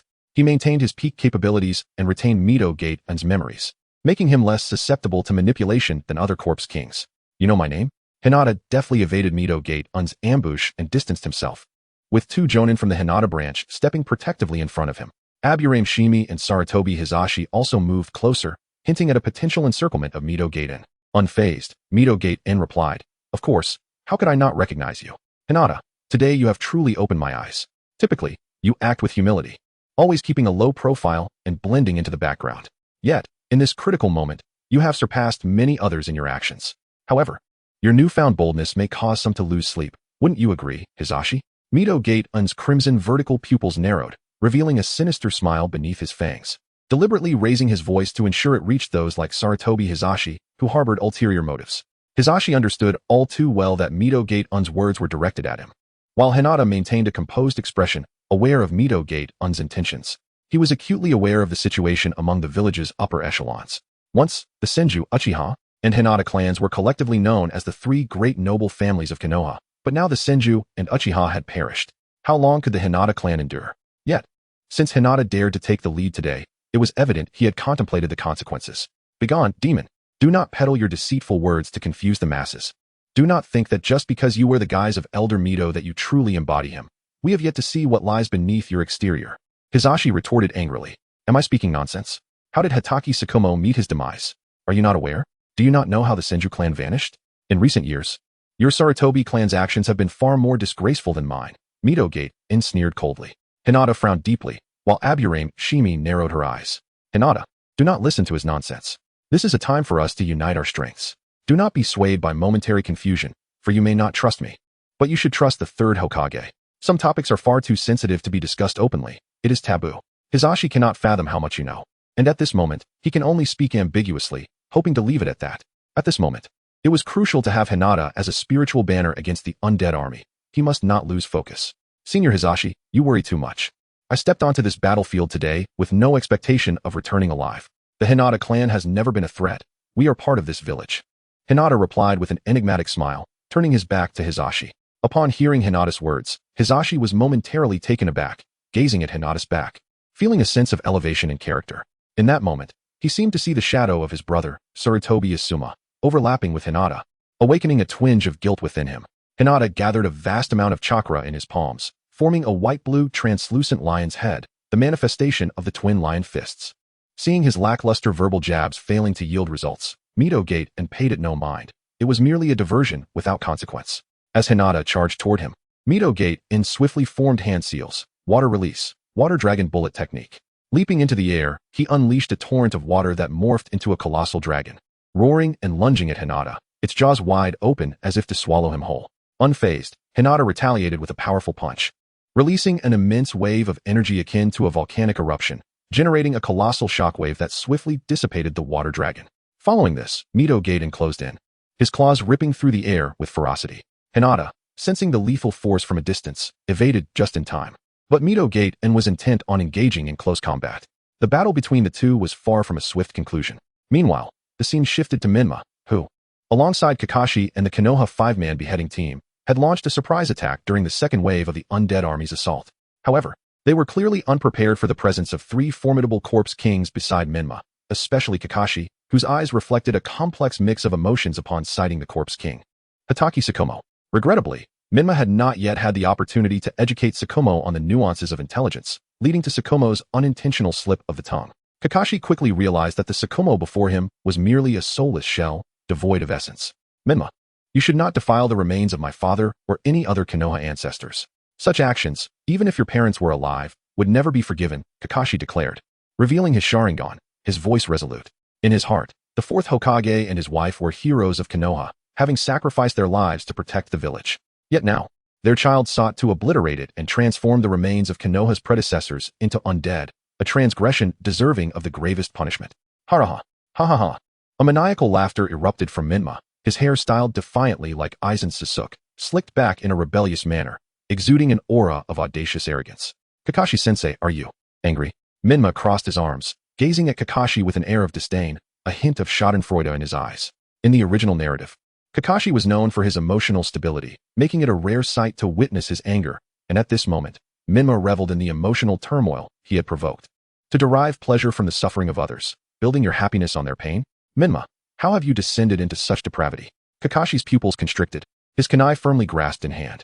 After a moment of silence, he lifted his gaze, his left eye's Sharingan spinning rapidly, an uncontrollable killing intent surging forth. Chapter 39. Kakashi versus the Corpse King. White Fang. If indulging in one's true nature brings pleasure to the body and soul, and is deemed a form of depravity, then I willingly embrace such decadence. What of it? I exist, and thus the world exists. Should I perish, the world would vanish with me. The age-old adage of the survival of the fittest reigns unchallenged, the strong prey upon the weak. Therefore, what significance lies in my tormenting the insignificant? If this constitutes depravity, then I relish it. Menma, with a bitter smile that echoed his sorrow, seemed to be on the brink of madness, as the banality of existence drove him to seek amusement. What joy could there be if one did not seek out a bit of fun? As for the feelings of the insignificant, why should he concern himself with them? Menma continued, shifting the conversation. By the way, Kakashi-sensei, you are quite the devoted son, loyal to the third Hokage. But have you truly found solace in these years? Have you ever pondered whether your father willingly took his own life? He was a formidable warrior who emerged from the Second Great Ninja War, and you were but 7 at the time. How could he so heartlessly abandon a 7-year-old you, leaving you to face this world alone? Look at Sasuke Uchiha. Do you see a reflection of yourself in him? Menma's words left Kakashi in a daze, the haunting image of his father's suicide crashing over him like relentless waves in his mind. Sasuke. Rumors of Itachi's massacre, intertwined with the shadow of the third Hokage, surfaced in Kakashi's thoughts. He had considered the possibility of hidden motives behind his father's death. Yet the gentle visage of the third Hokage led him to doubt that such a noble soul could commit such a treachery. In that moment, Kakashi and Appo's mind became a cacophony of conflicting thoughts. One side firmly believed in the third Hokage and Appo's innocence, while the other whispered insidious doubts, suggesting hypocrisy. The cruelty of the strong preying on the weak, the delight derived from murder, and the utter lack of moral scruples. Menma, you are beyond redemption. Kakashi's gaze hardened as he fixed his eyes upon Menma, resolute in his belief in his ninja way and the righteousness of the third Hokage. He refused to entertain any conspiracy regarding his father's death, dismissing Menma's words as mere seduction of an evil spirit. With his decision made, Kakashi's intent to kill Menma solidified further. So, Kakashi-sensei, have you resolved to face death? Killing me will not be a simple endeavor. Menma had initially sought to test whether Kakashi, who had accused him of depravity, might succumb to the very depths he described. Regrettably for him, Kakashi's resolve was not easily swayed by mere words, though perhaps a seed of doubt had been planted within Kakashi. The journey from seed to fruit would be an arduous one. If it were Naruto Uzumaki, he might have relished the challenge, but Kakashi was a different matter. The emotional value he could extract from him had reached its limit. For the village, for Naruto, and for myself, Menma, you should not exist. Kakashi's voice was low and heavy, and as he spoke, his body transformed into a whistling gale, surging toward Menma. At that moment, the three elite bodyguards, Might Guy had opened the sixth gate, faced two Leaf Jonin, and it would not be long before the outcome was determined. Meanwhile, Uchiha Reikage, lacking sight, relied solely on sound and instinct to function, barely managing to contend with the two Jonin, leaving only the White Fang, Hatake Tsukumo, before Menma. As Kakashi charged forward, Menma crossed his arms, confident that Kakashi would not reach him. Hatake Tsukumo stood resolutely in front of Kakashi, gripping a wooden staff as if it were an integral part of his being. In his hands, the staff felt as formidable as a razor-sharp chakra dagger, exuding an aura of invincibility. Kakashi's heart raced, his pupils dilating as he instinctively halted, executing a peculiar maneuver to position himself to the left of Hatake Tsukumo. This maneuver created a distance of about 5 meters between them, while placing him 15 meters away from Menma. Kakashi's intent was not to flee but to cleverly evade Hatake Tsukumo's oncoming attack and launch a surprise assault on Menma. However, the speed of Hatake Tsukumo was astonishing, almost breathtaking. As Kakashi shifted to the left, Tsukumo's right foot propelled him forward like a bolt of lightning, as if he had already anticipated Kakashi's intentions. In an instant, Tsukumo was directly in Kakashi's path, blocking his advance toward Menma. Moreover, Tsukumo's positioning was impeccable, concealing Menma entirely from Kakashi's view. Faced with Tsukumo's swift reaction and masterful body flicker technique, Kakashi refused to yield. He quickly recalibrated his strategy, attempting once more to break free from Tsukumo's obstruction. Yet, Tsukumo's speed matched Kakashi's, following him like a shadow. No matter how Kakashi maneuvered, Tsukumo was always right behind him. Thus began a breathtaking chase between Kakashi and Hatake Tsukumo. In mere moments, they executed dozens of body flickers, a blur of motion that dazzled the eyes. Despite Kakashi's utmost efforts, he found himself unable to close the gap to Menma, instead being gradually forced back under Tsukumo's relentless pressure. Realizing he could not shake off his pursuer, Kakashi gritted his teeth and thrust a kunai toward Tsukumo's heart. He did not wish to harm his father's remains, but he felt he had no choice. Yet, as Kakashi launched his attack, Tsukumo showed no inclination to evade. With a single strike of his staff, he effortlessly knocked the kunai from Kakashi's grasp. In the split second that followed, Tsukumo inhaled deeply, his crimson-slit eyes reflecting the shock on Kakashi's face. In that moment of surprise, Tsukumo seized Kakashi's shoulder with the swiftness of a cheetah. His left leg coiled like a spring, propelling him forward with the force of a launched arrow, while his right knee, as hard as iron, struck Kakashi's abdomen with thunderous power. The impact was cataclysmic. Kakashi's clothing was instantly shredded, and it felt as though his insides were being violently tossed by a tidal wave. Blood erupted from his mouth like a fountain, and he was sent flying, resembling a kite severed from its string, leaving behind a haunting bloodstain on the snow, as beautiful and tragic as a setting sun. Chapter 40, Raikiri Versus. Rasengan, are you truly the son of this body in its former life? Why are you so weak? Although I can only perceive mere muscle memory from instinct, I can still sense the vast disparity in strength between you and him. If this is all you possess, then I shall send you to meet your father. The Corpse King, Hatake Tsukumo, approached Kakashi slowly, disappointment and confusion evident in his eyes. Kakashi spat out blood, cautiously rising to his feet, his expression revealing nothing. Seeing Kakashi silent, Hatake Tsukumo found the situation dull. With a swift movement, he appeared before Kakashi, wielding a wooden staff that seemed to carry immense force, striking down with blinding speed and skill, confident that Kakashi could not defend himself. This technique was drawn from the instinctive muscle memory of Kakashi's father. However, when the blow landed, it felt as though it had struck nothingness, devoid of substance. Hatake Tsukumo's eyes widened in disbelief as he realized Kakashi's figure had vanished, revealing it to be a mere shadow clone. When did this happen? Hatake Tsukumo's eyes brimmed with confusion, yet he understood that now was not the time for contemplation. If this was Kakashi's shadow clone, then the real body must be. Hatake Tsukumo spun around abruptly, only to see a figure concealed beneath the snow suddenly emerge. In the figure's right hand, lightning crackled, arcing with brilliance, accompanied by a piercing sound akin to 1,000 birds in flight. Lightning release, Raikiri. Hatake Kakashi unleashed his most formidable offensive technique, targeting only one, Menma. Such a lack of intelligence. It seems future endeavors in creating a corpse king must prioritize freshly deceased bodies. Menma observed with disappointment as Hatake Tsukumo failed to subdue Kakashi and was instead deceived by the shadow clone. Wind release, Comet Rasengan. Menma raised his right hand, and with a sharp exhale, black chakra began to swirl and condense in his palm, faintly shimmering with purplish dust. As the black spiral accelerated, the nature and form of the Rasengan transformed to an unprecedented degree, its power limited only by the user and Appo's chakra and compression. As Naruto and Appo's signature attack, Menma had already studied this technique privately, and now, with his unique dark chakra, it was no surprise he could manifest it. The name Comet was derived from the form of the Rasengan he produced, resembling a comet. Yet, a comet also signifies disaster and misfortune, which aligned perfectly with his dark release, lending the term a fitting connotation.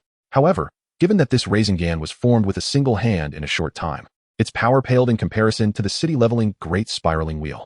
Nevertheless, facing Kakashi, Menma felt this power was sufficient. Upon witnessing Menma's Rasengan, Kakashi was momentarily startled, his mind flashing back to the fourth Hokage's hand-formed Rasengan. "I'm sorry, Minato-sensei." Resolute, Kakashi unleashed the full power of Raikiri, pushing himself to the limits for a decisive strike. "Kakashi, let me see whether your Raikiri is superior, or if my Rasengan prevails," Menma exclaimed with exhilaration. His body lunging towards Kakashi, the Comet Rasengan trailing a long purple tail, reminiscent of a comet's passage. With a thunderous roar, Raikiri and Comet Rasengan collided, unleashing a cataclysmic explosion that illuminated the area. An overwhelming shockwave surged outward like a tidal wave, lifting the surrounding snow into a chaotic vortex. In an instant, a massive pit formed in the ground, exposing the earth beneath. The clash interrupted the battle between Uchiha Reiku and Might Guy. As the three corpse kings stood at one end, watching intently, while the four-leaf village jonin gathered, anticipating the outcome of the confrontation. Minutes later, the snow settled, revealing the stark scene within the pit. Who emerged victorious? The leaf village ninjas held their breath, hoping for Kakashi's triumph, but the harsh reality revealed Kakashi, bloodied and collapsed. His upper body riddled with wounds, unable to rise, his left eye socket empty. In contrast, Menma, despite a gaping wound in his abdomen, breathed heavily. A flicker of fear in his gaze, yet he remained standing, exuding the potential for further combat. Moreover, a towering green skeletal structure enveloped his body, emanating a menacing chakra, evoking dread in any who beheld it, a testament to its extraordinary defensive capabilities. Strangely, two ribs at the front of this skeleton had broken. This skeletal form was undergoing rapid self-repair. It would not be long before it healed. The three corpse kings shared a bond with Menma. Should he perish, so would they. Their concern was not for Menma's defeat, but rather their surprise at the unexpected wound he had sustained. Perhaps he had underestimated his opponent. In truth, Menma had not underestimated Kakashi. Rather, he had not anticipated that, in his moment of desperation, Kakashi would activate his Manjiki Sharingan and unleash the power of Kamui, nearly pulling him into the void. In the original narrative, Kakashi had remained unaware of his ability to unlock the Manjiki Sharingan until the battle during the Fourth Great Ninja War. It seemed the Uchiha clan's Sharingan possessed a remarkable ability. When fueled by profound emotional turmoil, it could deliver miracles amidst despair. The power of Raikiri and Rasengan were evenly matched, yet Kakashi had cunningly concealed a shadow clone, intending to ambush Menma during their clash. Menma, taken aback by this tactic, was left with no choice but to activate his Manjiki Sharingan and summon Susanoo. It was worth noting that this Manjiki Sharingan had originated from Shimura Shinji. At that moment, Shinji was likely watching from a hidden vantage point. Upon witnessing Menma's green Susanoo, he would immediately deduce that it was Menma who had stolen his eye. Menma was not intimidated by his opponent. Rather, he was wary of Shinji's Kotoame Tsukumi. In the current moment, the only reason he refrained from fully utilizing his Manjiki Sharingan was due to his uncertainty about Shinji's capabilities. He was playful, but not foolish. While he enjoyed the thrill of battle, he did not wish to jeopardize his objectives, especially as his original self was still in a precarious situation. His initial intent had been to block Kakashi's shadow clone's ambush and immediately deactivate the Manjiki Sharingan. Little did he expect that Kakashi, in his despair, would inadvertently activate the power of Kamui, leading to a series of unexpected surprises. Truly, Kakashi was a formidable adversary. The power of Kamui was indeed terrifying. From a considerable distance, it severed the ribs of his Susanoo, and a second attack targeted Menma's abdomen. The wound he sustained aligned precisely with his kidney. And due to that unforeseen circumstance, Kakashi had inadvertently caused Menma to suffer a grievous injury. Fortunately, his physical form possesses an extraordinary regenerative capability. Should a kidney be lost, it can simply regenerate anew. Reihyuo, come here. Menma directed his gaze towards Uchiha Reihyuo. For Kakashi's left eye could be bestowed upon him to augment his combat prowess. Uchiha Reihyuo hesitated momentarily, then swiftly made his way over. He must not be allowed to pass. the four ninjas of Konoha attempted to intercept him. But Might Guy and Hatake Tsukumo barred their path. Uchiha Reihyuo installed the Bido's eye into his own left socket, and instantaneously, a peculiar sensation flickered within his mind. It was exquisite, truly a remarkable feeling. Uchiha Reihyuo activated the Manjiki Sharingan, and, with a few swift movements, reappeared beside the four ninjas. All of you shall perish. The moment Uchiha Reihyuo unleashed his Kimui, one of the Konoha ninjas had his head instantaneously torn apart by the distorting forces of space. The gruesome spectacle instilled dread in the remaining three, who began to contemplate retreat. However, under the siege of the three formidable corpses, their fates were already sealed. Moments later, within the Konoha decapitation squad, only Kakashi remained, and he was on the brink of death, clinging to the remnants of his life. Kakashi-sensei, are you not bitter for failing to kill me? Menma taunted, no need to cast such a gaze upon me. Rest assured, after your demise, I shall not spare your corpse. You will become a formidable warrior under my command. And whether you can ascend to be my right-hand man will depend on your own performance. Menma's lips curled into a sinister smile. You demon, one day, you will face retribution. Kakashi's right eye filled with blood, radiating an overwhelming intent to kill. He struggled to lift his hand, yearning to strangle Menma, but alas, he found himself unable to do so. Despair engulfed him, his consciousness fading into a haze, until he ultimately succumbed to oblivion. Retribution? I care not. A cold smirk graced Menma's lips as he prepared to extinguish Kakashi's life. However, at that very moment, Shimizu Shinji made his entrance. In the village of Konoha, the four exceptional forces, Sarutobi Hiruzen, Shimura Danzo, Jiraiya, and the very being conjured by his own essence, Shimizu Shinji, emerged, possessing the powers of Kotoame Tsukumi and would release. The opponent's combat capability was likely to be nearly equivalent to 0. 5 of the reanimated Ibido. Chapter 41. The Awakening of the Essence. At this moment, Menma remained oblivious to the fact that Shimizu Shinji's right eye had evolved into the eternal kaleidoscope Sharingan. Otherwise, his assessment of Shinji's combat prowess would undoubtedly have been elevated. If you hadn't exposed yourself, I would have never found you, Shimizu Shinji declared, his face contorted with fury, his eyes dark and devoid of the crimson hue of the Sharingan. Until now, he had been covertly observing the conflict between the undead army and Konoha. But seeing the stalemate and having received repeated warnings from his elder to avoid revealing the kaleidoscope Sharingan, he had chosen to remain uninvolved. However, upon witnessing Menma summon a green Susanoo, how could Shimizu Shinji suppress his indignation? Surrender my kaleidoscope, and I may spare your life, he asserted, extending his hand in a clenched fist, intending to convey that Menma could be easily subdued in the face of his overwhelming power. This was an expression of an enigmatic confidence in his own strength, magnifying the sin of arrogance. The last person who sought to kill me now lies defeated, he taunted. If you possess the ability, feel free to try. Menma's lips parted slightly, emitting a low, mocking laugh that was half derision, half provocation. As he spoke, his kaleidoscope Sharingan flickered, unleashing a torrent of ocular power, transforming his previously skeletal Susanoo into an armored form wielding a trident. You have mastered these eyes to such an extent? Shimizu Shinji's eyes widened in astonishment, his expression darkening as if he could conjure water from his countenance. As he uttered these words, 3 Magatama appeared within his gaze, and he began to form hand seals, preparing to engage. At that moment, a thunderous roar reverberated through the sky, interrupting Shimizu Shinji's jutsu. Burn bright, my youth. Menma squinted upward, beholding Might Guy descending from the heavens, delivering a powerful lotus strike to the ground like a formidable meteor, crashing next to Kakashi.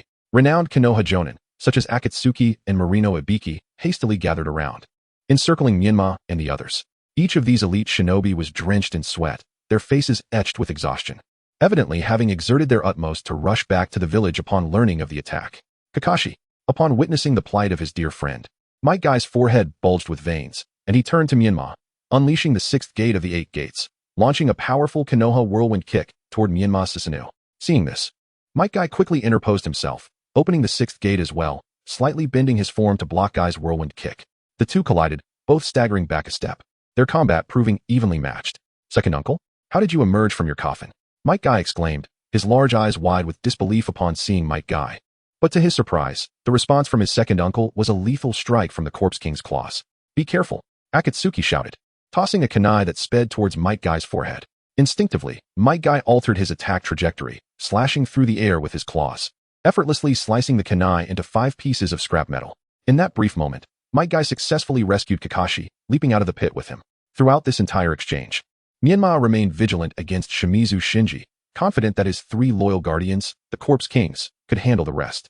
Just as tensions reached a boiling point, deep within the root base's second layer, where Menma's true essence lay, in the hidden realm of the Xidagarba, An eerie darkness enveloped the surroundings, a stark contrast to the chaos outside. Is it truly impossible to sense this little rascal's condition? When will he awaken? The Nine-Tails lamented, resting its chin on its palm. Weariness etched into its features. Just then, Menma's hand twitched slightly, and suddenly he opened his eyes, revealing blood-red and golden irises, radiating a wondrous light. You little rascal, you have finally awakened. The Nine-Tails exclaimed, filled with exhilaration. How long was I unconscious? What transpired? Menma's expression bore traces of fatigue, a hint of confusion evident in his eyes, but he soon regained his composure. Not long at all, merely a little over an hour. The Nine-Tails recounted the events that had unfolded during Menma's slumber, though it could only vaguely perceive the happenings on the surface. As Menma listened, he utilized his ocular prowess to introspectively assess his body, gradually freeing himself from the encasing foliage. His skin appeared significantly more refined and smooth, while his hair remained unchanged in length, yet had transformed into a lustrous silver. At the location of his heart, a patch of white, wrinkled skin resembling bark was visible, faintly revealing the features of Senju Hashirama, reminiscent of the appearance after merging with Uchiha Madara's cells. Note: the visage of Hashirama at Menma's heart is temporary. It will vanish upon achieving perfect integration with Hashirama's cells. Chapter 42. Abundant Harvest. The formidable cells of Hashirama seamlessly resolved his cardiac affliction, providing an unceasing flow of unimaginable life energy. This vitality surged through him like a torrential river, allowing him to acutely feel the lightness and vigor of his body. As a thought crossed Menma's mind, without the need for hand seals, a wooden spike, as thick as a thumb, unexpectedly emerged from his palm. This spike, imbued with an ancient deep brown hue, gleamed with a mirror-like smoothness, as if polished by the passage of time.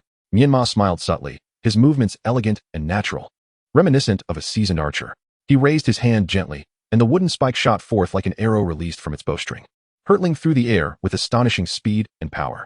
A resounding crash echoed as the spike struck a massive tree with tremendous force, the impact resonating like a cannonball. In its wake, a vast semicircular indentation appeared on the tree's surface, plunging several dozen centimeters deep, a testament to its might. Menma gazed with satisfaction at his handiwork, aware that he had initially grasped the art of wood release as practiced by Hashirama. However, he recognized that his current proficiency paled in comparison to Hashirama's peak mastery, perhaps only reaching 1/10 or 1/12 of it. Moreover, he had made another significant discovery: his eyes.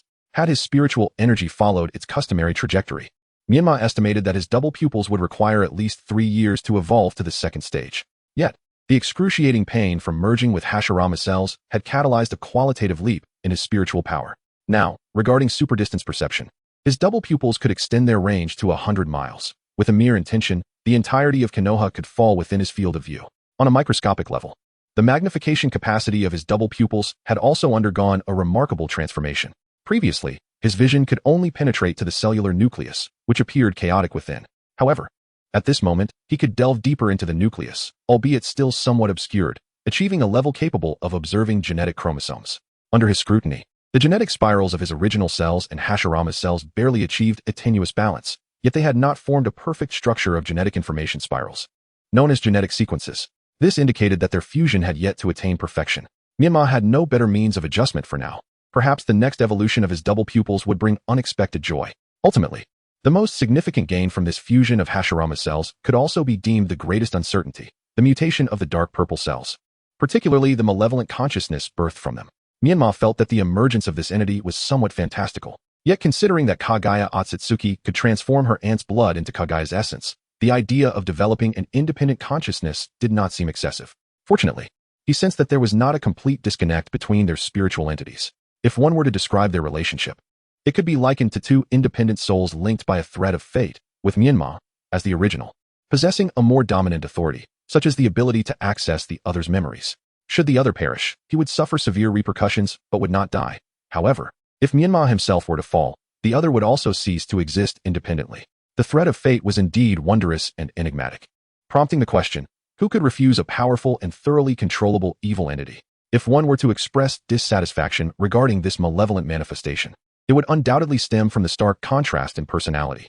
This being was an amplification of Menma's darkest inclinations, a complete abandonment of humanity. To describe it in a single term would be demon. While Menma sometimes resorted to ruthless measures, even inciting inevitable bloodshed to achieve his goals, he would never choose to engage in senseless slaughter for mere amusement. One must maintain a moral baseline, lest they become indistinguishable from beasts. As Menma's original self peered into the memories of his dark-haired counterpart through the thread of fate, the latter became aware of it, recognizing that the original had awakened. However, at this moment, he was locked in a fierce battle with Shinji Shimura. Shinji was indeed formidable. Without activating the eternal Mangeki Sharingan, he was able to contend evenly with the dark-haired Menma, who was clad in armor like Susanoo, utilizing wood release and wind release techniques. Of course, the dark-haired Menma still had hidden cards to play. Albeit previously employing the Corpse King transformation had drained a significant amount of his chakra and a portion of his life essence, leaving him far from his peak state. Currently, in the Susanoo form, his Mangeki's ocular power was rapidly depleting. Although he arose from the fusion of his original cells and Hashirama's mutated cells, his vitality was not weak. But it was not the eternal Mangeki either. His ocular power remained finite and could not be used without limits. 10 minutes later, we shall depart from Konoha. The white-haired Menma communicated with his dark-haired counterpart through spiritual resonance, a small feature of their connection. Are we leaving already? I have yet to enjoy myself. The dark-haired Menma grumbled.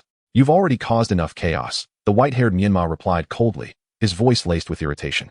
Hinata's father, Hayashi Hyuga, was Naruto's father-in-law. After this disturbance, the future of his relationship with Hinata remained uncertain. However, what truly infuriated Menma was the dark-haired counterpart's approach towards Kakashi. Even if Kakashi were to be killed, Menma would at least grant him a swift end, but the mockery and humiliation inflicted by the dark-haired Menma were utterly excessive. Fine. Who could complain when you are the original? The dark-haired Menma mused, not questioning why they needed 10 minutes, as he had surmised the original's intentions, given their shared memories. Meanwhile, in the area of Danzo's secret vault within the root base, over 200 root members had gathered, led by a Jonin, with protective barriers securing the vault. Upon Menma's arrival, these root members appeared as if facing a great enemy. Although they stood guard here, they were acutely aware of the situation above ground, knowing that the orchestrator of it all was none other than Uzumaki Menma. Despite Menma appearing as a mere 8 or 9-year-old child with striking white hair akin to Goju Satoru, the root members dared not treat him as a mere child. Crack! With a sound like shattering glass, the seemingly indestructible purple barrier crumbled beneath Menma's powerful punch, leaving the root members aghast, their expressions pale and tense. 10 seconds. You have 10 seconds to either flee or perish, the white-haired Menma declared, hands tucked into his pockets, his voice cold and ominous, radiating a chilling aura of intent to kill. Clad in Root's shinobi attire with a flowing white coat, he stood out strikingly against the backdrop. As soon as his words fell, the ground began to tremble violently. Trees erupted from the earth beneath Menma's feet, like bamboo shoots after rain. These trees grew swiftly, transforming into robust trunks, resembling venomous serpents, entwining around Menma's form. The branches appeared brimming with life, quivering slightly, as if awaiting Menma's command. At his beckon, they would strike like lightning, instantly annihilating the root members. In that moment, the atmosphere felt like it had frozen. Seconds ticked by. The leading root Jonin felt cold sweat bead upon his brow, his heart racing as if it might leap from his throat.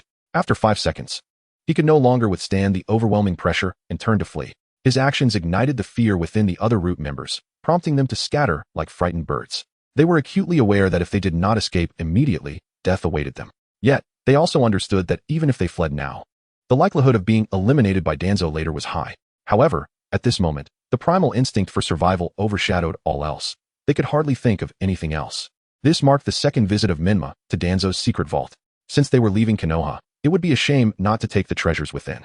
Menma extracted an enormous sealing scroll from a safe, roughly the size of a wardrobe. He had noticed this scroll during his previous visit.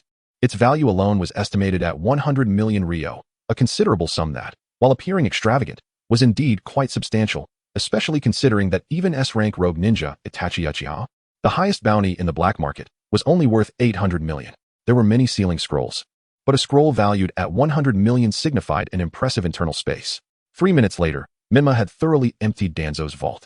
The collection included various secret technique scrolls, experimental data, a ton of gold, valued at approximately 200 billion ryo, exquisitely crafted ninja tools, and nearly 800 pairs of Sharingan, including over 70 pairs of 3-tomo. All of these now belonged to Uzumaki Menma. Carrying such a large sealing scroll was undoubtedly inconvenient, so Menma utilized a smaller sealing scroll to encapsulate the larger one, ultimately stowing the diminutive scroll in his pocket. Having completed these tasks, Menma contacted his dark-haired clone. It was time to depart. Anticipating some complications, he found the combat prowess of Shinji Shimura somewhat unexpected. Upon hearing the words of his dark-haired clone, Menma's expression darkened slightly, his Rinnegan flaring to life. He penetrated the ground with his gaze, sweeping across the battlefield, and in the direction of Hokage Rock, he spotted the destructive clash between his dark-haired clone and Shinji Shimura. At this moment, Konoha had suffered a third of its destruction, with the Hokage building collapsed and the Ninja Academy significantly affected. He also observed the Konoha 12, who had originally been sheltered in the underground sanctuary of the Ninja Academy, including Naruto, now being escorted by Iruka and others as they evacuated numerous injured. During the evacuation, he distinctly noticed that others were consciously distancing themselves from Naruto, their gazes filled with malice and resentment. It seemed that Naruto had come to realize that the assailants of the village were none other than his so-called elder brother. Chapter 43. Would release. Great Buddha's hand, should I take him away? Menma pondered inwardly, questioning whether Naruto would even wish to leave.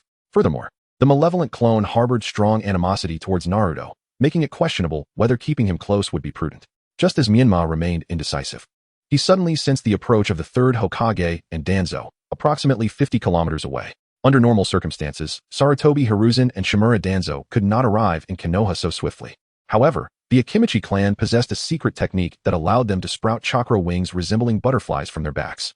At this moment, Sarutobi Hiruzen and Shimura Danzo were being carried through the skies by Akimichi Choza, racing through the air at speeds comparable to that of a small aircraft, expected to reach Konoha in 5 minutes. While Sarutobi Hiruzen was hailed as the strongest Hokage, this reputation was somewhat inflated. Nevertheless, it was undeniable that he possessed mastery over all 5 elemental jutsus, with no apparent weaknesses, and he had the formidable summoning beast, Enma, aiding him. Enma wielded the Rui Jingu Bang, and one could easily deduce that its origin was linked to the Monkey King. Any entity associated with the Monkey King, even a mere imitation, would not lack in combat prowess. In the original narrative, with Enma's assistance, Sarutobi Hiruzen managed to contend against Orochimaru and the reanimated bodies of the first and second Hokage. Although the reanimated forms of the first and second Hokage could not unleash their full potential, they were still at the level of Kage, meaning Sarutobi Hiruzen's combat strength was sufficient to confront 3 Kage-level opponents. As for Shimura Danzo, he was even more formidable, having implanted at least 10 Sharingan with the power of his Anaji, making it exceedingly difficult to eliminate him. Moreover, the two had fought side by side since the Second Great Ninja War, enhancing their combined combat effectiveness beyond estimation. The white-haired Menma relayed this information to his black-haired clone, who realized that this was not the moment to engage Konoha in full-scale warfare. He promptly signaled the 3 elite guards to retreat, ruthlessly abandoning the other reanimated corpses. As Konoha's forces still required their distraction, he immediately dispelled Susanoo, accelerating towards his true form with all his might, closely pursued by Shimura Shinji, who unleashed with Spike Thousand Hands and Wind Release Shuriken techniques in an attempt to hinder the black-haired clone's escape. Is this all the resolve you possess, Uzumaki Menma? I fight with the determination of life and death. You think you can simply run away after stealing my eyes? If you dare to flee, when I catch you, I shall shred you into pieces. Shimura Shinji's eyes gleamed with cunning as he bellowed in apparent fury, aware that he could not reveal Shursue's Manjiki Sharingan while surrounded by Konoha's ninjas. However, if the black-haired Menma managed to escape the village's bounds into uninhabited territory, he would have no such restraints. The intelligence of the reanimated corpse, Mido Gate Un, surpassed that of the other reanimated beings. Witnessing the black-haired Menma's escape and the 3 elite guards withdrawing from battle filled him with sorrow and dismay. He felt abandoned. No, master, you cannot leave me behind. The reanimated Mido Gate Un swiftly repelled Hinata Hayashi and others, howling like a frantic dog as he pursued the black-haired Menma. Standing upon a rooftop, Hinata Hayashi sighed with relief upon seeing the enemy's retreat. However, the moment he relaxed, his body succumbed to fatigue, plummeting towards the ground. Hayashi-kun, quickly, medical team. We need assistance. Aburame Shimi shielded Hayashi's head, gently laying him on the ground while calling for medical aid. Hinata Hayashi's complexion turned ashen, his eyes sunken, appearing on the brink of death. With all his willpower, he uttered before losing consciousness, "Find. Hinata. Niji. I have matters to entrust." "All right, Hayashi-kun, hold on." Aburame Shimi leaned closer to hear Hayashi's words and immediately dispatched 2 ninjas from the Hyuga branch to search for Hinata and Niji. Outside the village, amidst a dense snowy forest, as Shimura Shinji pursued the black-haired Menma, he intended to activate his eternal Manjiki Sharingan to suppress him. However, he discovered a smaller version of the white-haired Menma, appearing as a 10-year-old child, yet possessing an astonishing amount of chakra, seemingly surpassing his own. The chakra emanated a familiar essence, as both had transplanted cells from Senju Hashirama. Would release. Great Buddha's hand. The white-haired Menma stood atop a colossal tree, rapidly forming hand seals before striking the trunk beside him. Massive square wooden blocks suddenly erupted from the trunk, growing swiftly into enormous trees reaching dozens of meters in length. These great trees intertwined, forming a gigantic wooden hand reminiscent of the Buddha's palm.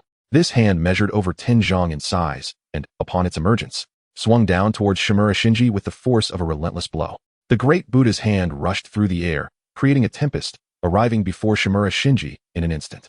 Moreover, with the wind at its back, its power was magnified to its zenith, its gust rivaling that of a level 16 typhoon, immensely formidable. Damn it! I've fallen for their trap. Shimura Shinji's expression changed dramatically as he cursed inwardly, never anticipating that the black-haired Menma would have an ally who also wielded would release. Upon witnessing the colossal wooden Buddha's hand descending upon him, his pupils dilated in horror, feeling as if a mountain were crashing down, imposing an unyielding pressure. If struck by this hand, it was likely that several of his ribs would break. Would release. Would prison technique. Instinctively, Shimura Shinji clapped his hands together in a swift motion, causing countless wooden vines to surge forth from his body. These vines, as if animated, rapidly coiled around him, enveloping him layer upon layer. In the blink of an eye, they formed a tremendous wooden sphere, completely encasing him. This wooden sphere was a zhang in size, appearing incredibly sturdy with formidable defenses. Boom! The great Buddha's hand slammed down upon the wooden sphere. A deafening crash reverberated, shaking the very air. As the hand's power was terrifyingly immense, akin to a catastrophic impact from a legendary figure. The ground trembled violently, and clouds of snow and debris were sent soaring into the air. Upon contact with the earth, the wooden sphere triggered a violent explosion, sending shards of earth and stone flying, tragically crushing several Konoha villagers into a bloody pulp, creating a scene of utter chaos and devastation. However, the power of the wooden sphere did not end there. After crashing to the ground, it began to spin violently, trembling as if it contained boundless strength eager to be unleashed. Following intense friction with the ground, it rebounded like a spring, soaring skyward with astonishing speed. In the air, it traced a brilliant parabolic arc, resembling a meteor streaking across the sky, ultimately colliding squarely with the third Hokage's rock, causing Sarutobi Hiruzen's statue to collapse under the immense impact, shattering into fragments. The Great Buddha's hand is a simplified version of the original technique used by Senju Hashirama, which was not explicitly named in the original narrative. This serves as a transitional technique. Chapter 44. The Cold Winter of Konoha. Countless shards of stone cascaded down upon the village of Konoha, accompanied by a deafening roar. One house after another crumbled beneath the relentless assault, and the unsuspecting civilians, who had sought refuge within their homes, were engulfed by this sudden calamity. Some were struck down instantly, their bodies reduced to a gruesome mess, while others, though fortunate enough to evade direct hits, were grievously injured by the flying debris, leaving them mutilated and in despair. The cries and pleas of the people intermingled with the thunderous crashes, weaving a heartbreaking lament. The silver-haired figure Menma observed this devastation with narrowed eyes. It was the first time he had unleashed such a technique, and he had never anticipated it would lead to such carnage.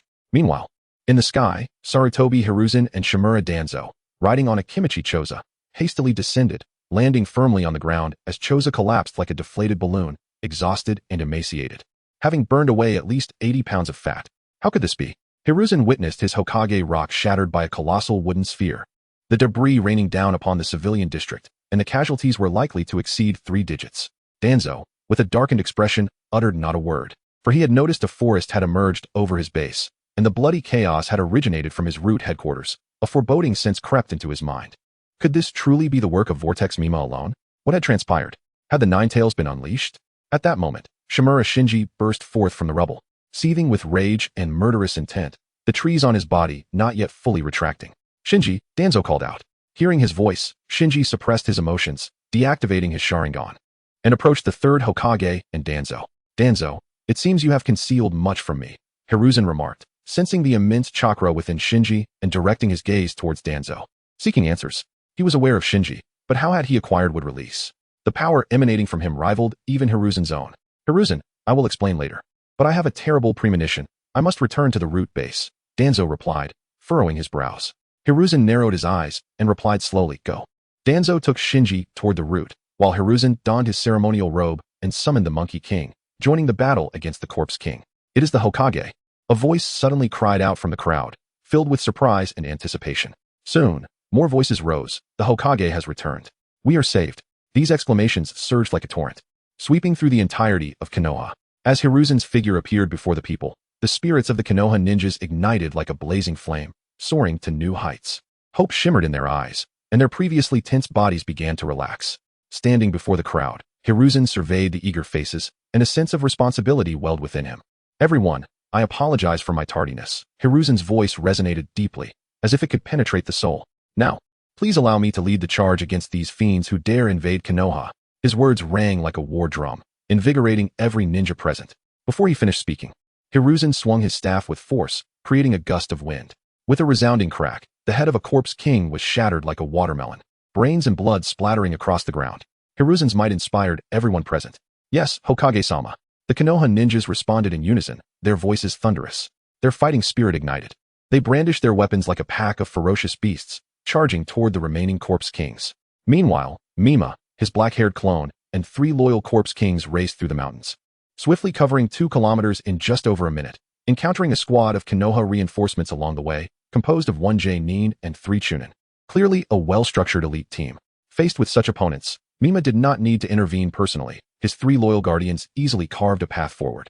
As they continued to distance themselves, 4 figures lay motionless in a pool of blood, gradually being blanketed by the descending winter snow.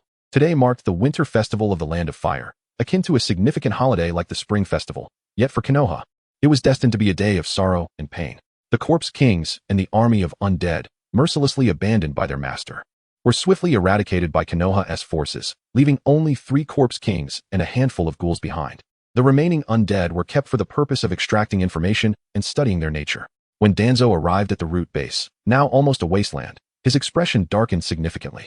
Upon discovering that his secret vault had been completely ransacked, his face became as black as ink, twisted in fury to an extreme. Damn that vortex, Menma. I shall tear you to shreds and scatter your ashes, or my heart shall know no peace. Danzo roared, his voice echoing throughout the base, filled with unending hatred and murderous intent. The members of Root knelt in silence, not daring to breathe, awaiting Danzo's wrath. The Hyuga clan, with its millennia-long heritage, has been meticulously documented since the inception of its family tree, splitting into the main house and the branch house. The main house comprises 9 branches, while the branch house is also divided into 9. However, since the Hyuga clan was incorporated into Konoha, the position of clan leader has consistently been inherited by the branch of Hyuga Hayashi, with the heads of the other 8 branches serving as elders. At this moment, within the residence of Hyuga Hayashi, the 8 elders of the main house had gathered, along with numerous J-nin from the branch house, their expressions grave, uncertain whether to mourn Hayashi's life or to fret over the succession of the clan leadership. Despite the presence of several elite medical J-nin from Konoha Hospital continuously supplying chakra to Hayashi, his body was already on the brink of exhaustion. Even if his injuries were healed, he would no longer be able to survive. 9-year-old Hinata wept inconsolably, while 4-year-old Hanabi, still somewhat oblivious, sensed the heavy atmosphere of sorrow. Beside them, 10-year-old Niji clutched a letter from his father, Hizashi, his expression complex, filled more with grief than resentment. His father urged him to let go of hatred, hoping he would take pride in protecting the main house. Though the caged bird was indeed an injustice for the branch family, it was precisely because of this that the Hyuga clan had endured for 1,000 years. Faced with the dying Hayashi, the apologies from his father, and the sight of his cousins, Hinata and Hanabi, Niji's heart was tormented and pained, yet he resolved to abide by fate's decree, for they needed him, and as their elder brother, he would fight to protect them.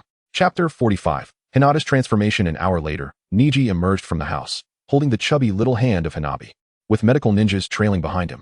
Upon seeing the medical jonin exit, the elders of the main family immediately approached to inquire about Hayashi's condition. When they learned that Hayashi would not survive the night, a barely concealed delight spread across their faces. This expression did not escape Niji's notice, filling him with both indignation and revulsion. If the main family consisted of such vile beings, what was the point of safeguarding it? Niji's countenance darkened, taking on a sinister aspect. Brother, Hanabi's innocent voice brought Niji back to reality. He glanced at her, noticing the profound unease reflected in her eyes. I'm sorry. Did I scare you? Niji replied gently, offering a warm smile. Niji brother is the best. Hanabi's face lit up with a smile, and Niji felt the sun's warmth in that moment. Once the medical ninjas left the courtyard, the 8 elders of the main family attempted to barge into Hayashi's room. What are you doing? Niji intercepted them. You, a mere branch family child, dare obstruct our path? Do you seek death? One elder, Hyuga Nijong, boomed, summoning a jutsu that caused Niji excruciating pain, collapsing him to the ground. Brother, Hanabi gasped in horror, her eyes brimming with tears.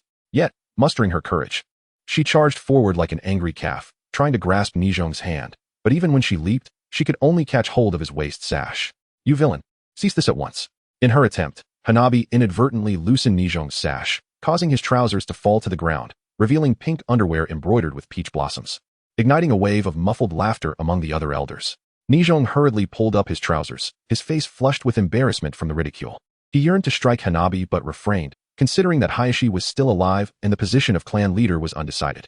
Hanabi, as a young lady of the main family, how can you behave so improperly? Someone, pull Hanabi away. Nijong barked, struggling to contain his fury. Miss Hanabi, please come with us. Two of the Hyuga maidens stepped forward to take Hanabi away. No, I want to go, boy. Today I shall teach you what it means to adhere to propriety. As a branch family member, you must understand your place. Nijong's voice dripped with malice, intending to assert his authority over Niji, venting his frustration. The other Jonin from the branch family frowned deeply, their expressions grim, yet none dared to stand up for Niji.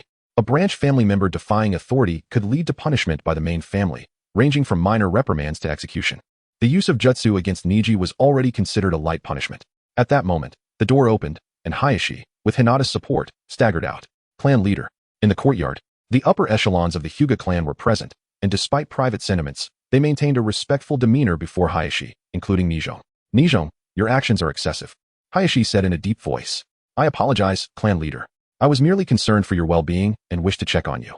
But this child dared to obstruct our path. Merely a branch family member. Nijong attempted to justify his actions. Silence. Hayashi's furious shout silenced him, the authority of the clan leader fully manifesting. Faced with Hayashi's imposing presence, Nijong felt the weight of the clan leader's former might and lost his anger, no longer daring to overstep. Xiaoji, Hayashi called out a name. Clan leader, what is your command? Hyuga Xiaoji, the most outstanding youth among the 9 branches of the clan, aged 19, was the son of one of the elders and a contemporary of Hinata. He was also Hayashi's student, deeply loyal to him. From now on, you shall guide Hinata and Hanabi in their gentle fist training, Hayashi instructed. Understood, clan leader. Xiaoji replied, kneeling in acknowledgement. After my passing, my daughter Hinata will succeed me as clan leader. However, considering her youth, all family matters, big or small, shall temporarily be decided by the Elder Council, following the 7th article of the Hyuga clan rules until she comes of age, Hayashi declared, looking solemnly at the gathered members. The 7th article of the Hyuga clan rules states that if the clan leader is under 15 years of age, all family matters shall be voted on by the Elder Council. In cases of disagreement, a collective vote by all Jonin of the branch families will determine the outcome, adhering to the principle of majority rule. Once Hayashi finished speaking, the courtyard fell silent. Absurd, utterly absurd. Hayashi, our clan has never had a woman as clan leader. Besides, Hinata will certainly marry in the future. What happens if she marries outside the clan? How will we manage the clan assets? Nijong erupted in fury at the thought of Hinata leading the clan, disregarding decorum, no longer even addressing Hayashi as clan leader.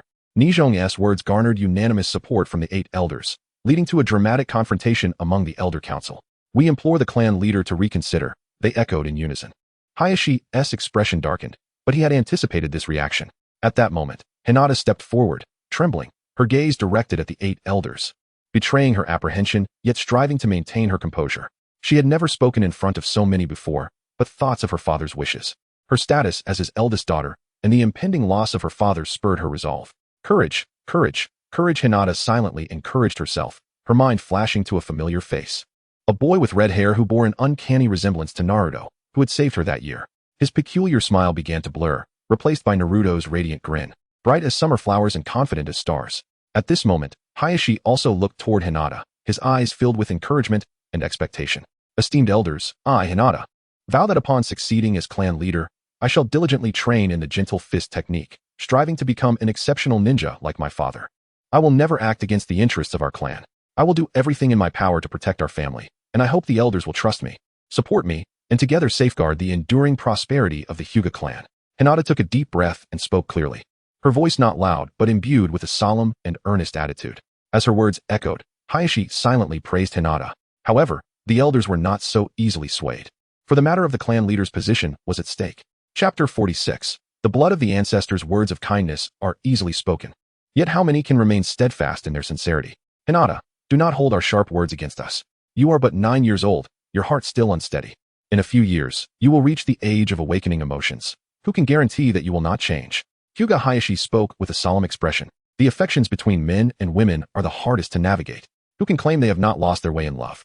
Hinata, it is not that we do not believe in you. Rather, we struggle to trust even ourselves in such matters. Indeed, aha. As the elders spoke, their tone laced with mockery, Hinata found her mind clouded, frozen in place, her small hands nervously clutching her garments, on the verge of tears. Hayashi had not anticipated that these elders would shamelessly unite to humiliate a mere 9-year-old girl. If he were to perish, how could Hinata withstand such torment? Fortunately, as the current head of the family, Hayashi was not easily manipulated. He cast a glance at the 3-branch family Nin, who, understanding his unspoken cue, approached the 3 family heads.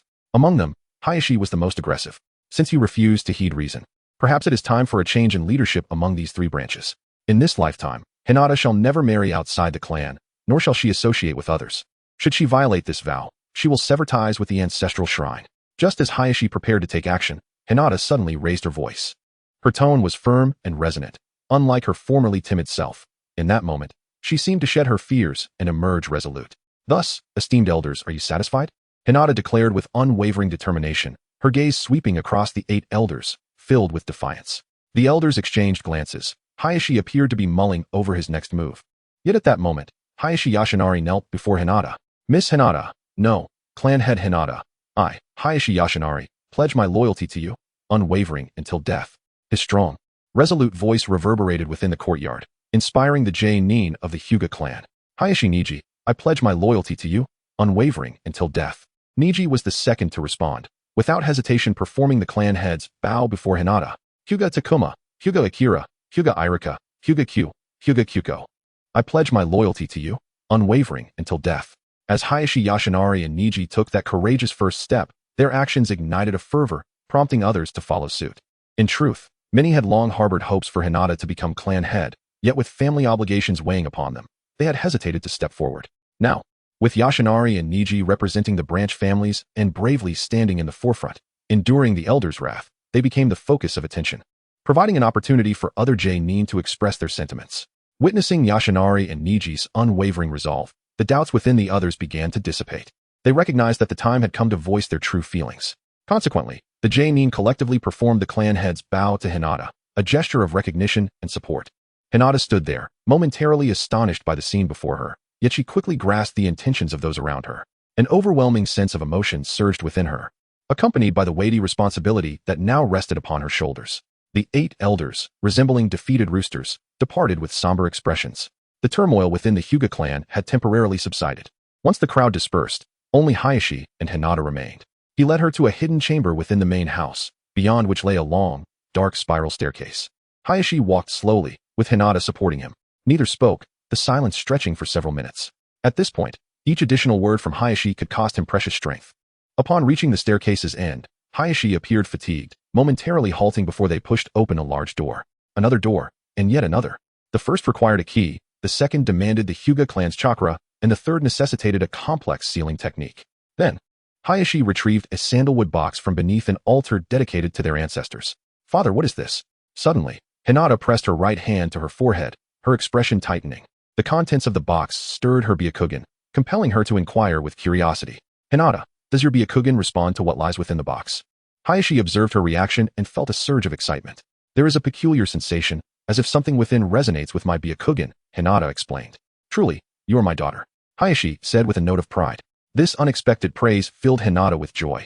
Hayashi opened the box to reveal 3 items: a fragmented ancient manuscript, a map detailing the Hyuga ancestral grounds, and a blue crystal containing a crimson core, resembling a droplet of blood. The manuscript chronicled many events from the Warring States period concerning the Hyuga clan. The third ancestor, Hyuga Sozen, wrote therein that the first ancestor, Hyuga Mikage, was a humble hunter from a remote village who, by chance, saved a gravely injured and amnesiac girl. Her eyes sparkled like azure stars, and they fell in love, giving birth to the second ancestor, who bore the Byakugan bloodline, thus ensuring its legacy through generations. The girl eventually regained her memories and returned to her family, taking the second ancestor with her. Years later, the Hyuga clan faced a near extermination during the tumultuous Warring States period.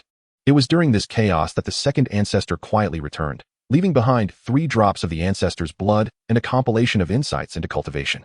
Both the gentle fist and the caged bird techniques stem from this legacy. The blood of the ancestor can induce remarkable transformations within the Byakugan. It has previously aided the Hyuga clan through 2 crises of extermination, once during the 7th ancestor's era and again during the 16th. According to the manuscript, only Byakugan capable of resonating with the ancestor's blood can utilize it. However, the 16th ancestor cautioned that unless facing extermination, descendants should never recklessly employ this final drop of ancestral blood. Hayashi entrusted the 3 items to Hinata, a weighty responsibility now resting in her hands. Do not worry, father. I will safeguard them with utmost diligence, Hinata vowed earnestly. Hayashi then took out the blue crystal, which was affixed to a chain crafted from special materials. He placed the crystal necklace around Hinata's fair neck. The ninja world has enjoyed nearly a decade of peace, yet the future may not remain so tranquil. Keep this drop of ancestral blood close, for unforeseen circumstances may arise. Although Hayashi could not foresee the future, he was acutely aware of the shifting dynamics among the 5 great nations. The earth, lightning, and wind countries have been biding their time, nurturing their strength. Even without the Akatsuki's Moon Eye plan, the 4th Great Ninja War is merely a matter of time. That evening, Hayashi shared a final dinner with Hinata, Hanabi, and then retired to his room for rest. Hinata remained by his side, gripping his hand tightly until her father fell silent. Chapter 47. The tumult in the ninja world. The following day in Konoha, snow blanketed the ground, transforming the village into a realm of white. Half of the village lay in ruins, with nearly every standing house draped in white banners, as the atmosphere was thick with sorrow and anguish. The incident initiated by the black-haired Menma resulted in the tragic loss of tens of thousands of lives, with direct economic damages soaring to 30 billion.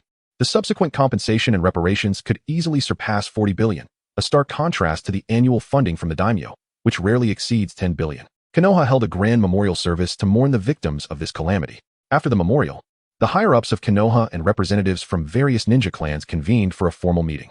During this assembly, Menma was classified as an S-rank rogue ninja, with a staggering bounty of 1.8 billion, surpassing even the notorious Itachi Uchiha by a significant 10 billion. This highlights the profound and deleterious impact of the event on Konoha. The news of the assault on Konoha spread rapidly through various channels, eliciting mixed reactions from the major nations, each harboring ulterior motives. The Cloud Village even deployed 3,000 troops to the borders of the Fire Nation, hinting at intentions of taking advantage of the chaos. However, as the spies from these nations obtained detailed information regarding the incident, their expressions shifted dramatically, leading to an abrupt cessation of their previous ambitions. Menma's ability to resurrect the dead as powerful ghouls, some with a consciousness akin to that of living beings, sent shockwaves across the nations and their respective ninja villages, akin to the detonation of a nuclear bomb.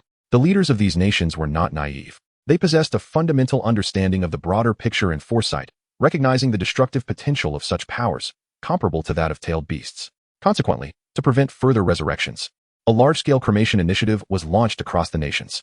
In this process, an astonishing truth emerged. The graves of former leaders were found to be empty, their remains having been stolen.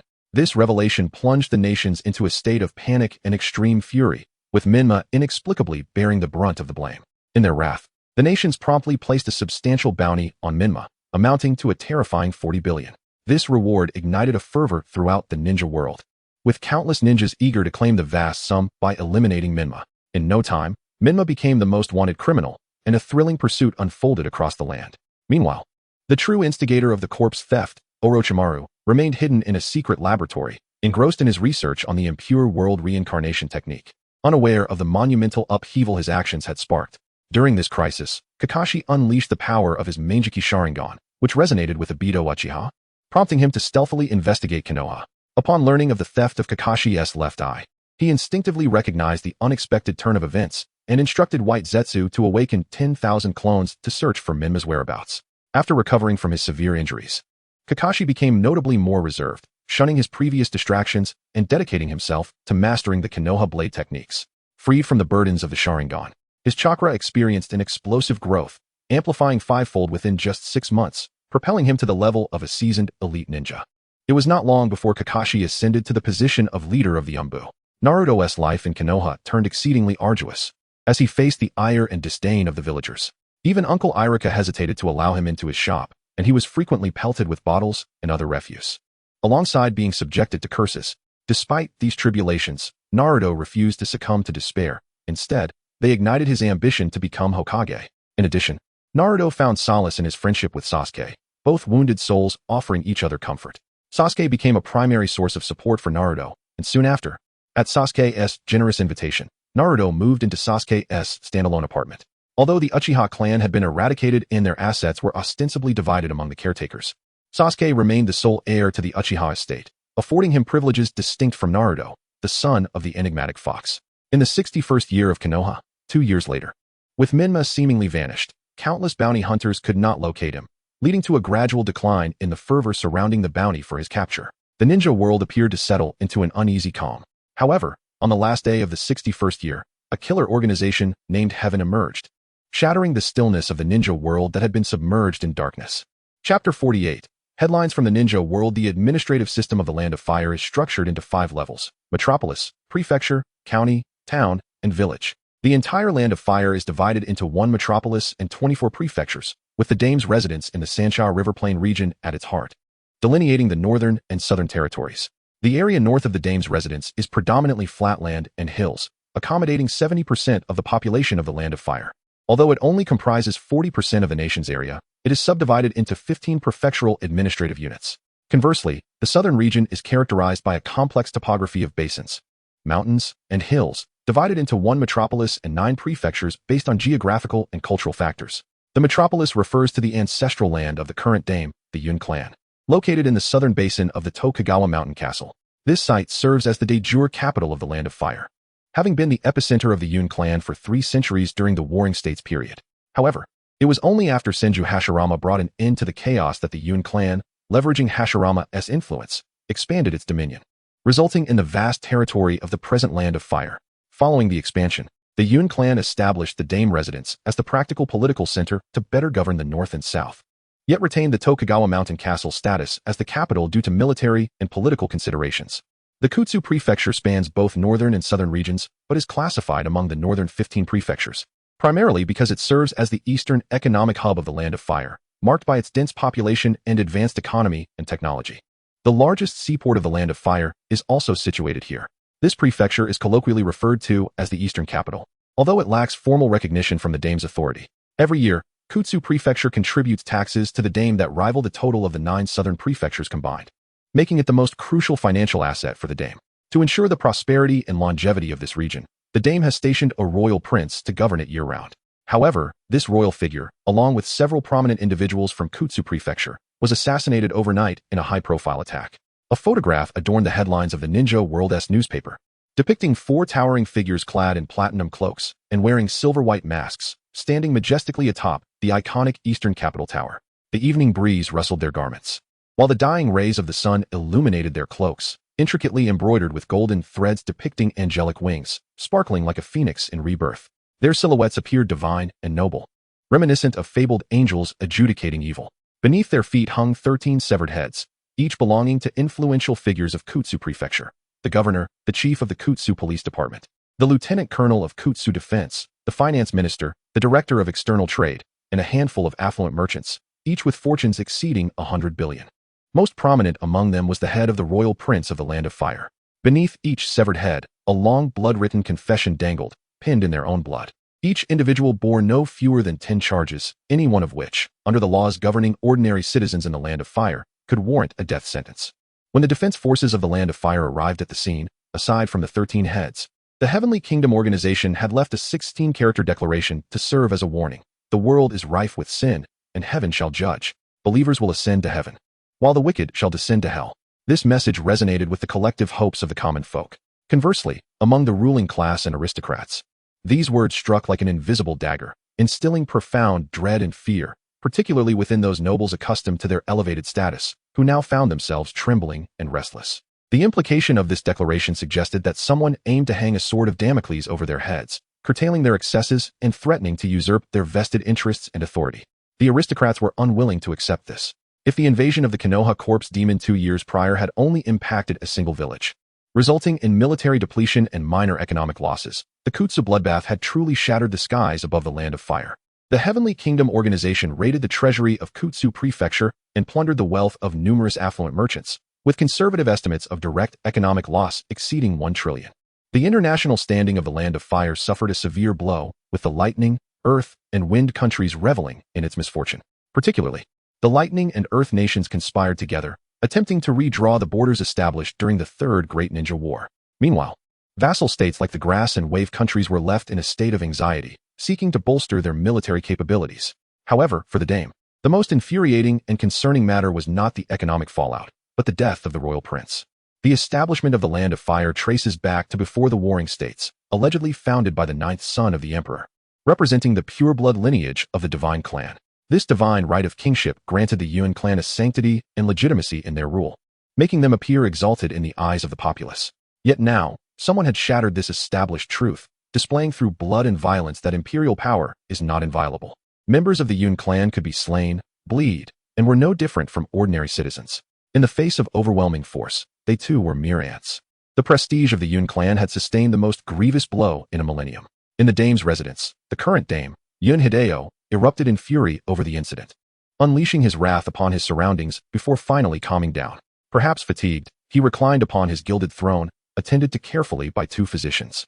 Surrounding him were members of the Yun clan, as well as his trusted ministers, including the heir apparent, Chikyu, and the Minister of Defense, Tanaka Hikari. Has Sarutobi arrived? After a considerable time, the dame stirred awake and inquired about the situation of the 3rd Hokage, Sarutobi Hiruzen. Your Majesty, considering the distance. The 3rd Hokage is likely still half an hour away, responded the heir apparent, glancing at his wristwatch. Half an hour? The dame's brow furrowed slightly, revealing a trace of displeasure. He sighed lightly, appearing somewhat resigned. In the governance structure, the dame holds the highest authority in the nation, possessing execution rights beyond military matters. However, the Hokage is the supreme military authority. The dame can only provide recommendations to the Hokage, and even the Hokage's successor is privy only to information. This was a resolution passed during the first 5 Kage summit by Senju Hashirama, the god of shinobi, and has long been recognized as a consensus within the ninja world. Consequently, the dame often feels that his authority, though nominally supreme, lacks substance, primarily due to the absence of security. Following Hashirama's death, successive dame have gradually secured some military rights, such as establishing defense camps, but these camps are heavily restricted. They cannot be referred to as armies and may only be used for internal defense within their respective prefectures, prohibited from engaging in external warfare. Additionally, the dame cannot independently develop advanced weaponry. These constraints have resulted in a peculiar technological landscape within the ninja world, where trains, televisions, radios, and even color films exist. Yet weaponry remains confined to swords, guns, and other cold steel. Nevertheless, this incident has compelled the dame to resolve to accept the suggestion of Minister Tanaka Hikari to covertly establish a new military force. Tanaka, the dame mused. Your Majesty. Tanaka Hikari promptly stepped forward. What was the name of that chakra weapon you mentioned, one that could be utilized by ordinary citizens? The dame inquired cautiously. Your Majesty. It is called Scientific Ninja Tools, Tanaka Hikari replied, his eyes alight with excitement. Upon hearing this, the Lord fell into a prolonged silence before finally speaking in a manner shrouded in ambiguity. Your previous suggestion was commendable. The ancestral lands are relatively isolated. Let us initially recruit 100,000 men. Remember, we must exercise utmost caution. The details must not be leaked. Rest assured, Your Majesty. I shall train a formidable army capable of overwhelming all nations, replied Tanaka Igo, his eyes glinting with fervor. I recognize your loyalty. Should this endeavor succeed, a marquisate shall undoubtedly be yours, the Lord said with a warm smile, painting a promising picture for Tanaka. However, he then turned his gaze toward the crown prince. Yuaru Iku. Iku, it has been nearly 5 years since we last returned to the ancestral lands for the rituals, has it not? Indeed, it has been a full 5 years, replied the crown prince. Upon hearing the exchange between father and son, Tanaka discerned that the Lord still held reservations regarding his trustworthiness, opting to assign the crown prince to oversee him. Nonetheless, he bore no ill intentions. Then this time, you shall accompany Tanaka back, while also familiarizing yourself with the scientific ninja tools, ordered the Lord. Understood. I shall obey your command, Iku replied, his demeanor composed and reliable, qualities that greatly pleased the Lord regarding his heir. Shortly thereafter, the 3rd Hokage, Sarutobi Hiruzen, was summoned, accompanied by Shimura Danzo and his grandson, Shimura Shinji. Since the invasion incident involving the Shinigami, Danzo had felt a persistent unease, believing that keeping Shinji close would provide him with a sense of security. The Lord sought out Hiruzen to address the issue of the Kuzu blood incident. Ultimately, after extensive negotiations filled with bargaining, the Lord agreed to allocate 30 billion in funds. While Hiruzen, spurred on by Danzo, promised to bring the true culprit to justice within 3 months. As for whether he could indeed capture the perpetrator, Danzo was indifferent, confident that the Lord posed no threat to him. In any case, the matter could be handled carelessly, but the funds were non-negotiable, for he was in dire need of money. The thought of his secret treasury being completely ravaged by the Uzumaki clan still gnawed at him, even 2 years later. Originally, I intended to name the Lord of the Land of Fire Tokugawa, the Lord of the Land of Water Kamakura, the Lord of the Land of Wind Yusuji, and the Lord of the Land of Earth Takeda, creating a chaotic mix akin to the Warring States period. However, upon researching, I discovered a new lord named Yuriku in Boruto, who possesses quite the ambition and cunning, even seeking to reduce the funding for the 7th Hokage, Naruto. I cannot bear to watch Boruto, but I have a general grasp of its plot. This narrative will not delve into Boruto's storyline, but the introduction of scientific ninja tools could enhance the technological aspect without feeling out of place, especially since many technological elements appeared in the Naruto films, such as the air fortress and aircraft carrier of the Sky Ninja and the time-space chakra cannon of the Reikage. Chapter 49, Danzo finds comfort.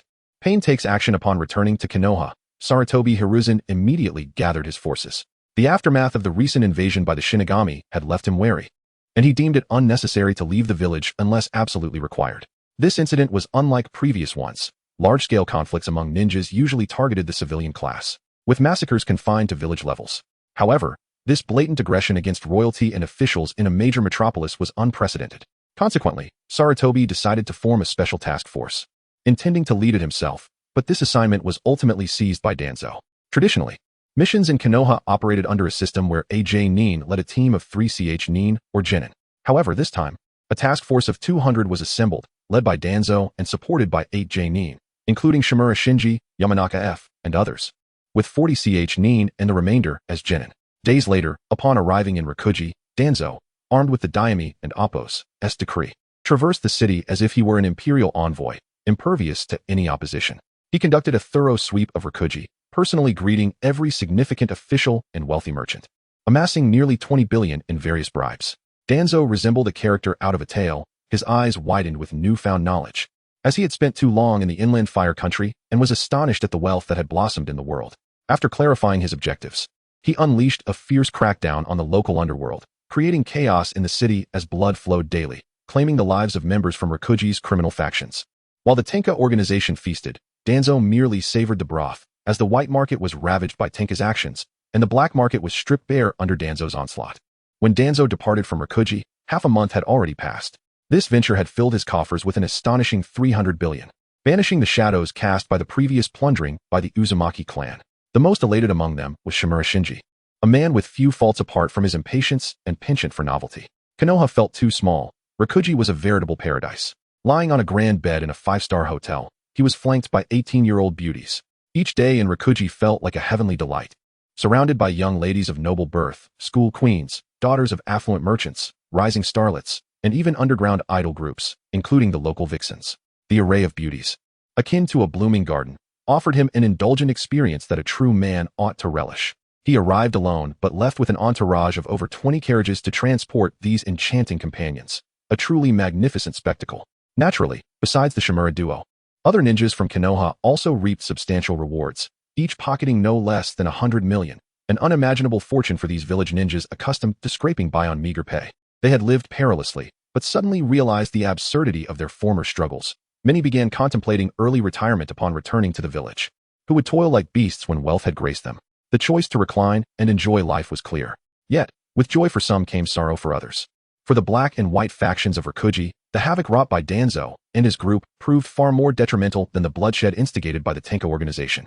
Thus, Konoha's reputation in Rikuji was irrevocably tarnished. Following Danzo's departure, officials promptly petitioned the Daime for accountability. However, the Daime merely replied with 3 words, understood. It was not that the Daime lacked the will to pursue repercussions. Rather, Danzo inspired a certain fear. If it had been Sarutobi, with his kind demeanor, the Daime might have felt inclined to express his grievances. Moreover, although Danzo had siphoned a significant amount of wealth from Rikuji, the city's economic structure remained intact, capable of recovery within 2 to 3 years. Additionally, Danzo had at least dealt a blow to the Tenka organization, earning him some merit.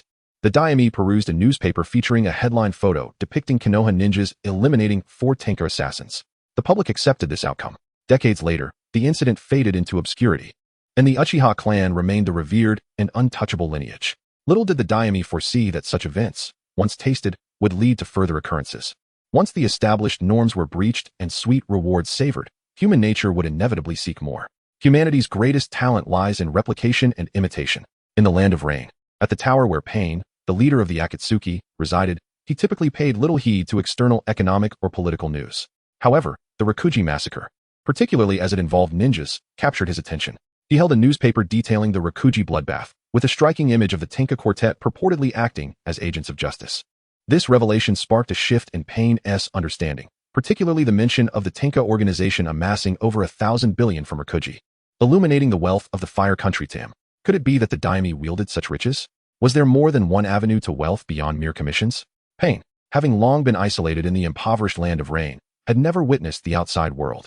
His perception was shaped by the destitution surrounding him, where the Daime appeared a mere puppet under Hanzo's dominion, stripped of real power.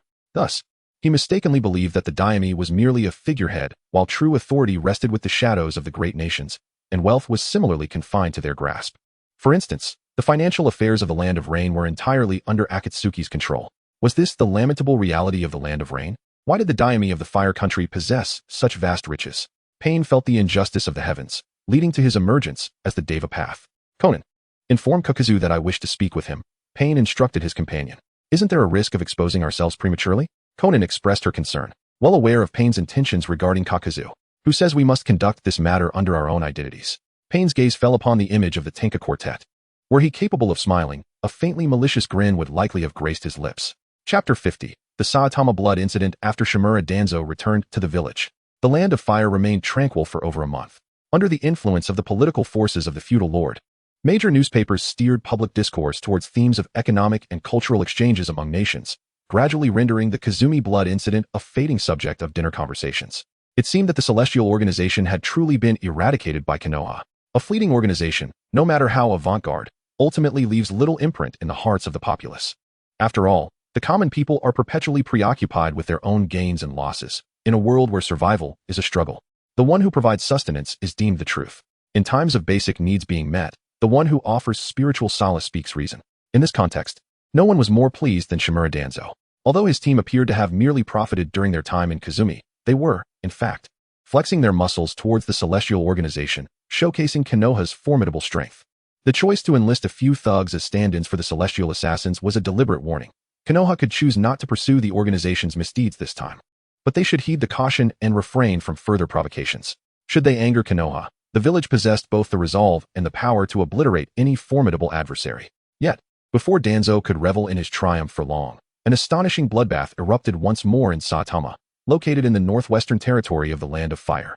This region, bordering the wind, rain, and river countries, and in close proximity to the grass country, had gradually become a hub for economic trade in the western part of the Land of Fire. While Saitama could not rival Kazumi in economic scale or fiscal revenue, it undeniably stood as the preeminent trade city in the western territories. As dusk set in, with the sun resembling blood, the Celestial Organization re-emerged, clad in silver masks and golden cloaks, for figures loomed like deities upon the shoulders of the iconic Saitama statue. Over a dozen severed heads dangled above them. Those victims were either affluent local elites or high-ranking officials. In their final moments, they inscribed their own confessions in blood, with each transgression deserving of 1,000 tortures. As they departed, the four left behind a proclamation from the Celestial Organization. In a world devoid of justice, divine judgment shall prevail. The faithful shall enter the celestial realm, while the wicked shall descend into hell. These striking 16 characters ignited a flame of hope within the hearts of the commoners.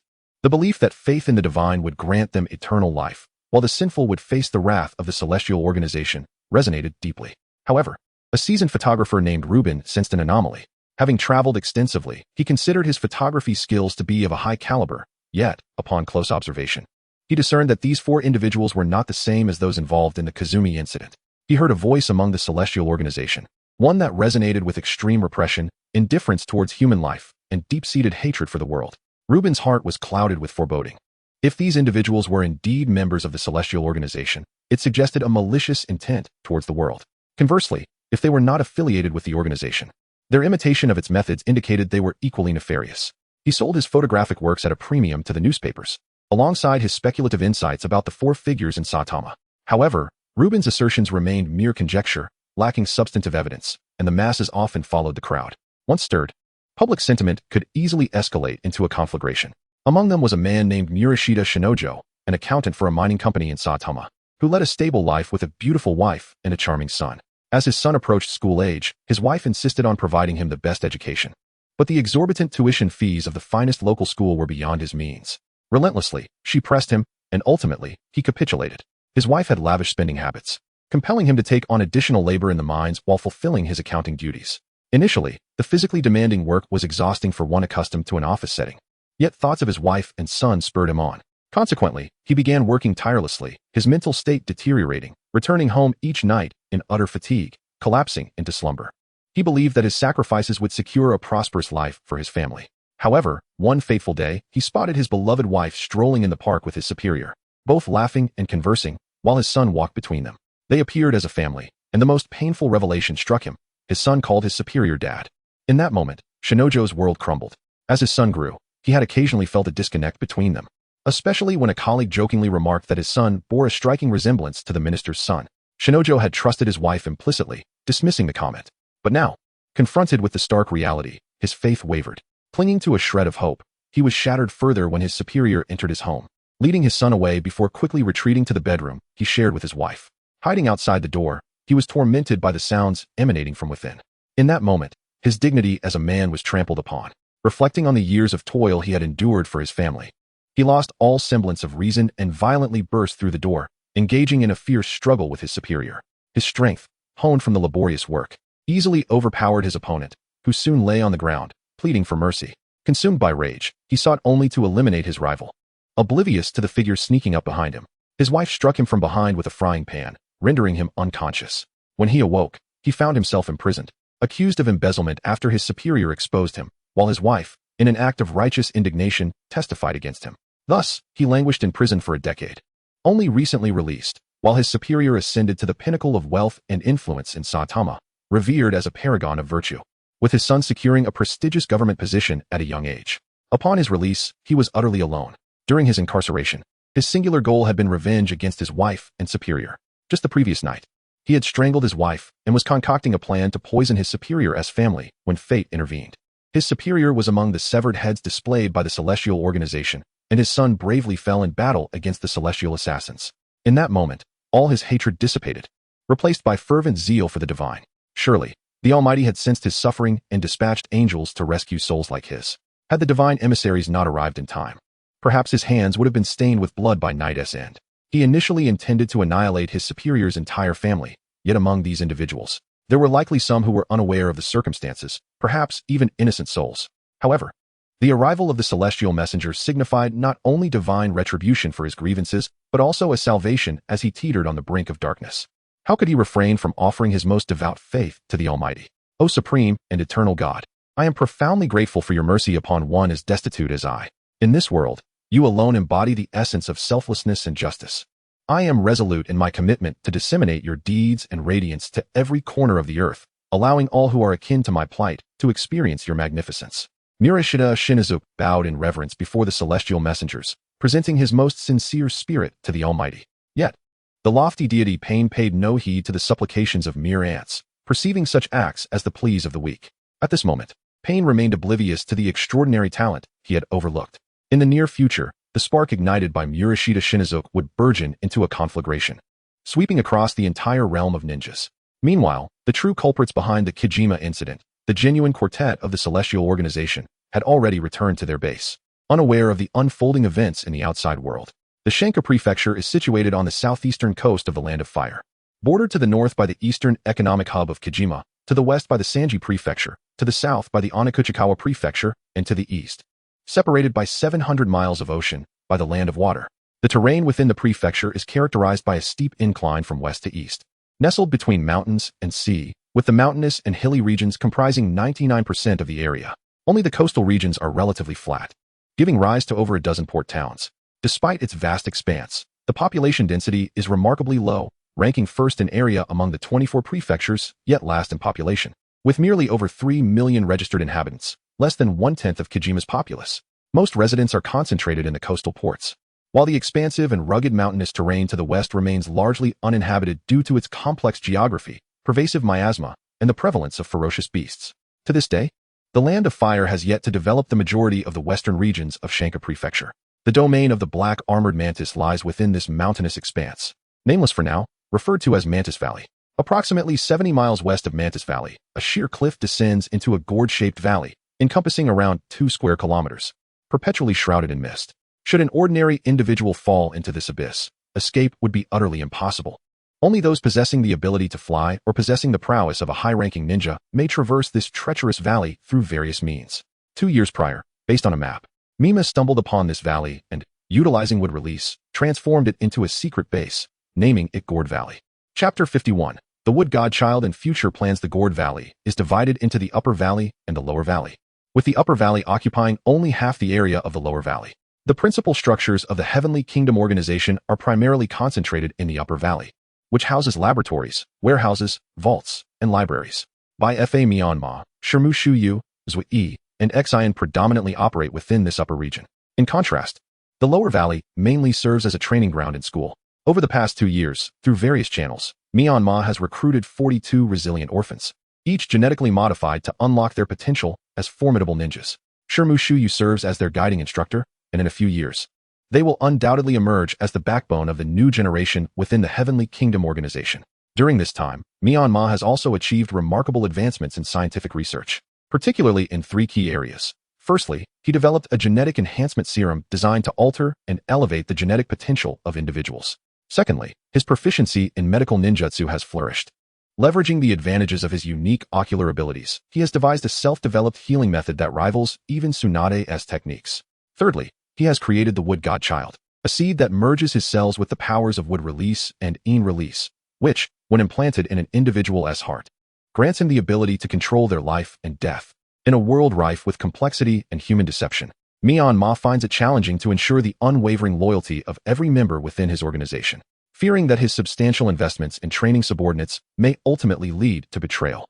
He recognizes the necessity of implementing checks and balances. Nevertheless, Shuyu, Zui, and Xin are exempt from such measures, having already earned Menma's trust. They are viewed as partners rather than mere subordinates. The four share a profound understanding of the organization's mission and goals, fostering a bond built on mutual respect and shared ideals. When discussing the establishment of the Heavenly Kingdom organization, one must consider Menma's ultimate aspiration, immortality. Although this ambition appears distant and may be dismissed as unrealistic by others, he refrains from disclosing this objective to Shuyu and the others.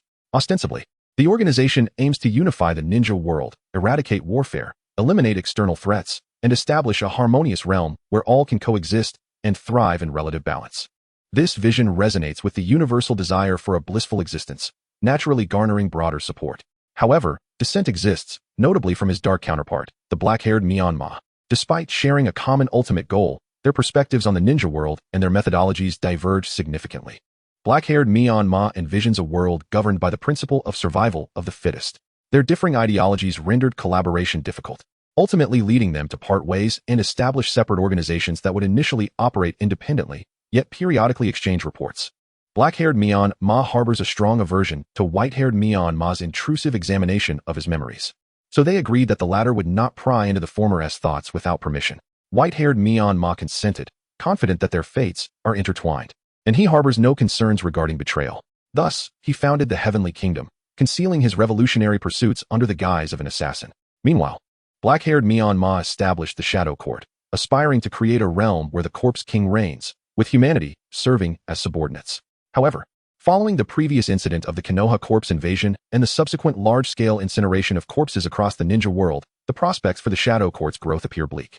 Upon learning that the corpses of numerous powerful figures and village leaders had been stolen, black-haired Menma's immediate instinct was to locate Orochimaru, as he was the only one he could surmise would engage in such activities. Currently, black-haired Menma is accompanied by the Corpse King, Kiki Shoda, and other powerful entities like Mido Men-en, Uchiha Leihua, and Might Kage, lurking near the Sand Village, both sides preparing for an impending confrontation. According to the timeline, Orochimaru departed from the Akatsuki in the 61st year of Konoha, although the specific date remains unclear. After leaving the Akatsuki, he could only head to two places, either the Land of Rice or potentially replace the fourth Kazekage, Raza, in orchestrating a plan for Konoha's downfall. Conversely, white-haired Menma has a plethora of tasks at hand, while black-haired Menma is solely focused on strengthening his Corpse King army. White-haired Menma seeks to advance in all aspects methodically, ensuring that his influence blossoms widely before consolidating power for a decisive confrontation with the major ninja villages. In terms of organizational strength, he has reached a bottleneck in his own combat capabilities, making the cultivation of his members' abilities his foremost priority. Financially, the funds acquired from Danzo have been largely allocated towards constructing an intelligence network, with the remainder invested in the organization's base and operational expenses. This financial strain explains his intent to orchestrate a substantial operation in the Land of Deer, driven by his urgent need for resources. In the realm of biological research, Menma has encountered a similar impasse. Thus, he plans to venture into a new domain focusing on the development of chakra-based weaponry, drawing inspiration from the technologies of the snow, sky, sand, and cloud villages. The organization's intelligence is primarily handled by Zui and Xin. 9 years ago, a coup erupted in the Land of Snow, where the former daimyo, Kazahana Seo, was usurped by his younger brother, Kazahana Nuda. His daughter, Kazahana Koyuki, escaped with a key to a hidden treasure, aided by her loyal minister, Asama Santayu, and subsequently adopted the alias Fujiwara Yuki, leading a life as an artist. Menma has thoroughly investigated her agency, establishing that operations in the Land of Snow are ready for deployment at any moment. Regarding the Sky Ninjas, They are likely concealed within an overseas base, while their leader masquerades as a physician in the Land of Fire, making their trail relatively easy to uncover. As for the sand puppeteers, Menma recalls a notable individual, the antagonist from the movie The Lost Tower, a rogue ninja and genius puppeteer known as Baizoku, second only to the renowned Sasori of the Red Sand. Concerning cloud technology, the time-space chakra cannon developed in the movie's final act astonished the other 4 major ninja villages, possessing the potential to obliterate the moon, as described by the Reikage. Consequently, his next destination is the Land of Snow, which he intends to establish as his second base. Days later, at noon, at the Linning port, the largest harbor in the Mountain Harbor Prefecture, Myanmar, accompanied by Zui and Exine, boarded a grand vessel bound for the northern region of the Land of Fire, Tongbo Prefecture. The trio has altered their appearances. Myanmar dons a white jazz hat and a finely tailored, blue and white aristocratic suit, while Zui and Exine are clad in elegant black tailcoats with red accents, resembling loyal attendants who accentuate Myanmar's noble and graceful demeanor. At this time, coastal regions across various nations have grown accustomed to the presence of Westerners, and their arrival does not elicit astonishment. Most individuals possess discernment. Those who can afford such attire and have attendants for protection are undoubtedly of noble lineage. The journey proceeds without incident, smooth and uneventful, and 3 days later, the ship reaches its destination at Tongbo Prefecture. To the northeast of this prefecture lies the Land of Waves, with a narrow strait separating the 2 locations. The Land of Waves is also one of Myanmar's intended destinations, but before that, he must first visit Tongbo Prefecture. For it is here that Kazahana Koyaki's agency resides. Chapter 52. The streets and the red-haired. The port of Tongbofu is indeed a grand harbor, where numerous vessels are moored, often exceeding 10 at any given time. Flags from various countries, many of which are scarcely mentioned in the original Naruto series, flutter in the breeze, suggesting that the ninja world encompasses far more than the few great nations we typically envision. There exist many nations devoid of ninjas. The absence of mention in the original text does not imply their non-existence. During the past few days, I have gathered several intriguing rumors about the depths of the ocean from fellow passengers aboard the same ship. It is said that there lies an entire continent, abundant in gold and remarkably advanced in technology. As Menma and the other 2 queued to disembark, they were greeted by the cacophony of vendors hawking their wares and the sight of hundreds of laborers bustling about, transporting goods. Esteemed young master, would you like a rickshaw? It's a reliable choice. A sturdy middle-aged man with well-defined biceps approached, embodying the amiable demeanor typical of rickshaw pullers prevalent in the magic city of the Republic era, now present in this world as well. How long will it take to reach Mingxing Company, Limited? Menma inquired thoughtfully. You are inquiring from the right person. If you take the main road, even by carriage, it would take at least an hour and a half. However, I happen to know a shortcut that will get you there in no more than half an hour, for a modest fee of 200 taels. The rickshaw driver replied with a broad smile. Yet, I see there are 3 of you. If you hire 3 rickshaws, I can offer a discount of 20 taels for each one. Is that so? Then let us be on our way, Menma said, narrowing his eyes slightly, a subtle smile playing upon his lips. His peculiar smile had fully recovered after recent adjustments to his facial nerves, now capable of authentically reflecting his thoughts. Very well. Please wait a moment. The rickshaw driver turned and beckoned to 2 other rickshaw pullers who were leisurely smoking. Gentlemen, we have customers. He called out, and immediately, the 2 men approached with curious smiles, extinguishing their pipes and guiding their rickshaws to the front of Zui and Exine. Honorable sirs, please board. Your journey will be most pleasant. The rickshaw driver grinned, revealing a row of yellowed teeth. Menma said nothing, leaning on his ruby-studded cane as he stepped into the rickshaw. As they traveled, Menma occasionally took in the sights of this northern coastal metropolis, which exhibited a level of development far surpassing that of Chiyu Prefecture, though still lacking in comparison to Lujin. In Lujin, towering skyscrapers dominated the skyline, while here, low-rise buildings of 3 to 4 stories prevailed. Approximately 10 minutes later, the rickshaw turned into a dimly lit, foul-smelling alley. Scattered throughout were several vagrants, whose malevolent smiles greeted the trio as they passed. Menma remained unfazed, his expression composed as he leaned back against the rickshaw's seat, savoring the novelty of the ride. Zui maintained a stoic demeanor, his eyes darting cautiously around, while Exine, eyes closed and a faint smile gracing his lips, appeared utterly at ease. Eventually, the 3 rickshaws arrived at a circular building resembling a pigeon loft. Gazing up, it felt akin to a frog peering skyward from the depths of a well. Esteemed sirs, we have arrived. Numerous individuals were gathered nearby, engrossed in a game of cards, their fierce appearances accentuated by various tattoos adorning their bodies. Upon noticing the newcomers, they began to converge, their numbers exceeding 200. Gentlemen, what is the purpose of your gathering? Surely, you do not intend to rob us? Menma asked with an air of elegance, adjusting his pristine white suit and glancing around with a discerning eye. Zui and Exine positioned themselves behind Menma, creating an impression of encirclement. Suddenly, Menma caught sight of a figure suspended in the shadows, battered and barely clinging to life, with striking red hair cascading around them. Chapter 53. Open your eyes in the next life, young man. Seeing our setup, what else do you think we could possibly do besides robbing you? A sudden burst of raucous laughter erupted from the crowd, reverberating loudly, as if they had already secured their dominance over the trio. Despite their attempts at disguise to appear slightly older, the three were still mere children, their frames betraying their youth, no matter how they masked themselves. They could only manage to seem around 15 or 16. Silence. Amidst the cacophony of jeers, a well-dressed man emerged from the throng. Tall and muscular, he donned a black vest, a menacing scar marred his face, and a hefty cigar dangled from his mouth, complemented by a gleaming gold tooth that gave him the visage of a true brute. Clearly the leader of this band, his arrival silenced the previously raucous crowd instantly. He swaggered over to the trio and nonchalantly sat down on a red-painted stool. I don't ask for much, just 200 million. Pay up, and you can leave, he declared, crossing his legs and puffing on his cigar, his mouth stretching into a grin that showcased his golden dentition. His gaze scrutinized their attire, particularly the ornate cane, the high-quality clothing, and the expensive rosewood cane topped with a ruby worth at least 10 million. Such opulence suggested a family fortune of at least several hundred million. You must have engaged in this kind of business often, Haven and Oppos. To you? The young man retorted with a cold smile, his heterochromatic eyes scanning the surroundings, betraying no fear despite the predatory atmosphere. Those whom you have captured, even if they paid you, I presume you have disposed of them, haven't you? If my conjecture is correct, there are likely numerous corpses buried beneath my feet right now. You rob, you kill, and you even consume flesh. His words sent a ripple of shock through the group, their expressions shifting dramatically. The atmosphere grew tense, as frigid as a glacier. Zhuji and Xian widened their eyes in disbelief, yet the conviction in the young man's words suggested he had seen the truth.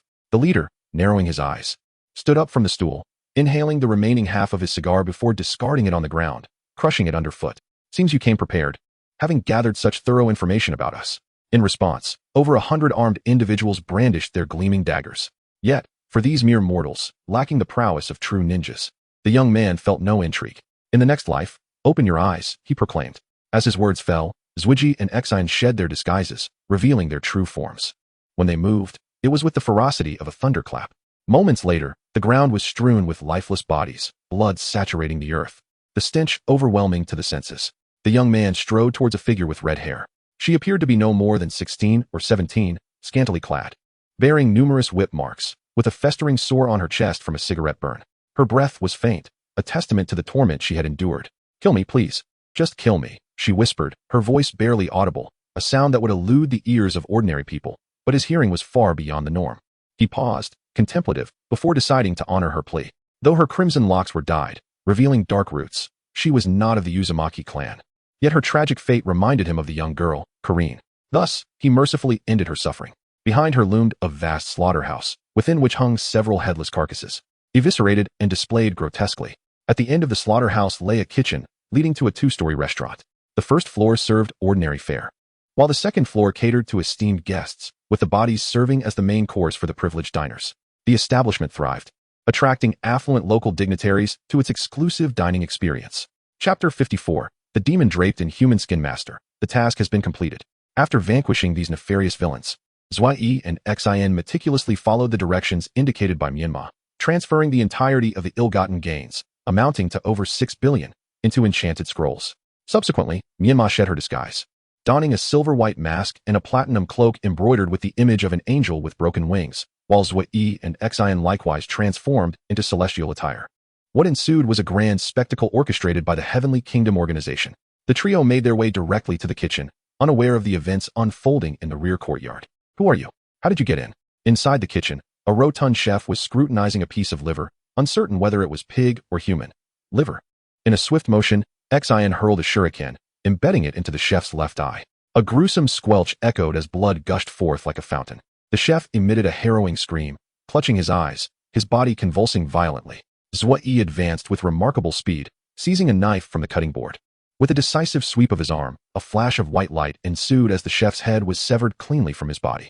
The head rolled across the floor, blood spraying in all directions, saturating the walls and floor with a vivid crimson mist. The headless body collapsed onto the cutting board before crumpling to the ground like a discarded silicone doll, producing a dull thud. The other kitchen staff, finally realizing the gravity of the situation, exhibited little shock at the decapitation, perhaps desensitized by years of witnessing slaughter and death. They hastily grabbed any available weapon and charged forward. Zwa-E and Xin, like two wrathful deities, dispatched their adversaries with lethal precision, each strike claiming a life. In dealing with such malevolence, only violence could ensure satisfaction. At that moment, the dining hall was bustling with patrons, nearly every seat occupied as many indulged in their meals. On the second floor, 8 diners were gathered, one adorned in the uniform of the police chief. Amidst their feasting, they engaged in lively conversation. This dish of tender bamboo shoots and wood ear mushrooms is sourced from 18-year-old, fresh stock, and must be of the highest quality to be included. It is a limited supply, available only once a month. Were it not for this dish rich yet not greasy, it is the finest cut of meat, huh? How amusing. I have heard. What is your most renowned dish called? Female. Body. Platter. I wonder if I might have the pleasure of sampling it during my visit to Tongbo Mansion. Minister Chiba rarely visits Tongbo as hosts. We must ensure his experience is a memorable one. Allow me to arrange this for tomorrow evening. I have heard whispers of a newly emerged starlet. What was her name? Yuki? Are you referring to Fuji Wind Yuki? I believe that is her name. I have seen her portray a valiant general. She truly embodies grace and valor. I wonder if I shall be fortunate enough to behold her at the dinner table tomorrow night? Minister, you may not be aware, but this starlet is backed by a formidable financial conglomerate, rumored to have connections with Konoha. Completing this within 3 days may prove quite challenging. Suddenly, a deafening crash reverberated through the air, startling the dignitaries on the second floor. The kitchen door splintered, and a figure hurtled through, colliding with a table of diners. Scattering food across the floor, the individual collapsed, blood pouring forth, lifeless. Murder, there has been a murder, someone exclaimed, igniting chaos and panic within the establishment. The group of affluent patrons on the second floor turned their attention towards the commotion below. What is happening? Among them, the restaurant owner inquired urgently of his head bodyguard. I shall attend to this immediately, the head bodyguard replied, rallying a few men to descend the stairs. Chapter 55, Heads rolling. The head of the bodyguards, accompanied by a few others, was approaching the staircase when Menma stood directly in their path. The sight of Menma's attire struck the bodyguard leader with a sense of dread, his tongue faltering in speech. Recently, within the Land of Fire, apart from the notorious incidents in Rikuji and Shiyu, 3 additional cases of murder and plunder by the Heavenly Kingdom organization had emerged, establishing their fearsome reputation across the ninja world. One incident occurred in the northern trade center of Baitsong, while the other 2 transpired in southern villages. In light of the troubles in Rikuji and Shiyu, the third Hokage, Sarutobi Hiruzen, anticipated potential bloodshed in Baitsong and promptly dispatched Kakashi to lead a team to infiltrate the city, ultimately thwarting the Heavenly Kingdom's operations there and capturing 2 of their members. The identities of the 2 fugitives were confirmed. One was the infamous S-rank rogue ninja Orochimaru, and the other was Junmaro, a formidable warrior possessing the Kagaya clan's bloodline limit. The other 2 villages suffered atrocities at the hands of wandering ninjas and bandits, who were subsequently eliminated by ninjas dispatched from Konoha. However, both villages were left devastated, with men, women, and children mercilessly slaughtered, their methods and styles starkly contrasting with those of the Heavenly Kingdom organization. Despite Konoha's string of victories, they recognized that the true culprits were merely impersonating Heavenly Kingdom assassins. Yet they placed all the blame upon the organization itself. This approach was, in fact, instigated by the feudal lord, unable to suppress the organization's influence. They chose instead to tarnish their reputation, rendering them infamous, thus preventing the public from placing any faith in a shadowy organization that dared not reveal its face. Unbeknownst to the masses, who remained unaware of the truth, the string of murders committed by the Heavenly Kingdom only intensified their fear and reverence.